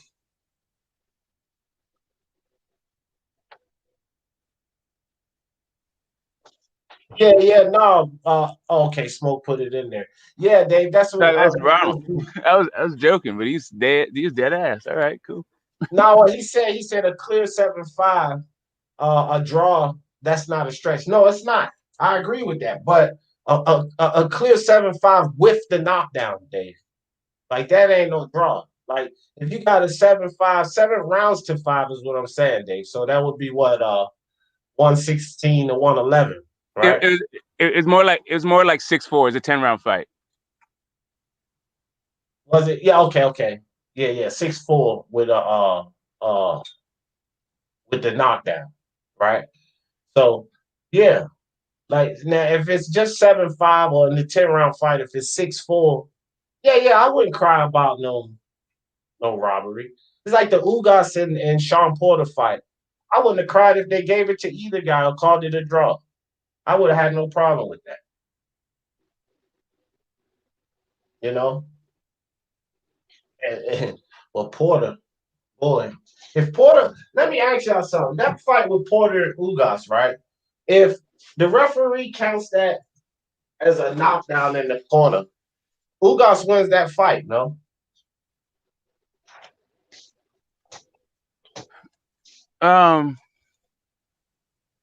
I think so. On the judges' scorecards, maybe, yeah. I don't remember what the scorecards were. Yeah, I don't remember the exact scorecards, but my thing is like that fight was close. And some people felt like it was a knockdown in the corner. I actually thought it was a slip because you could see water on the floor over there. Like you can see the dark spot on the floor. I guess that just evaded everybody's eyesight when they wanted to say it wasn't no damn knockdown. But I mean, it wasn't a slip, but you can see the water. It's just the problem with those kind of shots is that he did hit him. It's not like he didn't hit him, but you could see Porter's foot kind of slip from under him. In my opinion, you could see it slip. So I was like, yeah, man, he slipped. But if that call was a knockdown, I think you guys could have stole that fight. Because it don't look like the PBC is like too willing to, put the funny business in for Sean Porter. You know what I mean? It don't look like that he got a whole bunch of judges in his favor. Yeah, it would have. I just looked at the scorecard. Yeah, he would have won.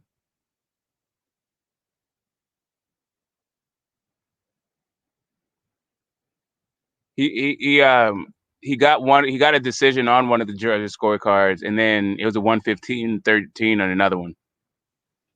Is there another network fighting tomorrow outside? Actually, no, it would have been a draw. It would have been a draw, actually. Would have been a draw? Oh, okay. Is there another network outside of ESPN fighting tomorrow?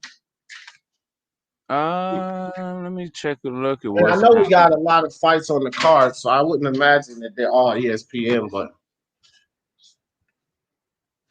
but Katie Taylor's fighting. That's the zone. There's a DAZN card happening. Oh, okay. Terry Harper, Katie Taylor. Garbage. I don't care what nobody said. That Jack last DAZN card was not good at all, in my opinion. No. Oh my God, dude, that was absolutely horrible. Like Usyk, dude. Listen, I think it said it all. Ali Bashir. I got Dubois over Usyk.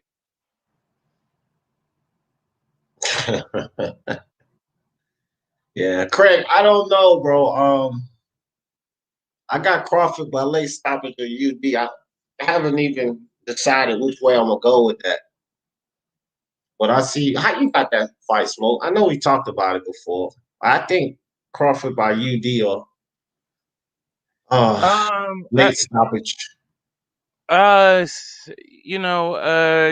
either UD or late stoppage. Yeah, I think that Kell Brooks still got some heart in him.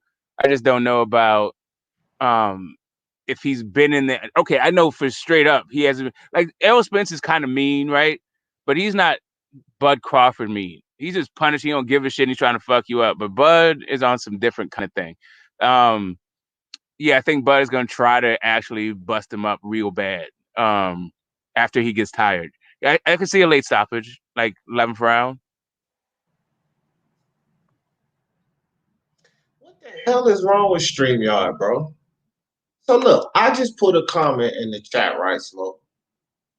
Now, this is me, the host. And then I get a message, and it says, YouTube rejected your comment. This usually means they think it's spam. My comment? I can spam my own fucking life, can I? I think StreamYard puts malware on my shit. I had to go to. Yeah, I'm only on YouTube. I mean, only on StreamYard do I have to does it kick me off my network and all that shit?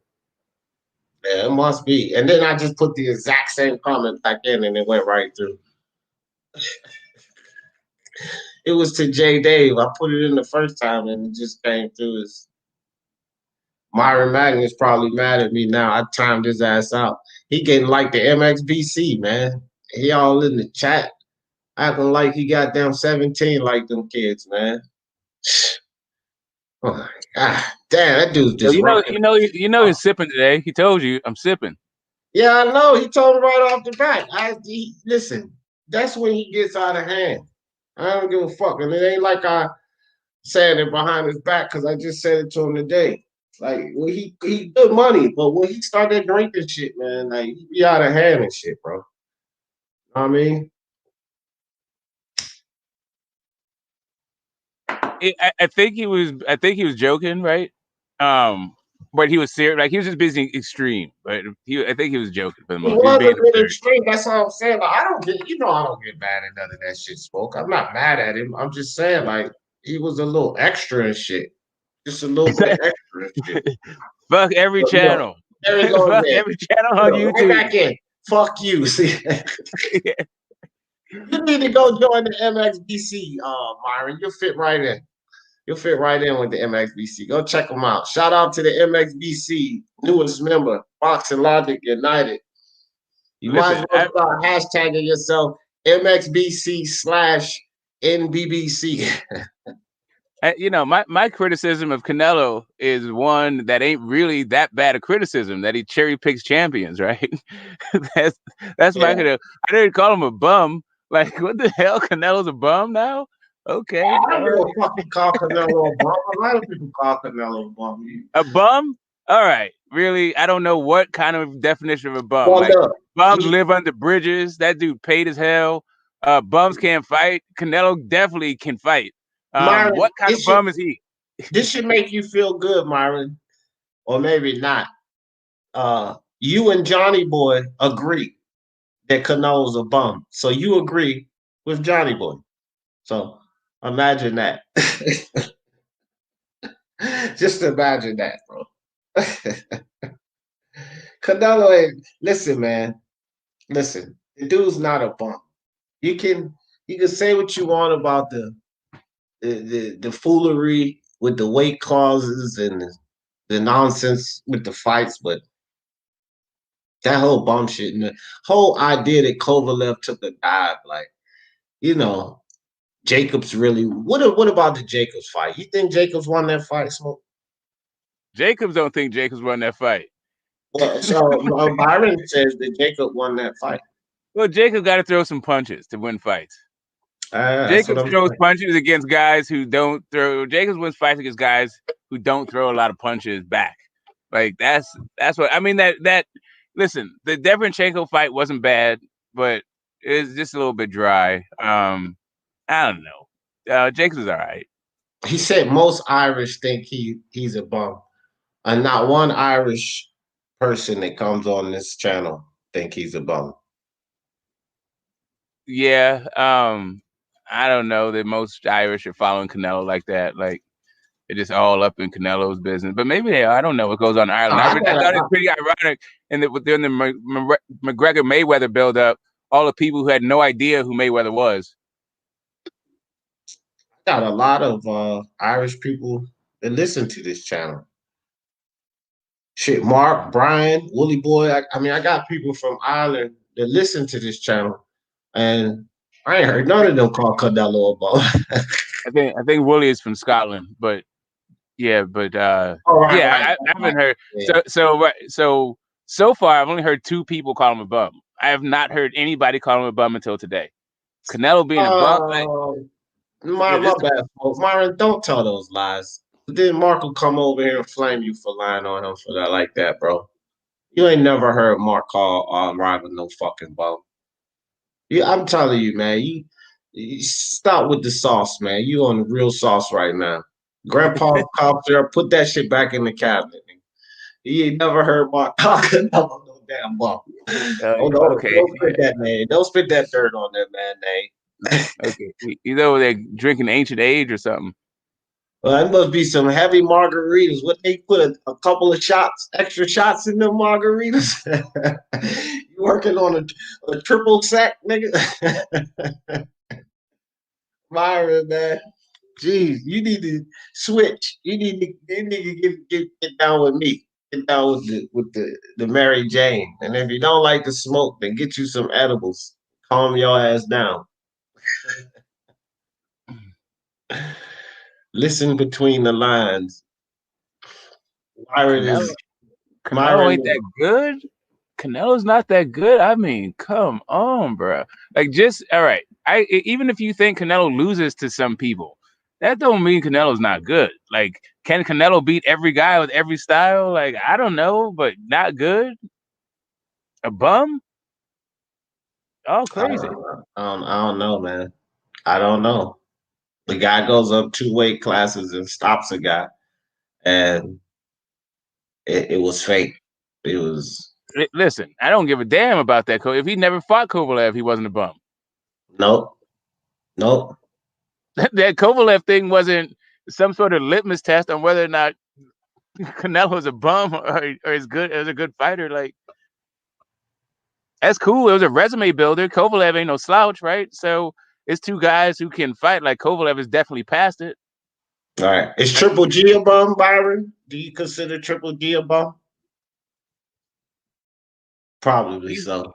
I mean, yeah, I don't know. Triple I G, mean, if Canelo's a I think bum, he's overrated. Triple G is a bum too. I think he's overrated for sure, especially by a lot of the GGG fans. I mean, I hear some of them talk about he was better than Thomas Hearns. Thomas Hearns would have beat the shit out of Triple G. I'm sorry, fam. I can't see it. I heard it argued that his resume was better than Hagler's.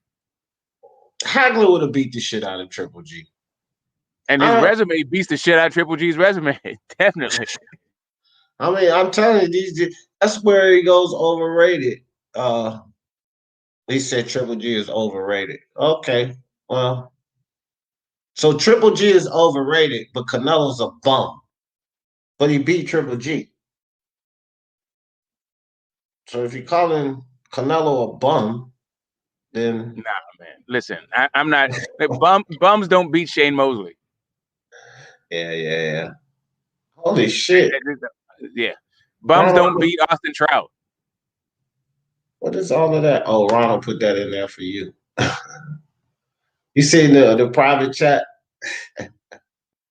Ronald gave you the whole lineup. Yeah, exactly. Yeah, I saw that. I was actually just joking, Ron, but I feel you. I'll cut and paste it now that you did all that work.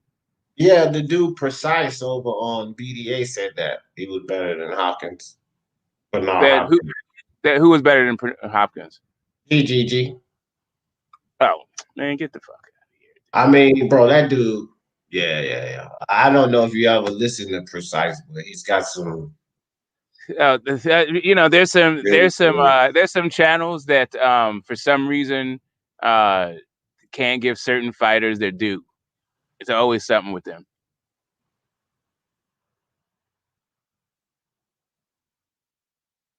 Yeah, I know Boxing Virus. That's what I say. He's still a great talent, and you have to be great to beat him. Like, you ain't just gonna come in. You gotta be good to beat him. I don't know about great at this stage, but you gotta be good to beat Golovkin, because the dude has a hell of a jab, hell of a chin, and he keeps coming forward. He does, and he cuts the ring off a lot better than people get him credit for too. Gennady Golovkin. So, I mean, you got to be real good. I mean, a lot of people thought that that Devinchenko won that fight. I didn't actually think he won the fight, but I think if he had another gear, right, if he was just a little bit better, he would have won. But I don't think a little bit better would have made him great. Just would have made him better than Triple G on that night. I don't think Jacobs is great, and Jacobs arguably at least got a draw out of him. I don't know. Maybe you're right. I don't know. I guess you could argue you need the greatness. But Canelo got great judges. People like some judges love the way Canelo fights from whatever vantage point they're judging from. Like, Canelo's real nice. Yeah, he is, man. And his body movement, his upper body movement, like, good shit. Good shit, Canelo. His body work, man. Like, I don't know. It's really his feet. He got kind of if he had faster hands and feet, then he would be ATG talent, right? But even still, his upper body movement, his ring IQ, his ability, the dude can fight. I don't know, like bum over that, whatever, man. Dude's good, especially in this crop of active fighters we have now to pick from. Right. In the weight classes that he's fighting in, like, there's only a couple of guys who are gonna have a problem with that he may have a problem with, and that's because of their particular attributes. It doesn't have anything to do with the fact that Canelo's trash, right? That Caleb Plant is a problem. David Benavidez is a problem. The Charlo is a problem. he might beat them all, right? Andrade is a problem. He No, might beat all of Andrade ain't those no guys. damn problem. I mean, he's a problem for the guys that he's been fighting. I don't know what the No, hell. I meant for If he Canelo. steps up with, Like I was with you on Benavidez I'm just saying. and Listen, Carlo. I'm just saying that when it comes to styles that we've seen give Canelo issues, right? Guys who are going to be there, try to win, and can move, right? That's generally when he gets tested. Like Austin Trout is not that big a puncher, right?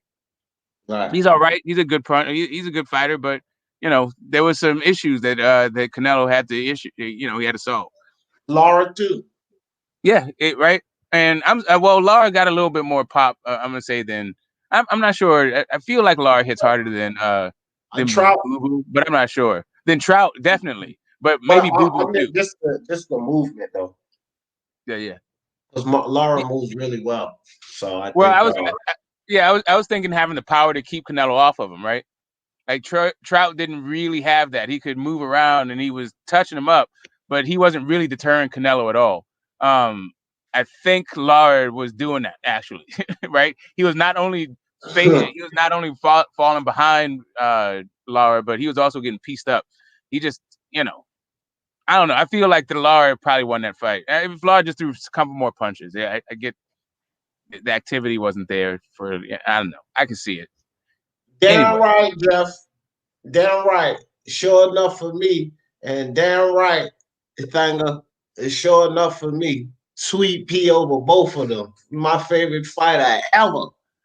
Oh, you want to talk about to Pernell Whitaker, the best I've seen in my lifetime, like in the lower weights, right? Muhammad Ali's still the best ever, right? But anyway, I got fighters better than him, right? But he's my favorite fighter ever. I always make sure that I'm playing about that. Like he's not even in my top 3 of all time. He's my favorite fighter though. You know what I mean? Like that's my favorite fighter. Definitely in my top 2 that I've seen of all time that I've seen, right? But if you want to talk about overrated, I heard there was someone who was picking Loma to beat Pernell Whitaker. Oh well, come on, bro. We know that dude was overrated at so many levels. To being compared to Floyd, to beat Chavez, beat Sweet P Whitaker, and Lomachenko with all of that fucking fancy. He probably couldn't land too many punches on Pernell Whitaker, more or less. All of that shit he was doing to these people in this generation. That's where people get lost too. Like, let's understand that this generation of boxers the level of talent all overall is not where it was in the past, bro. Everybody was like super dedicated, hungry back then. All of them. Not every one of them, but I mean just more than less. They took the craft a lot more seriously, more than less. Boxing was huge in the Olympics, back in those times. But this is a level of focus and dedication and shit now these days. It's just not overall. You got plenty of boxers that are still focused, dedicated, and but the grand scheme of Whitaker would have beat the entire shit out of Lomachenko. Lomachenko does not have the dimensions to go to welterweight at all. And much less too. Yeah, like Oscar De La Hoya would have been like, come on, man, those dudes are too big, they're too good. Like, just stop it. Man, I don't even know what people think, man. I really don't. It's just Lomachenko is Lomachenko, but now it's just sort of like LeBron James. You see the shit that they do in this era, and you just kind of start souping them up. Like LeBron James is not over. I don't care about the statistics. Bill Russell made a good point. Michael Jordan was talking shit to Bill Russell. Bill Russell told him, Mike, they changed the rules that made it, that made you able to. They changed the rules in favor of you scoring more points. Shut Michael down. Wasn't really much Michael Jordan could say about that shit. It's the same thing. Michael Jordan era to LeBron era. It's a more offensive era right now. They changed the rules to score more points because scoring points is what fans like to see. So they made it easier in this era to score more points than it was back then. What would be a regular foul back then would be a flagrant one right now. Just a regular foul back then would be a flagrant one right now. Yeah, but bro, you seen those little Jewish dudes that's dribbling the ball up there? What pass for dribbling in Bill Russell's day? You saw those guys. Come on, man. Right. There's no way that those dudes would make a high school team today. No. Oh, teams like the yeah, you're right. Like college teams, like the Duke team, they would punish those guys. I mean, I'm being serious. A lot of those old school basketball teams, that team with Zion Williamson and J.R. Barrett, R.J. Barrett, you know what I mean? That team right there, they will punish some of those teams. I bet you any money. That Kentucky team. They start crossing them dudes up there, act like they from the future, because they would be. Yeah, for sure. For sure. I got you, Hashman. Who was that just fell off? Back intangible? Raider. Yeah, I'm back. Yeah, that was Raider. Raider, I told you to get rid of that cricket. That damn cricket wireless, Raider. You gotta step it up. His wife came in the room. He had to go. Oh, wow. Dave said UK channel showing Pernell Whitaker versus Buddy McGirt right now. Which one? What's good, D? I don't know. Which channel, Dave?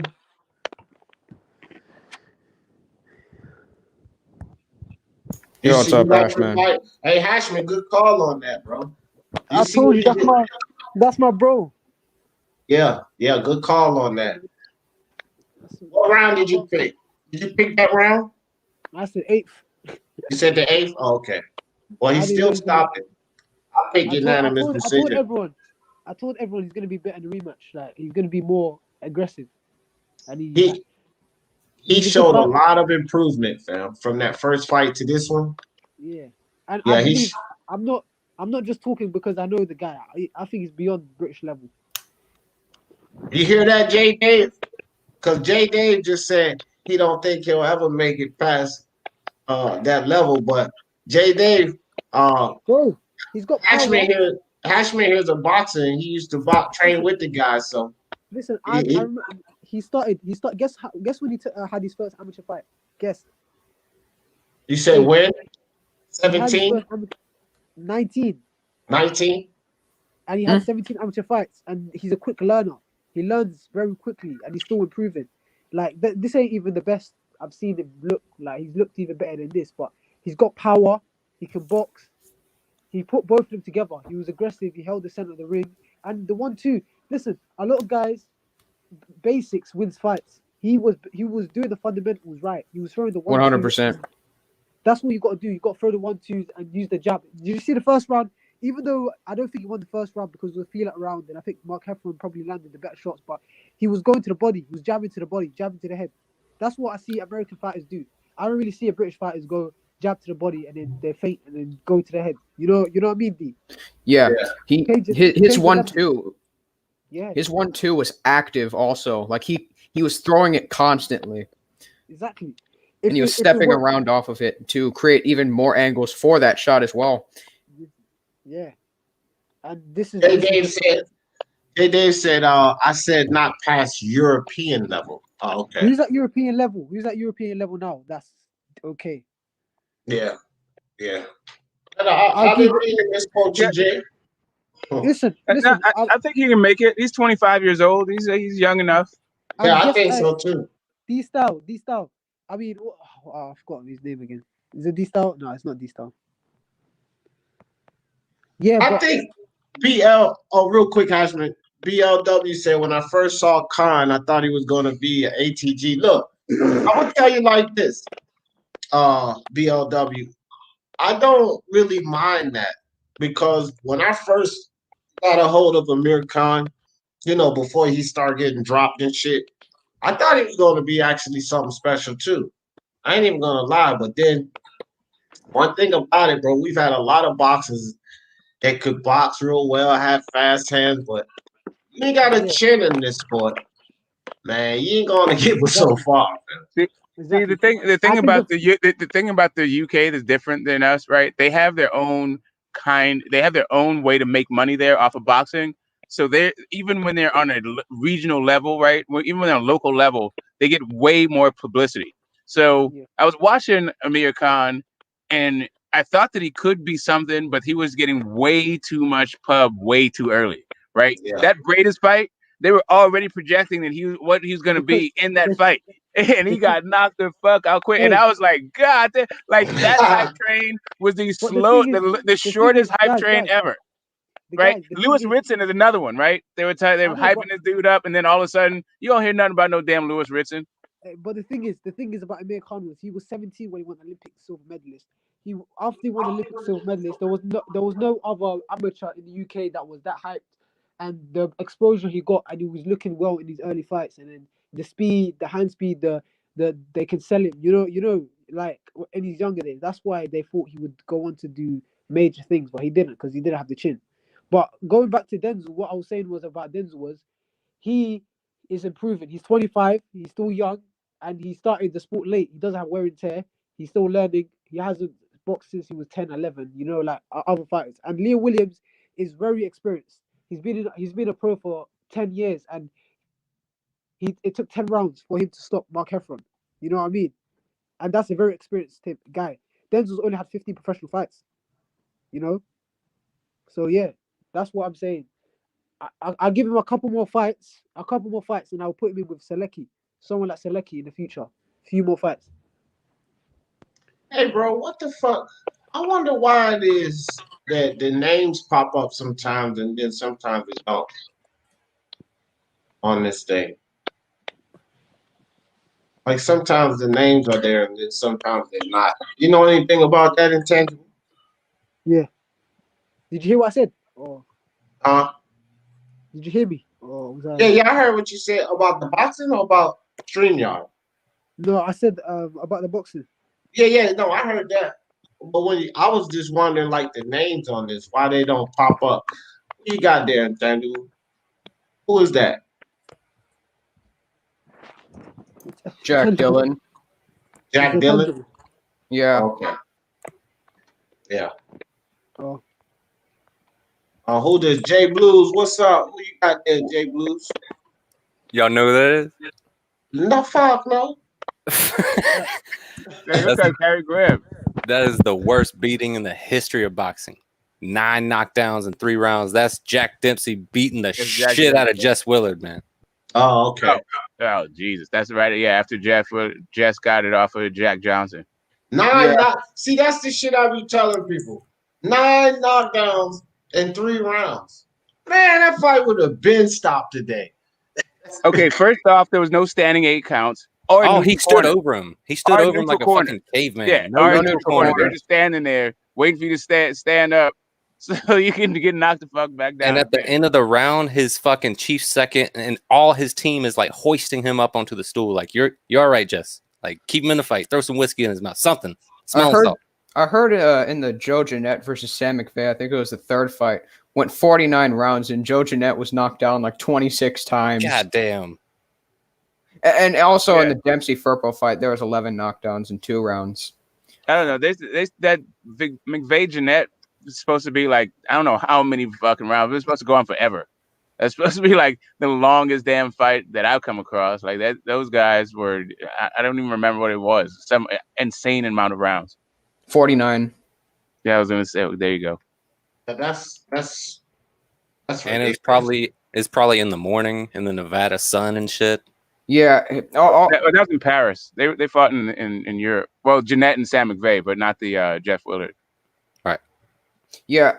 The longest fight in history was, of course, Jack Burke versus Andy Bowen, which went 110 rounds in the sun in Louisiana. And actually, Jack Johnson and your boy, the broad, when he got the title. That was a bunch of rounds too. It was 14th. It was Tommy Burns, right? I'm sorry, not Tommy Burns. The fight of the century. Jim Jeffries. Yeah, I don't remember that. Crazy. 110 rounds. Yeah, 110. And these fucking idiots cry about 2 or 3 fights a year. You know what I mean? Come on, man. Come on, dog. That's back before they had all kind of lubricant for your face to make the punches slide off. Like, what the fuck were they using back then? Just grease? Oh, you'd fight a bunch of Mustache times a week wax. and have to get from city to city by train. So there was like no turnaround. Fight, train, get off a train, fight. And there was no mouth guard during Jeanette and McVeigh's time. There was no mouth guard until Jesus. Ted Kid Lewis came around. Hey. And he gained prominence in 1915 and 16. Damn. That's why those motherfuckers always had missing teeth. Intangible. They had those Tyson Fury gloves. I was about to say, man, when did they start wrapping hands? There you go. There you go. When did they start wrapping hands? I don't remember for sure. Joe Gans actually was one of the originators of wrapping hands, from what I remember. Although I don't remember the specific originator of it or who brought it to prominence. I'm gonna look that up right now. I just know that I remember seeing Joe Louis with hand wraps, and before that, you get hand wraps in the 20s, still like 20s, 30s, at least 30s. Actually, now I think about it, I'm not sure about the 20s. That's what I'm saying. It's fascinating to me, man, because it's like everyone back then had perfect. It's almost if like a bare knuckle type style. Like they had to position their punch perfectly. They knew they would break their fucking hand or split their wrist. Although I do remember some fighters like wore hand wraps by choice. Like some would go in. That's what Mark said. Yeah. Some did, some didn't. Yeah, because they use it in sport. So you can't really tell from the footage, right? So you can see them in the training and they have the hand wraps, but maybe they just wrap them in the training. Yeah. Well, I'll tell you this, man. Those motherfuckers back in the day used to get brutalized, fam. And when I say brutalized, I mean brutalized. I was watching some old school fights back then. I'm like, bro, why the fuck would they stop this fight? Look, man, how much more to look? He was about to jump in and then he didn't. What is he waiting on? You think that's bad? You think that's bad? Charlie Burley would fight, and there would be dudes around the apron with sticks.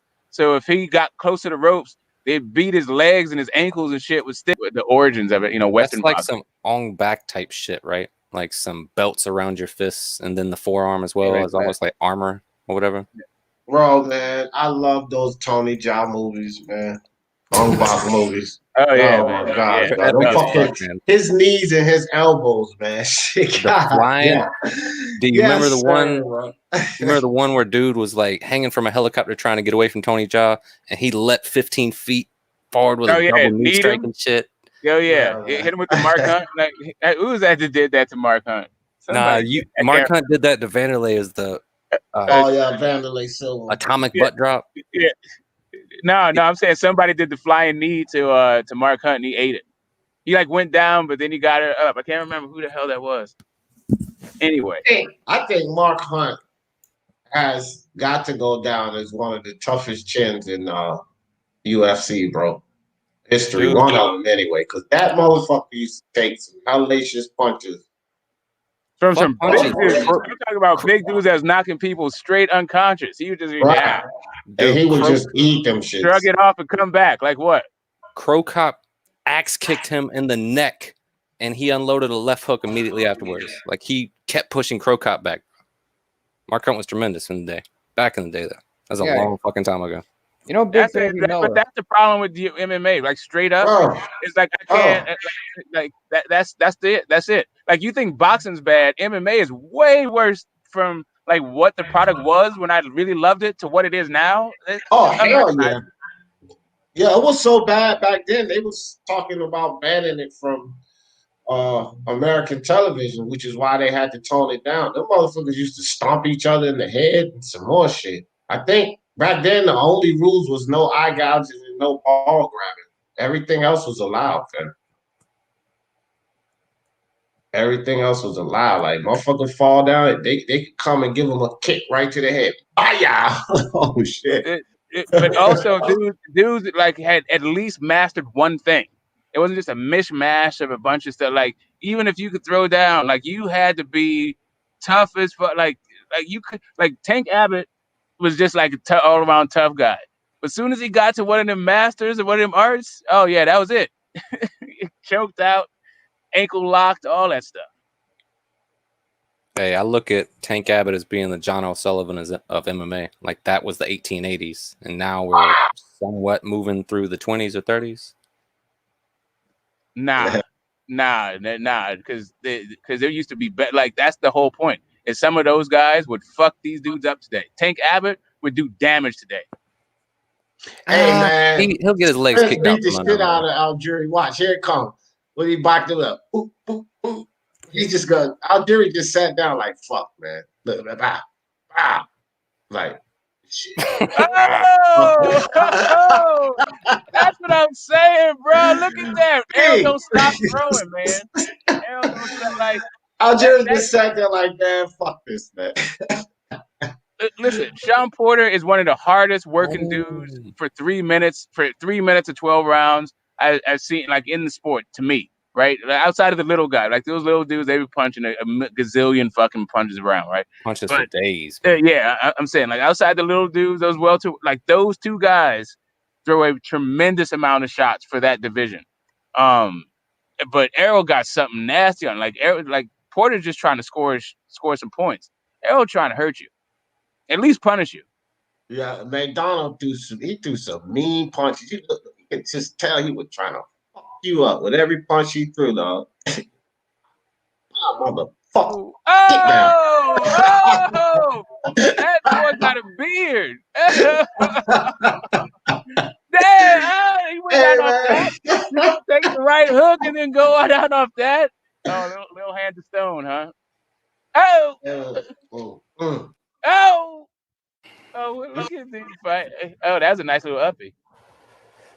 This classic stuff here, man. That's a nice little uppie, too. Another one. Oh, them body shots, man. They look vicious. Oh, he's trying to roll with it. He's trying.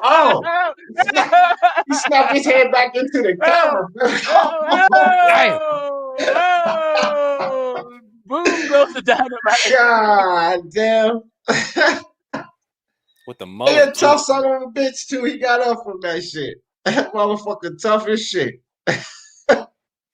Walk to me. Yeah, the ref said, okay.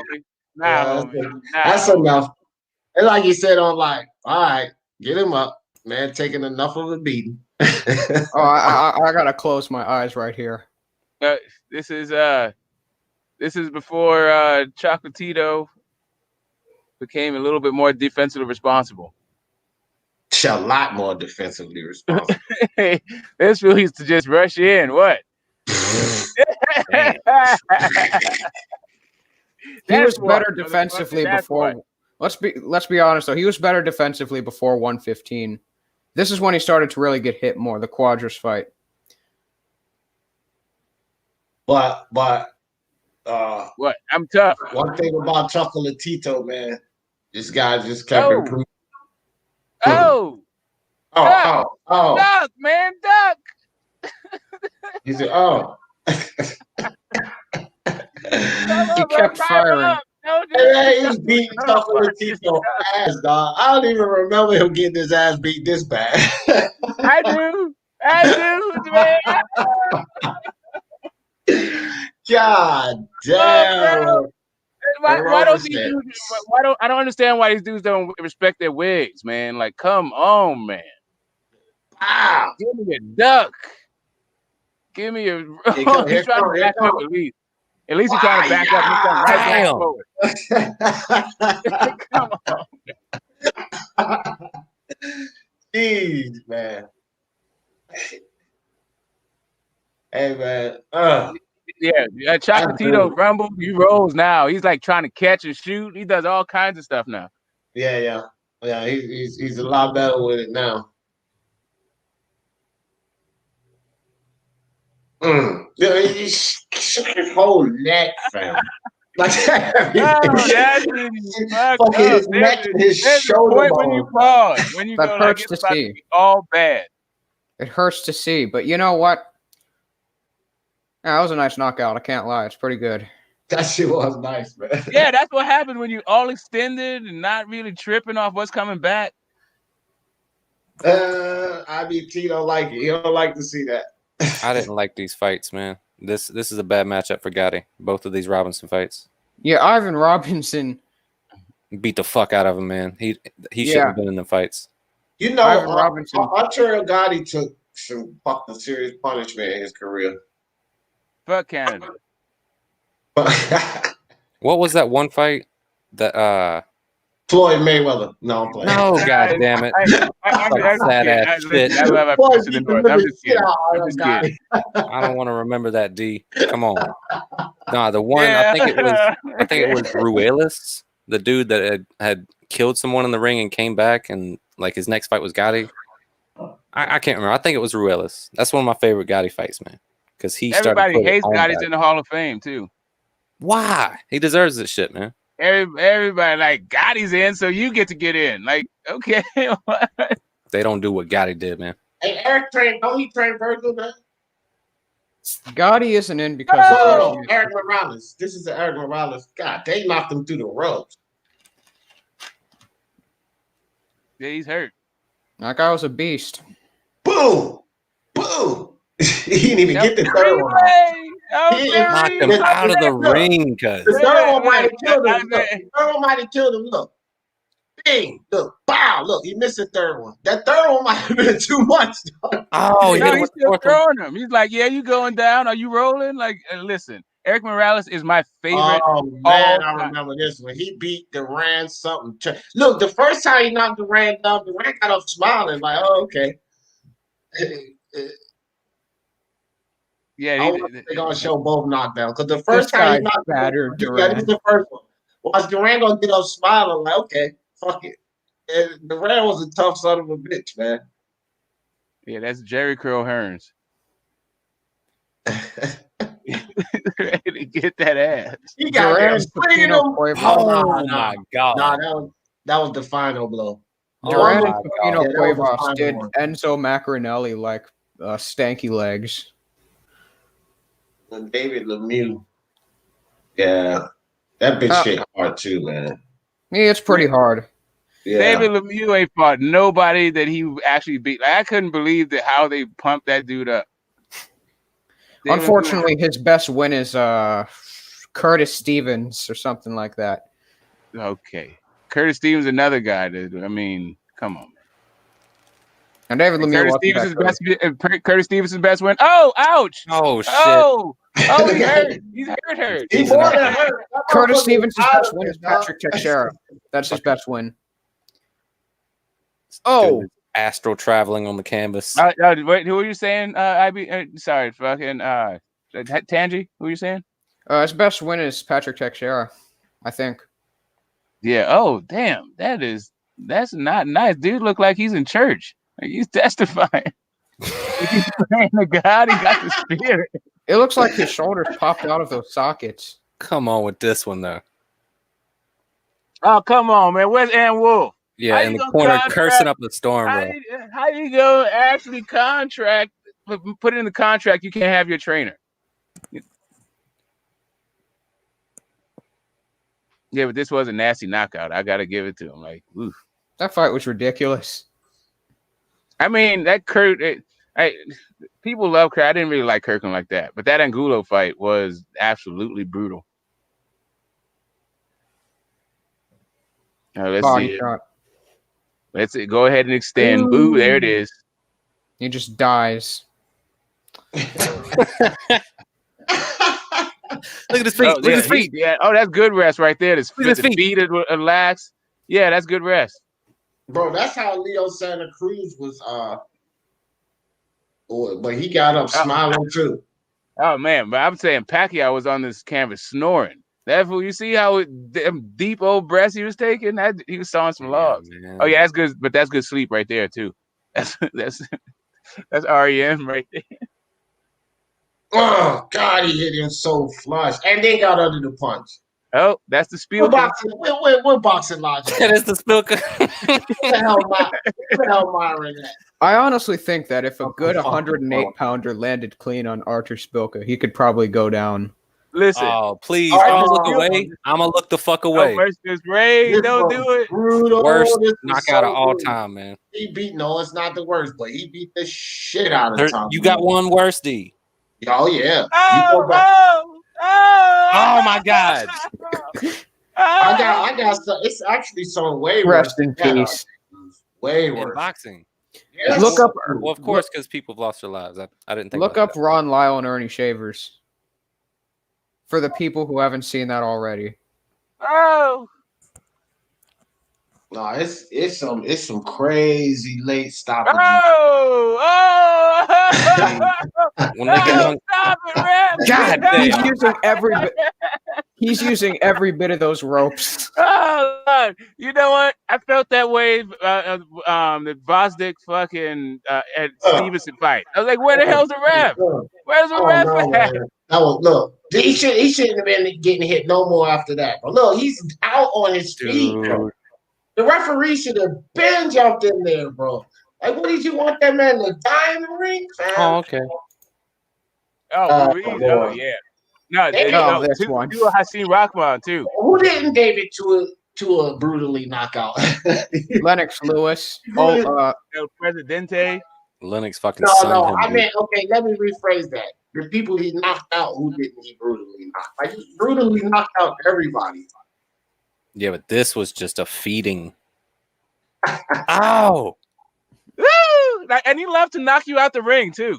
Like, how come he's looking at him like, get away from me. Why you gotta knock him completely out the ring? Oh man. He was looking over like, y'all ain't gonna let her hit me no more. Shit. And that was it. John Ruiz was a 1-2 clinch holding piece of shit after that for forever and ever, man. For all you guys who was following the heavyweight division back then, you might remember there was talk that Lennox Lewis was ducking John Ruiz. That's the funniest shit I've ever heard. Jesus Christ. What year? And it's right after the Tyson fight. Like, because John Ruiz was up there, Chris Bird was up there. And yeah, they were like, you ducking John Ruiz? Like, are you for real? John Ruiz and Chris Bird, ain't nobody ducking. He fought Michael Grant instead. Well, anyway, it's a whole controversy. I'm just saying if you were there. To be fair, though, to these referees, right? Like, hey, man, I don't know if I want to just jump in there with this big swinging that hard. You see what happened to the ref? They're just trying to stop Wilder from hitting Bermain Stavern again. Get off me, ref! He turned into a tape. He was just flying off Wilder's back. Yeah. That was he let that ref around like he was a fucking rag doll, man. Yeah, I remember that. What fight was that you said intangible? Ernie Shavers and Ron Lyle. Ernie Shavers and Ron I don't know how I never watched that, man. Because you on your computer, intangible? Let me load it up real quickly. Yeah, I'm actually on my computer. Yeah, just load it up. I'll share it. Boy, I'm telling you now, man. That's what I'm saying. Back in the day, bro. I mean, these guys today, man, it's soft. A lot of these guys are soft today, man. John Ruiz had the best corner man, right? That dude was shot at the ref. It was everybody's fault but John Ruiz. That's what John Ruiz had. He had the best guy in his corner.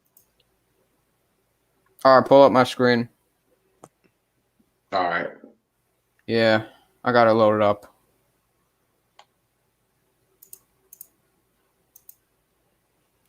Boom. Patch him against the rope. Yeah, look at this, J Blues. You talking about that damn Morrison? Look.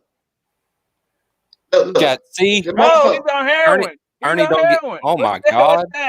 You ever seen a guy on heroin about to fall over? It takes about 3 hours. He keeps counting. He keeps counting. That motherfucker on nod time. So he face planted and he finished the count. Yeah. That Oh yeah, knockout that's was me. ridiculous. If dude would have if his ankle would have twisted, they would have kept the fight going. Like what the hell? He's out. Move on, man.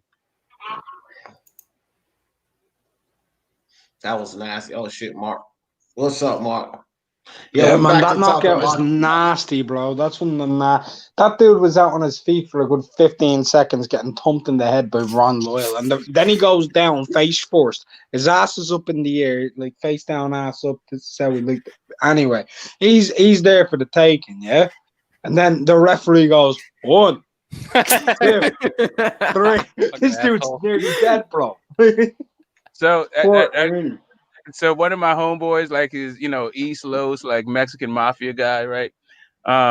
His daughter at her first birthday party, they got this DJ, man, they were bumping that song, blasting it, hands down, face up. I was like, at a kid's party? This how you guys roll? Yeah. Yo, Intangible, bring up another knockdown of a ref doing a terrible job for me. Are you ready? Please. Bring up Liam Williams versus John Mullender. That's hilarious. He said that's hilarious. Yeah, man. The more terrible the ref does in terms of keeping a fighter safe, the more hilarious the knockouts are. Oh, Can you do that for me, Intangible? Like, if you can get that Simon Brown Petway knockout. Smoke you wrong, bro. Oh my god. Yeah, peace out to Simon Brown, one of the best that's not in the hall, right? There's a lot of greats not in the hall, man. But yeah, I'm just saying one of. Yeah, he was a great fighter, man. Intangible, can you do that for me, bro? Or have you disappeared? Yeah. Yeah. It happened in the second round, didn't it? Think so, yeah. Right here. Pull it up. You got to go to the first knockdown in the second round because it happens from there. Dave, can you bring this up? Bring what? Oh yeah. Y'all ready? All right, there. Right, watch this. Damn, ref. Where you at, ref? Ref? Hold on. Oh Why my is the god. ref social distancing? This is nothing. This is nothing yet. Oh my gosh, bro. The ref's counting, right? The ref is counting. Wait. This isn't the bad part. This is the bad part. Bro. Watch. He left where he is. Come on, Wait man. a minute. Oh, come on. Why the fuck did he even need that, bro? He didn't even need that. That motherfucker, he wiped his gloves off and the motherfucker still couldn't stand straight. You're not supposed to wipe your gloves. Liam Williams was furious about the that. neutral Let me say corner. something. You're supposed to send the guy to the neutral corner. You're not supposed to let a guy get a running start. Smoked up. Liam Williams was furious about that with the referee. He said, "You should have stopped that. You actually put me in a position to where I could have killed somebody." Yeah. Like, come on, bro. You're supposed to look over, see the dude is right there breathing down his neck, and send it to a neutral corner. My man literally was sprinting up there. Like, wait, that was some Jack Dempsey shit. Bro, there's some funny knockouts. Like, not including refs, but just like Povetkin's knockout over David Price is hilarious because Povetkin has him out on his feet and Price is just wobbled, right? And Povetkin's like, "Oh fuck!" And he just throws everything through it as though he's trying to kill him, bro. Yeah, Price was another dude that was just out slumping. Oh, he was drunk. He was done. That was David so Price- mean, too. Harder one smoke. Also, the knockdown that Price did on Povetkin was funny. I think if the round was 20 feet, Povetkin still would have gone back 20 more feet. Like he was. You're talking about the standing count where he caught him with that big punch and he just goes running backwards doing the baby steps. Yeah. That's a million. That was If ridiculous. there was a backwards race for a 100-yard dash, Povetkin would have won that shit hands down. But I've never seen a man actually do that many steps going backwards, because it's like he flew across the ring, right? But this dude took at least 80 steps doing it. You know what I mean? Like so many mini steps. It was just little mini baby. You know when a baby's learning to walk, Smoke, right? And they get up and they're teetering backwards. You know, like the quadruple step where they're like, that's what that was like, man. That shit was funny.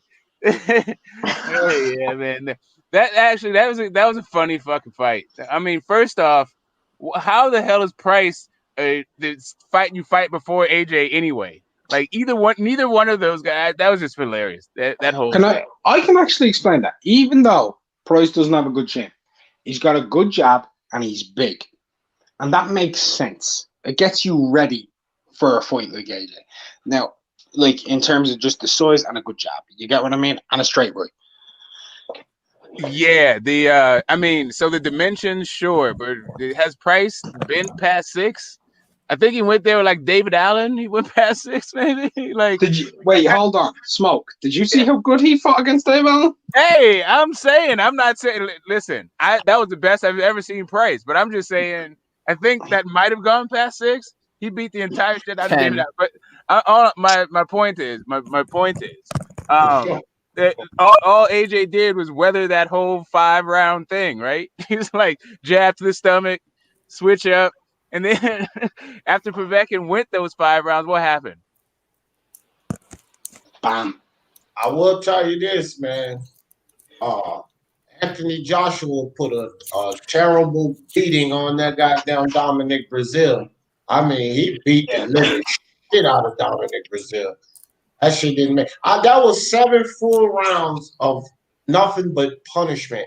And Dominic Brazil got a fucking terrible. He got a good chin on him, bro. Because Anthony Joshua straight punished that dude for 7 rounds. I was wondering how he could stay up like that, bro. The biggest mistake I ever made in my life, the biggest waste of time I ever made was watching Klitschko versus Leopai replay. That might have been the most kidding me, bro. That might have been the most one-sided fight I've ever seen. Nah. Yeah. I'll give you a fight more one-sided. Easy, buddy. James Toney against Iran Barkley. Yeah, he got his ass. Man, Iran yeah, Barkley. Smo, he beat the shit out of Iran Barkley. Yeah, that turned into a joke. Like, that's a worldwide. Like, apparently Iran Barkley went to Eddie Murphy's house after that fight. Yeah, man, face all fucked up. Charlie Murphy's like, we didn't even know him that well. He just showed up. Yeah, everybody know. Yeah, but it's actually Dillian White that makes me think that. I mean, actually, AJ is the one that makes me think Dillian White's chin's not that good. Like, AJ can punch, but he doesn't really separate guys from their senses. He beat Dominic Brazil senseless for 7 rounds, but Dominic Brazil didn't, like, he wasn't really separated from his senses like that. I don't think AJ is a full-on one-punch knockout artist, but like he hits very hard and he can't take you out. You get what I mean? Yeah, but I'm saying that both times Dillian White gets knocked out, the dude looks dead. Well, against Povetkin, he wasn't dead. He was fine, bro. But when he got hit, he was dead. No, yeah, that's what I'm saying. That's my point. It's like he doesn't just go down and like gets up and wobble or nothing like that. He's just out. Like, he's dead to the absolute dead to the world. But when you think about it, right?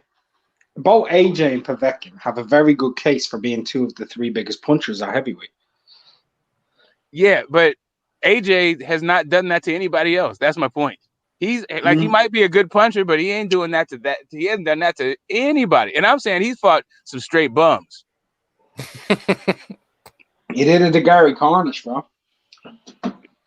Separated from senses? Let me look that up. Separated right him from his soul, bro. I was seeing that dude floating over Ireland. Like, they'll take our lives, but they'll never take our freedom. I mean, if we're looking at knockouts, I don't know what happened to him, right? Let's see that Petway Simon Brown. Let's see that AJ Cornish.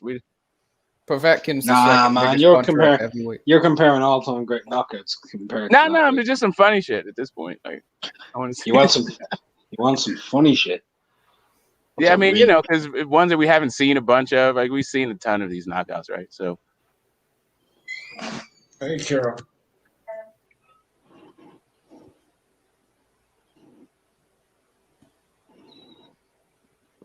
Yeah. Oh, wait a minute. Oh, is that unbiased in there? Yep. I'm biased. Oh my God, dude! Why can't your boy take a put? I mean, I guess he's been knocked down and got back up. But when he got up from that Parker knockout, what the hell was that? Like Parker don't even knock people down. I mean, Rivas does, and that's cool.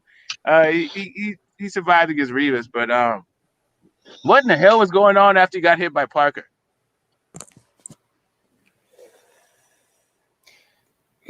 Oh man, I'm trying to think.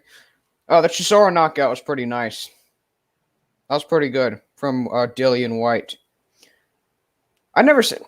Yeah, Derek Chisora. The Lucas Brown one was probably the best one. Oh yeah, the Lucas Brown knockout.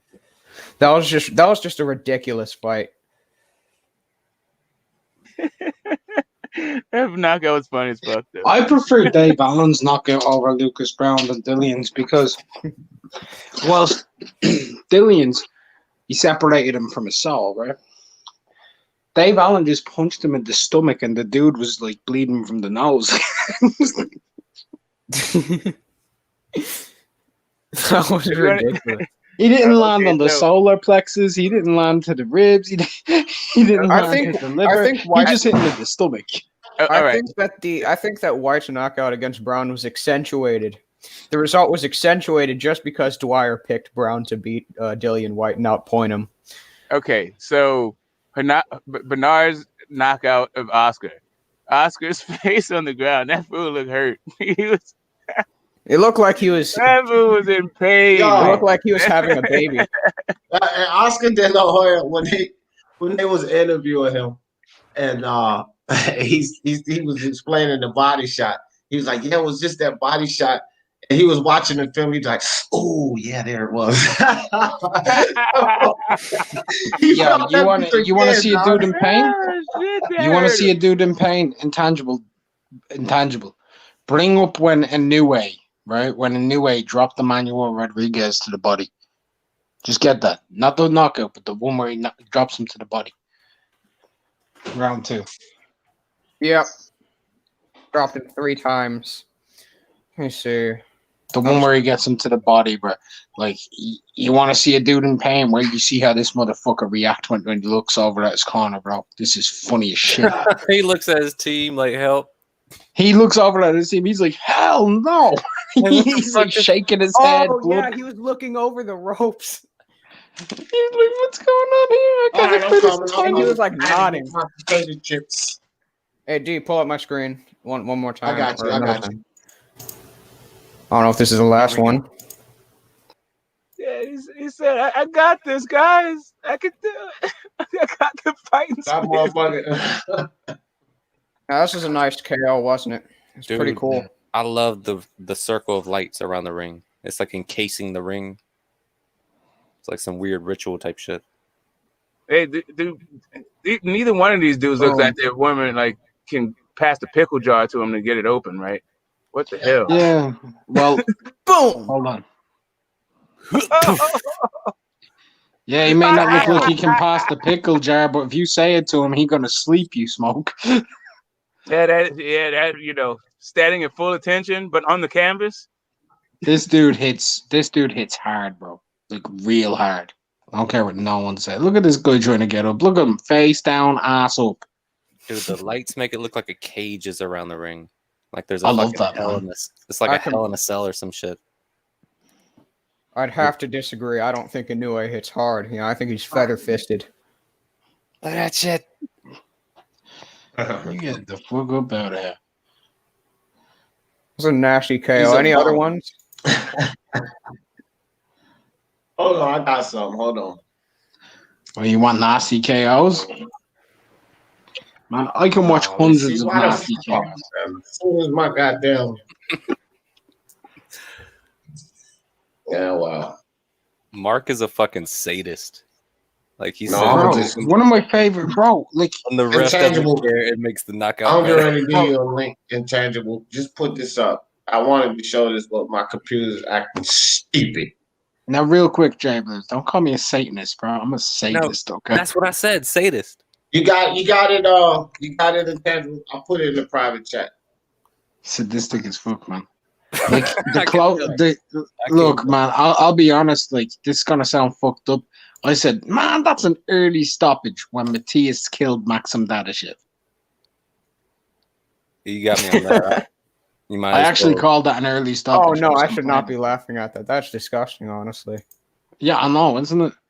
Here, bro. Do you know what fight I've watched the most? Nigel Benn, Gerald McClellan. Come on, man. Here we go. Just guys rolling around getting knocked out by body shots. I love it. Look at it. Yeah, Oregon. Oh.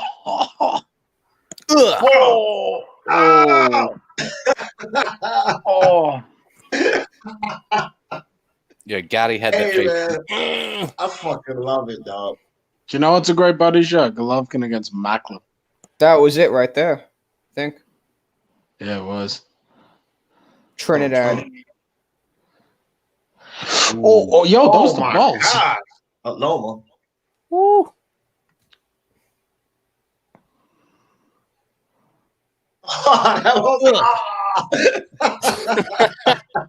Jerry Cooney, guys. Yeah, boy. Jerry Cooney was a fucking giant, man.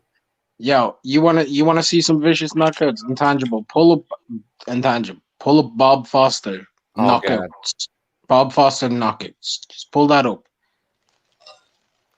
Yeah. Is there a specific thing you want me to get to, D? Probably Hands of God. Hands of God, Bob Foster knockouts. Okay. Yeah, I fuck with Hands of God. I fuck with Hands of God too, man. That dude's a G.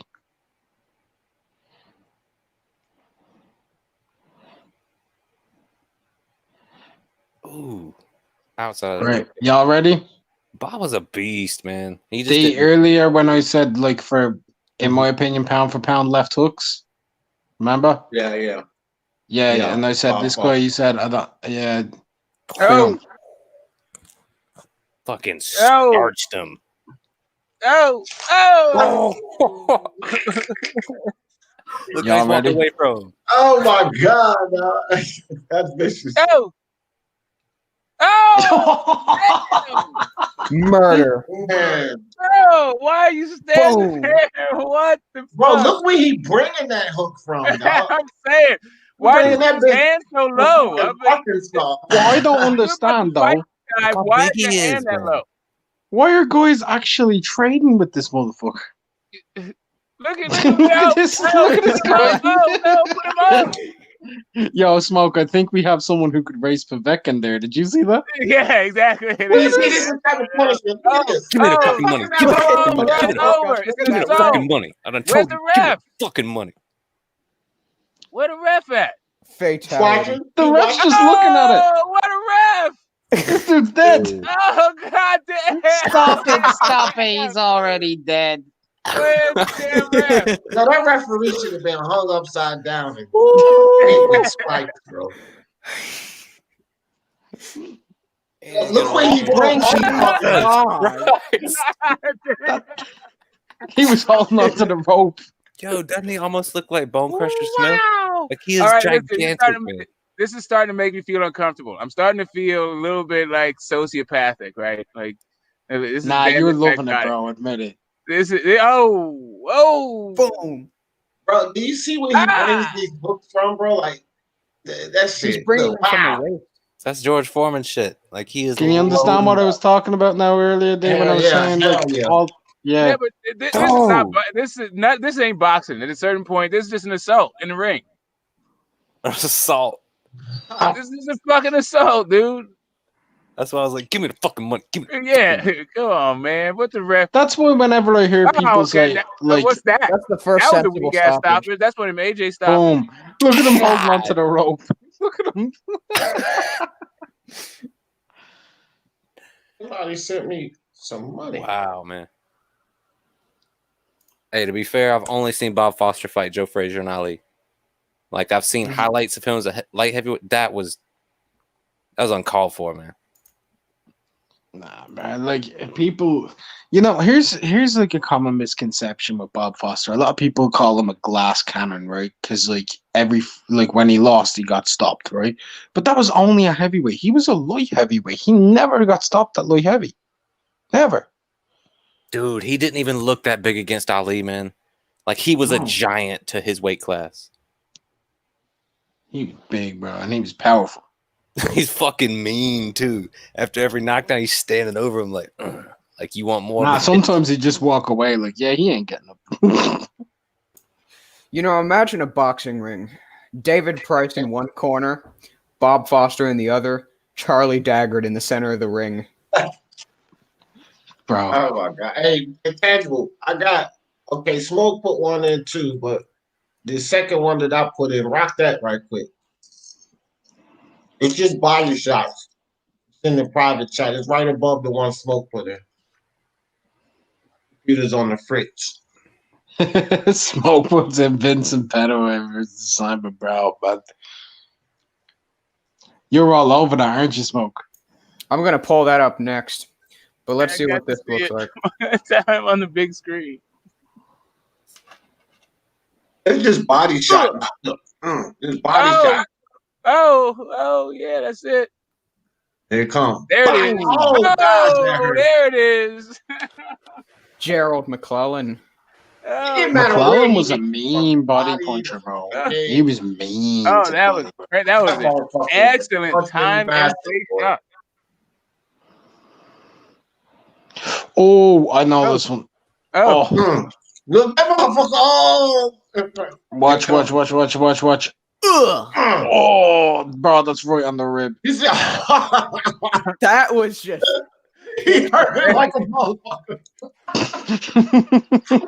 Yeah, that's the thing. That's the thing about the body shot knockouts. Those dudes look hurt, man.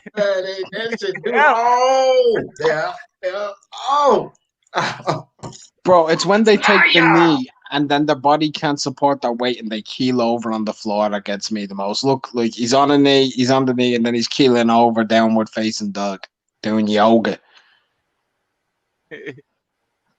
Look at Gotti. Look at Gotti looking good. He looked like he wanted to fight some more, but his body wouldn't let him. Oh, bro. Ricky Hatton was a good body puncher, man. Very good body puncher. That dude gave his whole back up. He's like, please don't hit me. Oh, you hit me. Oh, you hit me. Fuck away from this dude. Hold on, man.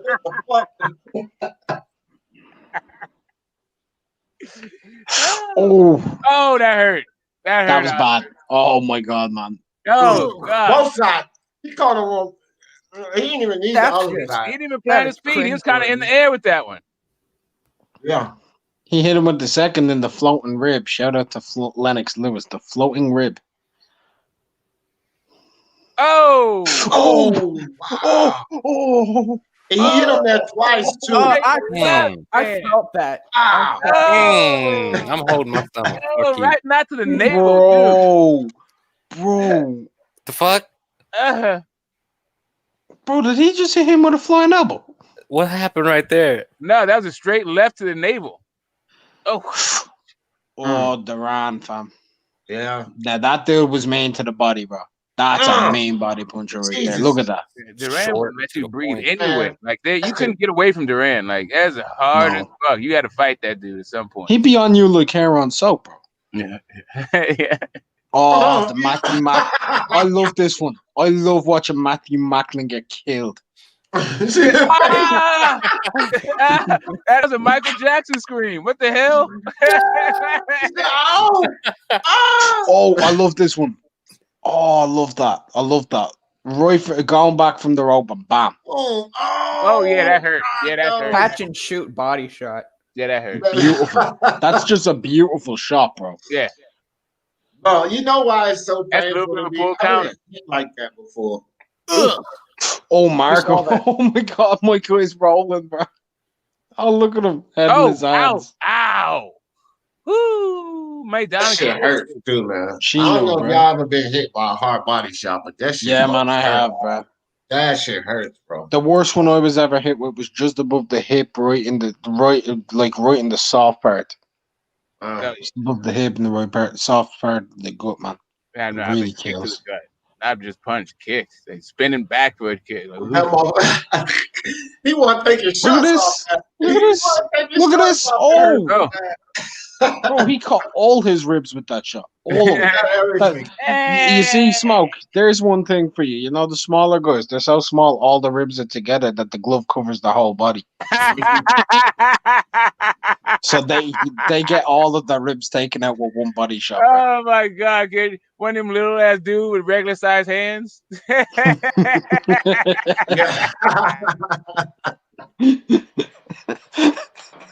Mickey Ward. Oh, that was bad. That was bad, bro. Oh my God. Wow, he was turning. Look at There's something about the body shot. He said, "Oh, shit's fucked up." There's something about the body shot, bro. Some of this stuff is posters for material, man. That's a straight poster. Man, that's so terrible. Look at that. Let's see it. Right there. Oh, they cut away from it. Damn it. Oh yeah, look at this. Oh. I was meant to go to that fight, man, and I couldn't. He's praying to God that shot didn't just happen. Bro, like, what the hell happened with my life, man? Just made both of his kidneys shift to the same side. Bro, that dude after that shot has to, I'm telling you, man, after that shot, wait, hold on. Oh, bro, that shot, man, that shot made his nuts jump so high he's got testicular torsion. Look at that. This dude's got testicular torsion after that, man. Fucking hell.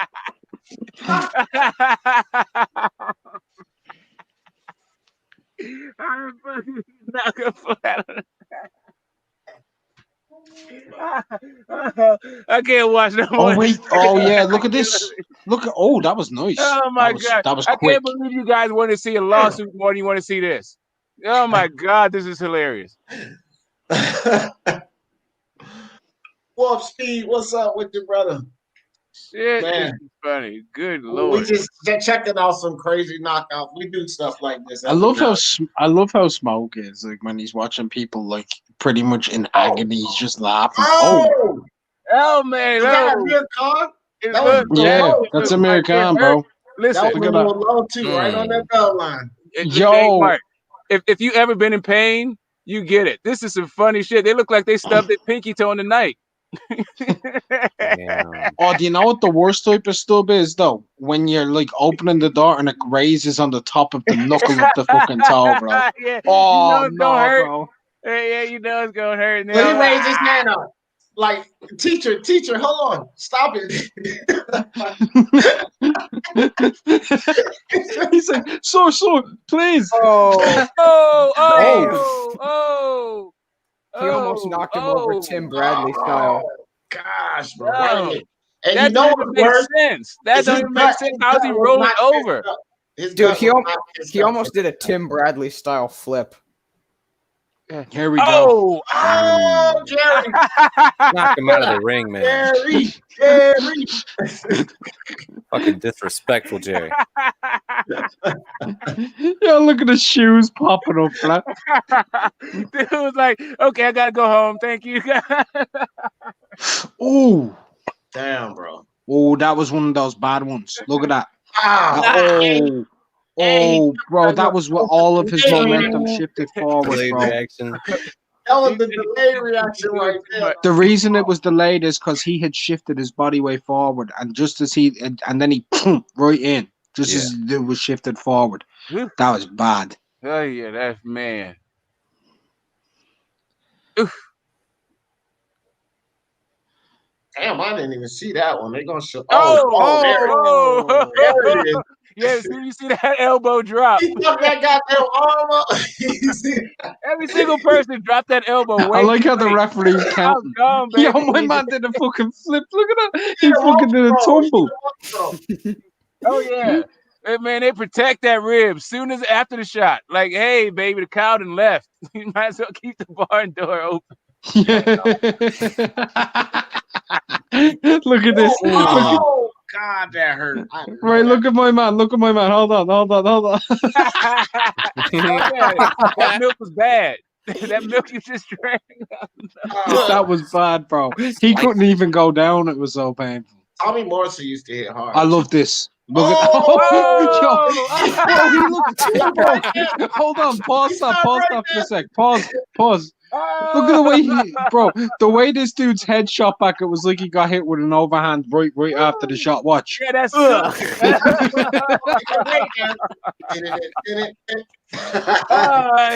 man. He took it back to baby.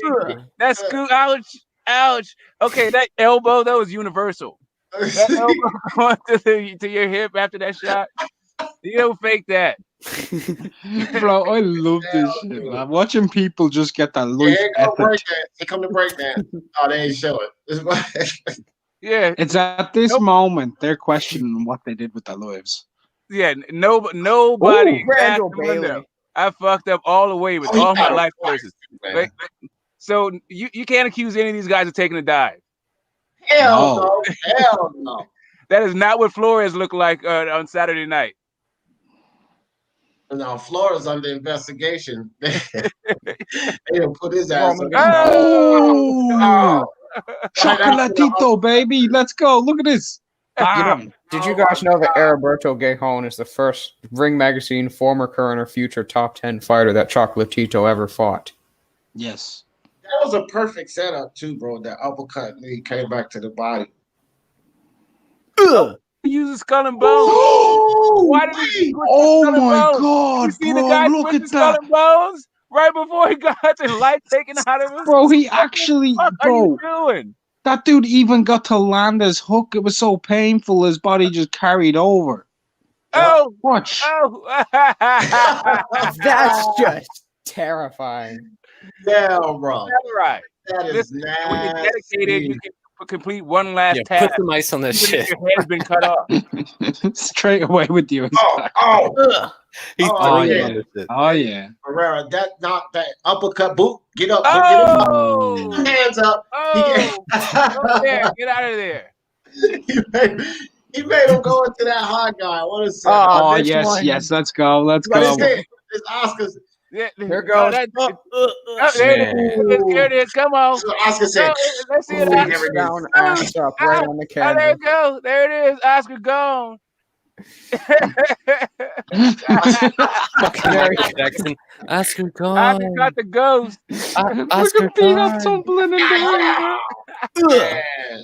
Oscar was tough as shit though, man, because he stayed up for a little bit after that, but he had to go down.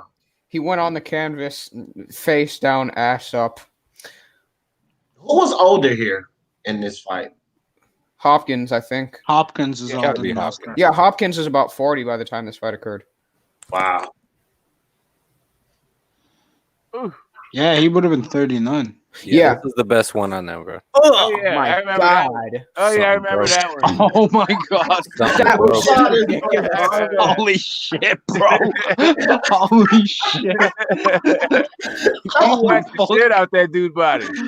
He grabbed You know what? Yo, he crying, bro.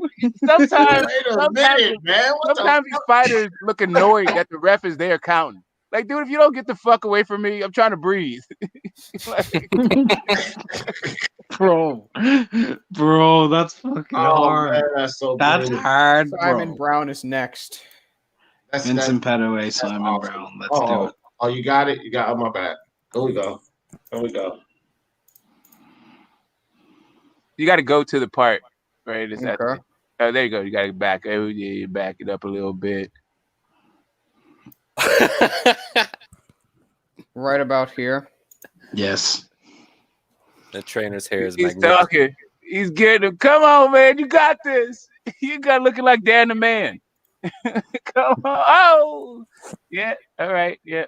That was a good one. You caught me. Homie. Oh.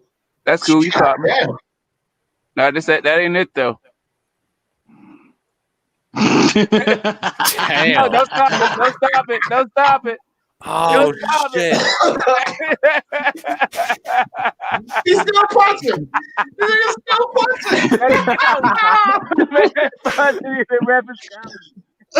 He's fucking having a seizure throwing fucking jabs, bro. Watch this. Watch this. Watch this. That's the greatest muscle memory of all time. No, rewind that, Intangible. Rewind Yeah, that. we gotta see that again. That one was still punching. He's throwing jabs, bro. What's this? What's this? Boom. Left hook. Here it goes. Hold on. He's gone for the right hook. Jab. Hit him with a jab. Get the jab out there, bro. Tap that shoulder. Bro. The dude's having a seizure. He's throwing jabs. And the referee's counting, bro. The dude's throwing jabs in his sleep. And the referee's counting. Yeah. Look, y'all can't tell me there's no more heart than that. That motherfucker on the camera still trying to fight. He got all kind of heart, dog. Hey, fighting in sleep. That exact thing actually happened in a UFC fight between two women. Holly Holm got choked to sleep, and as she went out, she threw a 1-2, and she went limp after that. It was the most badass thing I've ever seen. In a fight. But there's a difference between as you're going out and having a seizure on the ground. Oh, that was way worse. Multiple jabs. I'm just saying that's only the second time I've ever seen that in a fight. Oh yeah, man. What was the ref was counting. What were they gonna send my man back for? If he would have got up. Ooh, this one right here. I love Vitalio. I love Vitalio. Vitali's face when Vladimir goes down. Yes. Smoke's gonna like this. Either way, a white guy gets knocked out. Let's go. Hey, listen. I didn't. Okay, yeah, I might like it. I'm joking. like Hold up. No, I might like it. Hold up. It's Vladimir Klitschko getting knocked out, bro. Yeah, no, I know he's getting knocked out, but I'm just saying. I wasn't really mad at Klitschko until they started talking about how he's going to beat all these people. But look at this. Down. Oh man, look at his leg, bro. That dude heavy as hell. Like, why wouldn't Klitschko fall? That man has those like he gets legs. He needs a forklift to get him out of bed. Like, why are you so goddamn heavy, dude? Oh.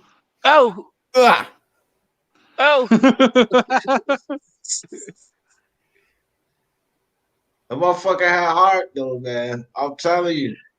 Yeah, what's the name of that chick from Austin Powers? Frau. Why's he got Frau's hairstyle going on there? That one single hair dropping down on the girl. Yo, intangible. Get Klitschko's knockout with Pulev up on Who this. is that? Is that Don? I got another one real quick. Intangible. I got a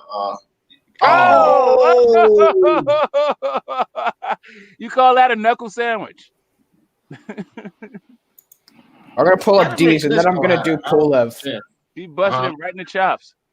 Yeah, go ahead and get the Pulev drink first. Oh. Yeah, get the Pulev first. Oh, damn. How many times you gonna go down, you sack of laundry? If you really want to make Smoke happy, all you need to do is show him Dillian White get knocked out by anybody. Oh man, I'm saying my man get knocked out in the funniest kind of way. Ooh, the left hook. That Povetkin one is. Are y'all ready for some Eric Klitschko, boys? Y'all ever seen a monster truck rally? Look at Kubrat Pulev's arm. What is he doing? Bro, fuck it. We're not talking about technical shit. This is the heavyweight division. It's all about one where thing. his arm is though. He's going to sleep. I know. Wait, it's beautiful. Watch. Right, you ready? It's almost. I think it's after. Oh, it's after Klitschko got hit with a couple of jabs. I'm so glad Klitschko fucking gone. Get the fuck out of here. This is when they're calling him all-time great Joe Louis, all this shit. Yeah. Man, get the fuck out of here, dude. After this, right? Yeah. After this little sequence, after Klitschko. And Kubrat Pulev hit him with a piece with the left hook. You ready? Eric Klitschko, get ready for it. Vladimir Klitschko leaping through the air. Why do people think this dude is going to beat AJ? That's what why do people think that? AJ's gonna pummel goddamn Pulev, man. Yo, I want to see the replay of that, the Eric Klitschko fam. This is that good sleep. All right. Nah, come on, man. Take it back. How you gonna don't get mad because Pacquiao got slumped? Oh yeah, Here we go. Three. he lives Boom. fighters, man. That's all I Yes, needed. he- Let's Slow go. motion. Let's go. Let's Yeah, go. fuck Go- it, Let's fuck go it. to do the video. All right. That's a big son of a bitch. It's like he got mad. At Yeah, you know. Oh! Hey man, Jesus Christ! man. Look at Marquez, bro. Oh my God, he got hit so hard it hurt Tangy feelings. He caught Look it at right. this, He caught it right bro. when he was coming Perfect. too, bro. Wait, And he I'm got not, the kidney shot on the way down. wait, I'm not hurt that Pacquiao got knocked out. Oh, oh, Oh shit. Oh Yo, yeah, he's asleep. Oh yeah, he's asleep. That's good. Lullaby, That's a good rest right there. bro! When your mouth is coursed up like that and you're dry drooling, and it's only been a second that you're out, you're in fucking la la. Yeah, that. that's that face your girl like is standing over you. She likes to watch you sleep. He's Yeah. making that face. That is my all-time favorite knockout right Hey, there. the ref was stopping that before Foreman hit him with the hook. The ref was already coming to stop it. That Look, Jersey look. Joe Walcott. Hold uppercut. on. Too late. Too late. Look at all the bent legs that are going to be in this video. Oh. And he Oh. kicked him. Oh yeah, he's asleep. He is literally tasting the canvas. Yeah. Literally tasting the Wait, canvas. hold. Oh my gosh, man. Oh. What the Hey, man. Bro, he did the shimmy into the pants that you I do when feel you're him. too lazy I to feel stand him, up, bro. bro. Sometimes you gotta hump it a little bit to get comfy in the bed. Oh my. God, that was terrible, man. Boop, boop. Oh, he came down on it too. Oh my god. This is starting to be a little bit. down, bro. Come on, bro. He tripped him at the very end, bro. All right, this ain't boxing anymore. Listen. Oh. Oh. Yeah, Smoke, I'm with you, man. This is getting dark. This is Fuck it. This is not boxing. This is That motherfucker something- having- Then look away. Yeah, I might have to. Ooh. I might have to. You're soft, bro. I hadn't seen a lot of these. No, man, you're to be not. honest. You said that. We gonna watch every knockout. Oh, oh. All right, I'll cheer Smoke up real quickly. Hey, when somebody hold up, intangible, don't end this one. This is a good. I watched this before, bro. This is a good video. Like, Oh, Enzo Macronelli against Roy Jones. You got to be kidding me. That's cheating. Oh my god. Oh. He looked drunk. He looked drunk. Tommy Hearns. No. That's bad, bro. Oh man, somebody got Floyd Mayweather beating Tommy Hearns. Come the fuck on, dude. Oh my goodness.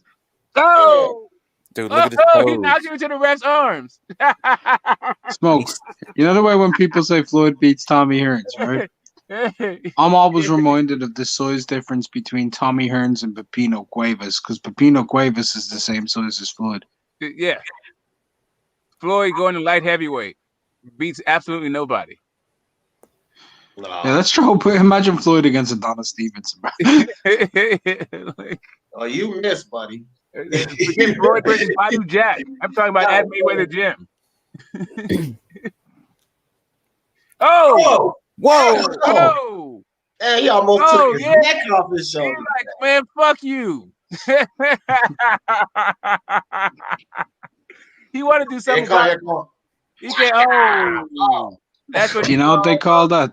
Yeah, that's the button. When you say get hit on the button, that's the button they're talking No, about. that's the button. That's the button. Yeah. That's the button right there. Watch this. This dude. Terrence That is Crawford. what- Damn. Oh. Right on that jaw, bro. Oh my god. He dating his sister or what, man? Damn. Some of this looks personal.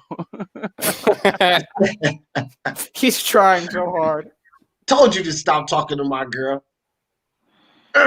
What I tell you? What I tell you?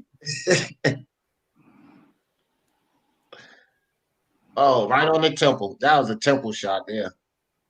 Ouch. Ouch. ET phone Look, home. look. Ouch. That was right on the temple. He just steps over him.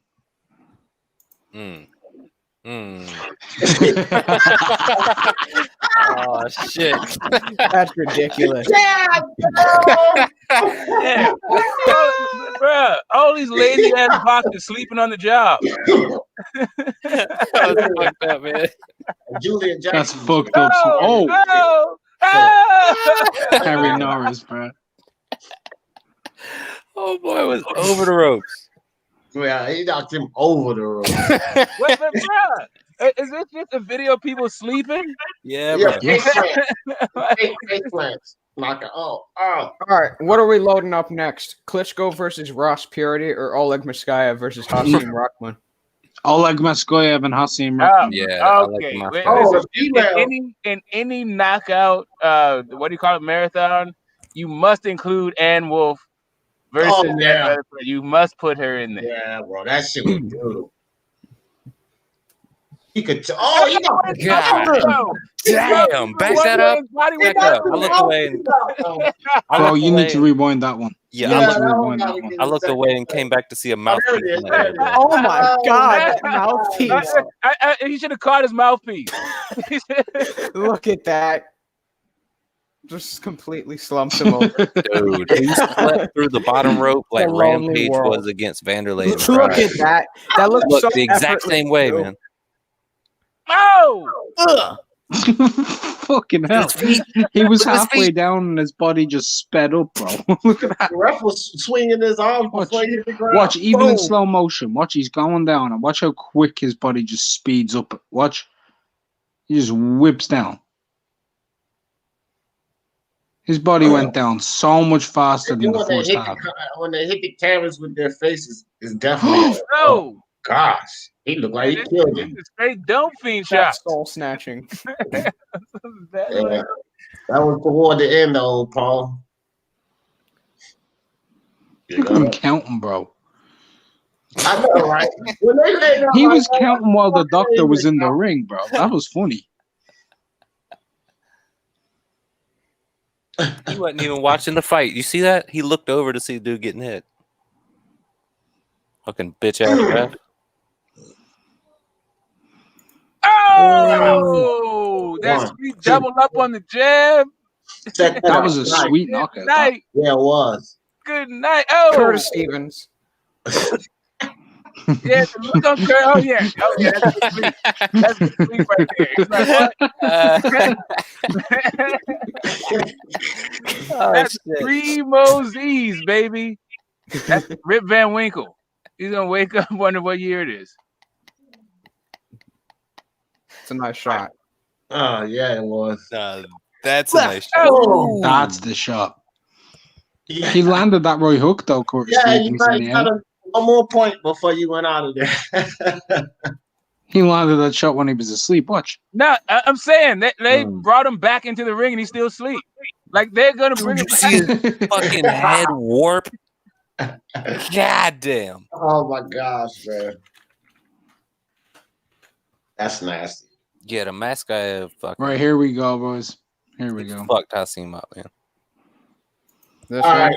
Oh man. Poor they got fired. My favorite part of this shit is the the fucking chair. Why are they on fire? Okay. All right, that's cool. Y'all know what I'm talking about when dude gets fucking pegged in the back of the head by that chair after fucking yeah. Somebody's like, man, fuck this. Throws it from the 8th row. There you go, boys. Yeah. Look at these big stiff idiots. These guys are slow. Yeah, but I don't care about how slow they are. Well, you see this?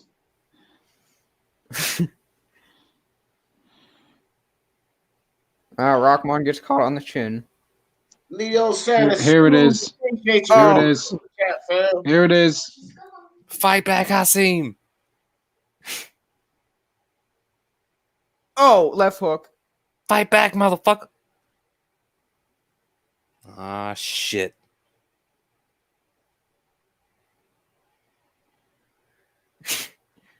No, they need to. When was that knockout? Was it at 132 in the round or 126? He looks ready to go.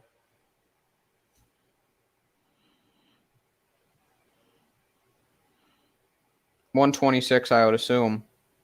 That's the I eighth can't round. remember. He's done, dude. Look at him. This dude Moskaev just had his number. And he's tired. Yeah, he's fucked, bro. This guy is. Oh! Ooh. There you go. Watch the chair. Bank. Look at that. That's nasty. Rewind that Man, that is intangible. Leo Oh my Santa God, bro. Cruz. We need a replay on that one. Watch this. Watch this, bro. Just watch this. Look at this from Moskaev. Boom! Oh, Yeah, watch in the That was background. Watch in the background. Watch Watch the chair that in the chair background. that was it. It was rubbing That his was what hand. I got the knockouts. I got them mixed up. I was saying Tua, but I meant this one. That Tua was like a TKO. It was actually Man, red. I think that was Steve Smoger that got hit by the chair. Yeah, it Who was. was that that Shannon Briggs knocked through the damn ropes? Knocked him Shannon out. Briggs? Yeah, Shannon the Cannon. You coming back? It wasn't in Why? his comeback. Why you got Leo Santa Cruz looking like that, man? Look at his ears. They got him praying, right? Come on, man. Leave him alone. Yeah, who was the guy Shannon Briggs knocked out? Was it There's a lot of guys. Yeah, he came back in. Yeah, gents, I'm gonna bounce. Have a good one. Yeah, take it easy, man. All right, have a good one. Hey, with the super chat. Appreciate you guys. Appreciate you guys. All right, Mark. Appreciate you. Tony Boswell coming through. Much respect. Speak Your Mind Sports Talk. Panel salute. Chat, smash the like button and show some support for the hard work. Appreciate you, Tony. Appreciate all you guys, man. This is good stuff. I don't even know how the post fight turned into a knockout fest, but I think I like it. Right here. Because 2/3 of the damn cars got canceled, right? All they had was God one damn. fight. Oh my god. God, dog. What the hell? Oh, the ref, Wow. what you looking at, ref? Hey, hey, Ref, Oh my God. hey, Jay why you Blue. got Look at that. He signals to the ref like that. Ref. Boom. Damn. Jay Had to look Blue. over at the ref. Tell Jay the Blue, dude to remember come when up, you come said and you didn't stop see this. that worse? Just didn't want to do it. Yeah, Tommy Just Morrison wasn't ain't feeling shit. it. It gets worse, man. These motherfuckers, especially back in the days, man, they used to be guys actually standing up out of it, and the refs would be watching them getting punched. Like they would be gone, like knocked out, just slumped, and the ref would still watch them getting punched. Ugh. Ref, what are you looking at? That ref hate that dude. Look, He I mean, absolutely hates him. nah, I let's don't be know. serious. Let's be serious. Because we know how shit was divided back then. He just watching two black men beat the living hell Yeah, out you of him. don't Exactly. care. This You is don't really great give a hate. Exactly. Back This then, is they wanted blood, bro. literally no respect for their humanity. None. Like, what None. the fuck, dude? They Like, just wanted let to him see know somebody he get beat knocked you. out. They didn't give a He's fuck. knocked out. He You already seeing it? out. No, Yeah, not he's not yet. out. Not yet, Smoke.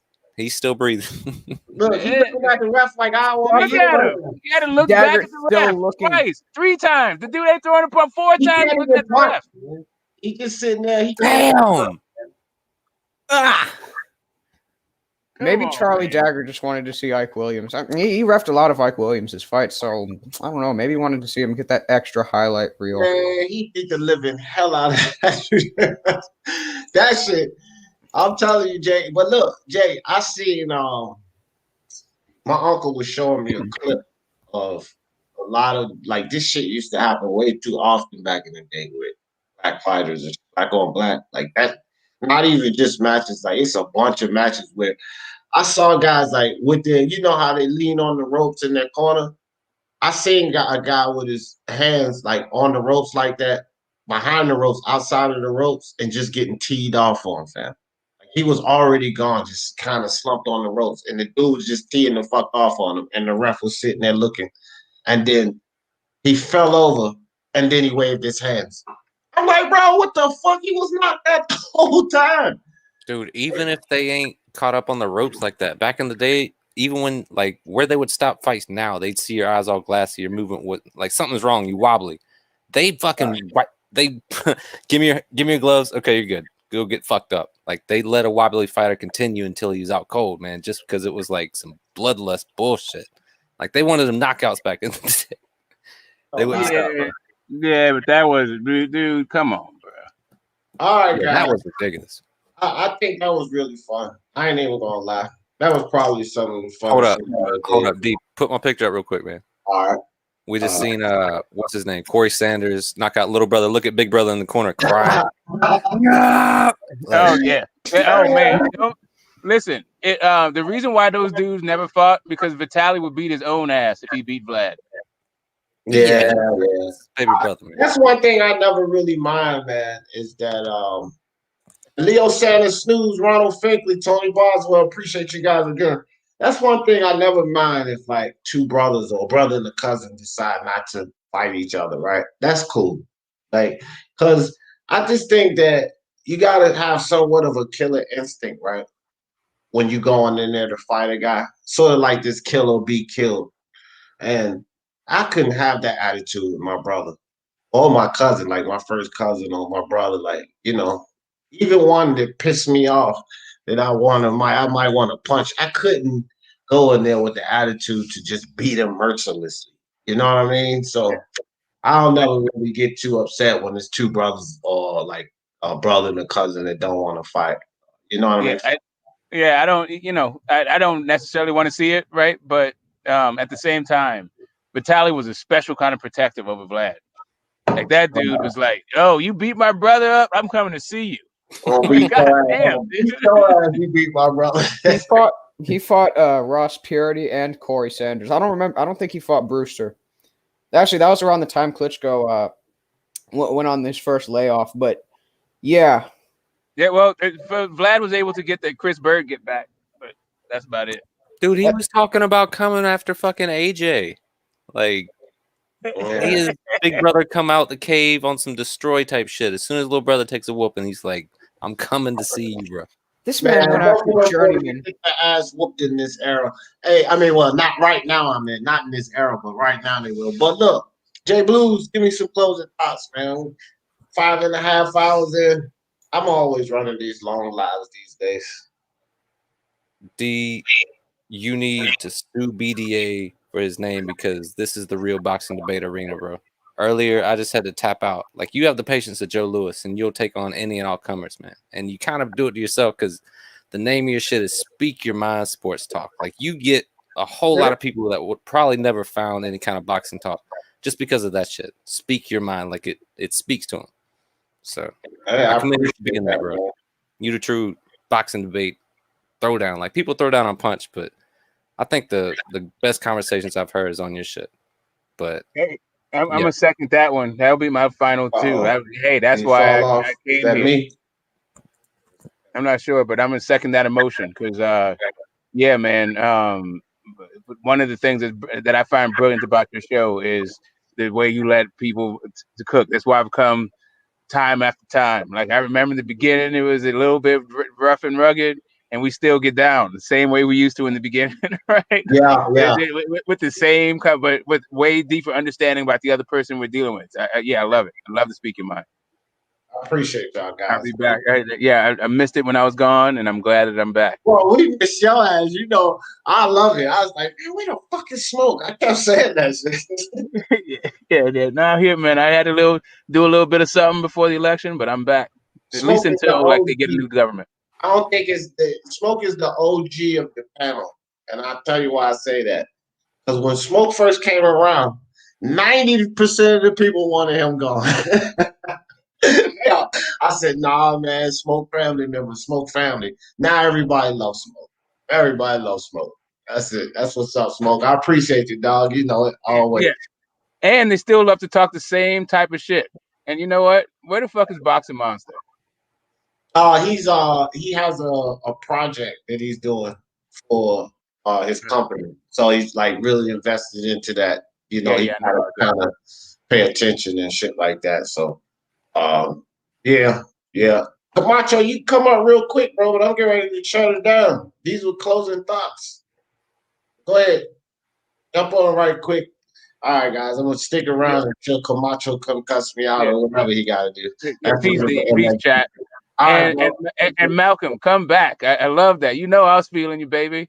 You're militant as hell, and I love it.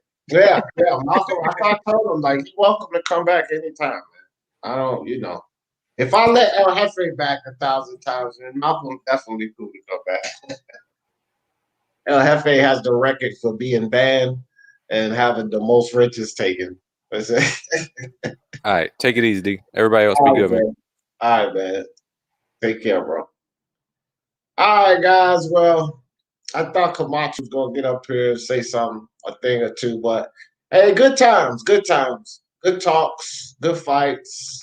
Good knockout footage, but good times, bro. I appreciate all you guys sitting here hanging out. And I got to tell you, I really do appreciate you guys. Oh, damn, I put the wrong link in. All right, my bad, Camacho. I really do appreciate you guys coming and sitting around so long. Like, it's one thing for me to stay on for 5 hours, and I know some of you guys get off and come back on, but still, it's just really good stuff, man. I got nothing but appreciation for you guys, because it wouldn't be no fun with me just talking to myself. I tell you that. You guys. What up, Camacho?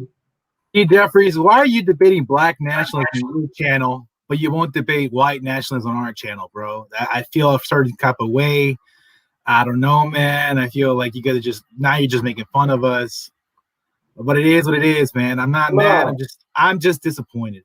Well, Camacho, I have an open link, so anybody can jump on. So he jumped on with the rhetoric. So it was just. Hey, but you know what, man? I like your channel. I'm looking out for you. You know what you should do? Nah, but I was gonna say put that guy OV on your channel and that guy at the same time. It'll be a good ass show. Oh my god. It'll be a good ass show, man. I probably would. You know what? I should probably try to get Malcolm to come over there and go against OV. I think it would be bigger on y'all show. That would be a classic. Yeah. Matter of fact, I'm gonna call him up. Because one of my people got his phone number. I'm gonna call him up. Yeah, it'll be interesting. Promotion. We're gonna try to get this done together, Camacho. Since I let y'all down, but I didn't really let y'all down. You already know what that was about. Hey man, you're like Al Heyman. I'm Santa Cruz, but you're helping me out with the promotion. I'm gonna call my son G Jeffries now. G Jeffries Camacho. Yeah. That's what's up, dog. Hey, I would try. We should try to set that up for real, because I think that's even better than OV. This is one thing. I was on you guys' panel. I think OV was on there one day. This was since I was supposed to come. I can't remember, but I was listening to him talk, and I'm not sure if that debate will be as interesting as you guys thought. I'm gonna tell you why I say this, Jose. Because as I listen to OV talk, right, we're totally different in a lot of ways, but we kind of a lot alike in some ways. Nothing that anybody says to that dude gets under his skin. Yeah, he's a weirdo in the sense that he loves the attention and shit. He loves the shit talking and fuck, He loves people. He loves the opposition. So that's why one we thought was gonna be a badass fight, man. Because it's like two guys who are just like all smoke, It's the two hands. Fat. Yeah. But that laugh, bro. Oh my gosh, bro. That dude's laugh. Somebody told me that laugh would piss me off, but no, I couldn't stop laughing. Like every time he started laughing, he's an interesting guy. But look, he's a foul motherfucker. Let's just be honest. He is. He's an interesting guy, foul motherfucker. But it's one of those things where I just can't take him seriously. I don't get mad at that stuff. Like he called me slurs. He called me slurs, and I just laugh because it's just what it is, man. It's it's just entertainment, you know. So you know what else I found out about him by listening to him that night? He's a pretty smart guy. Yeah. Which show did you listen to? The one where you didn't show up, the one where you're busy or something? No, I don't know. I don't know which one it was, to tell you the truth. I was just up late and Did you listen to the one where you were the one where you were supposed to be on? Did you listen to that episode?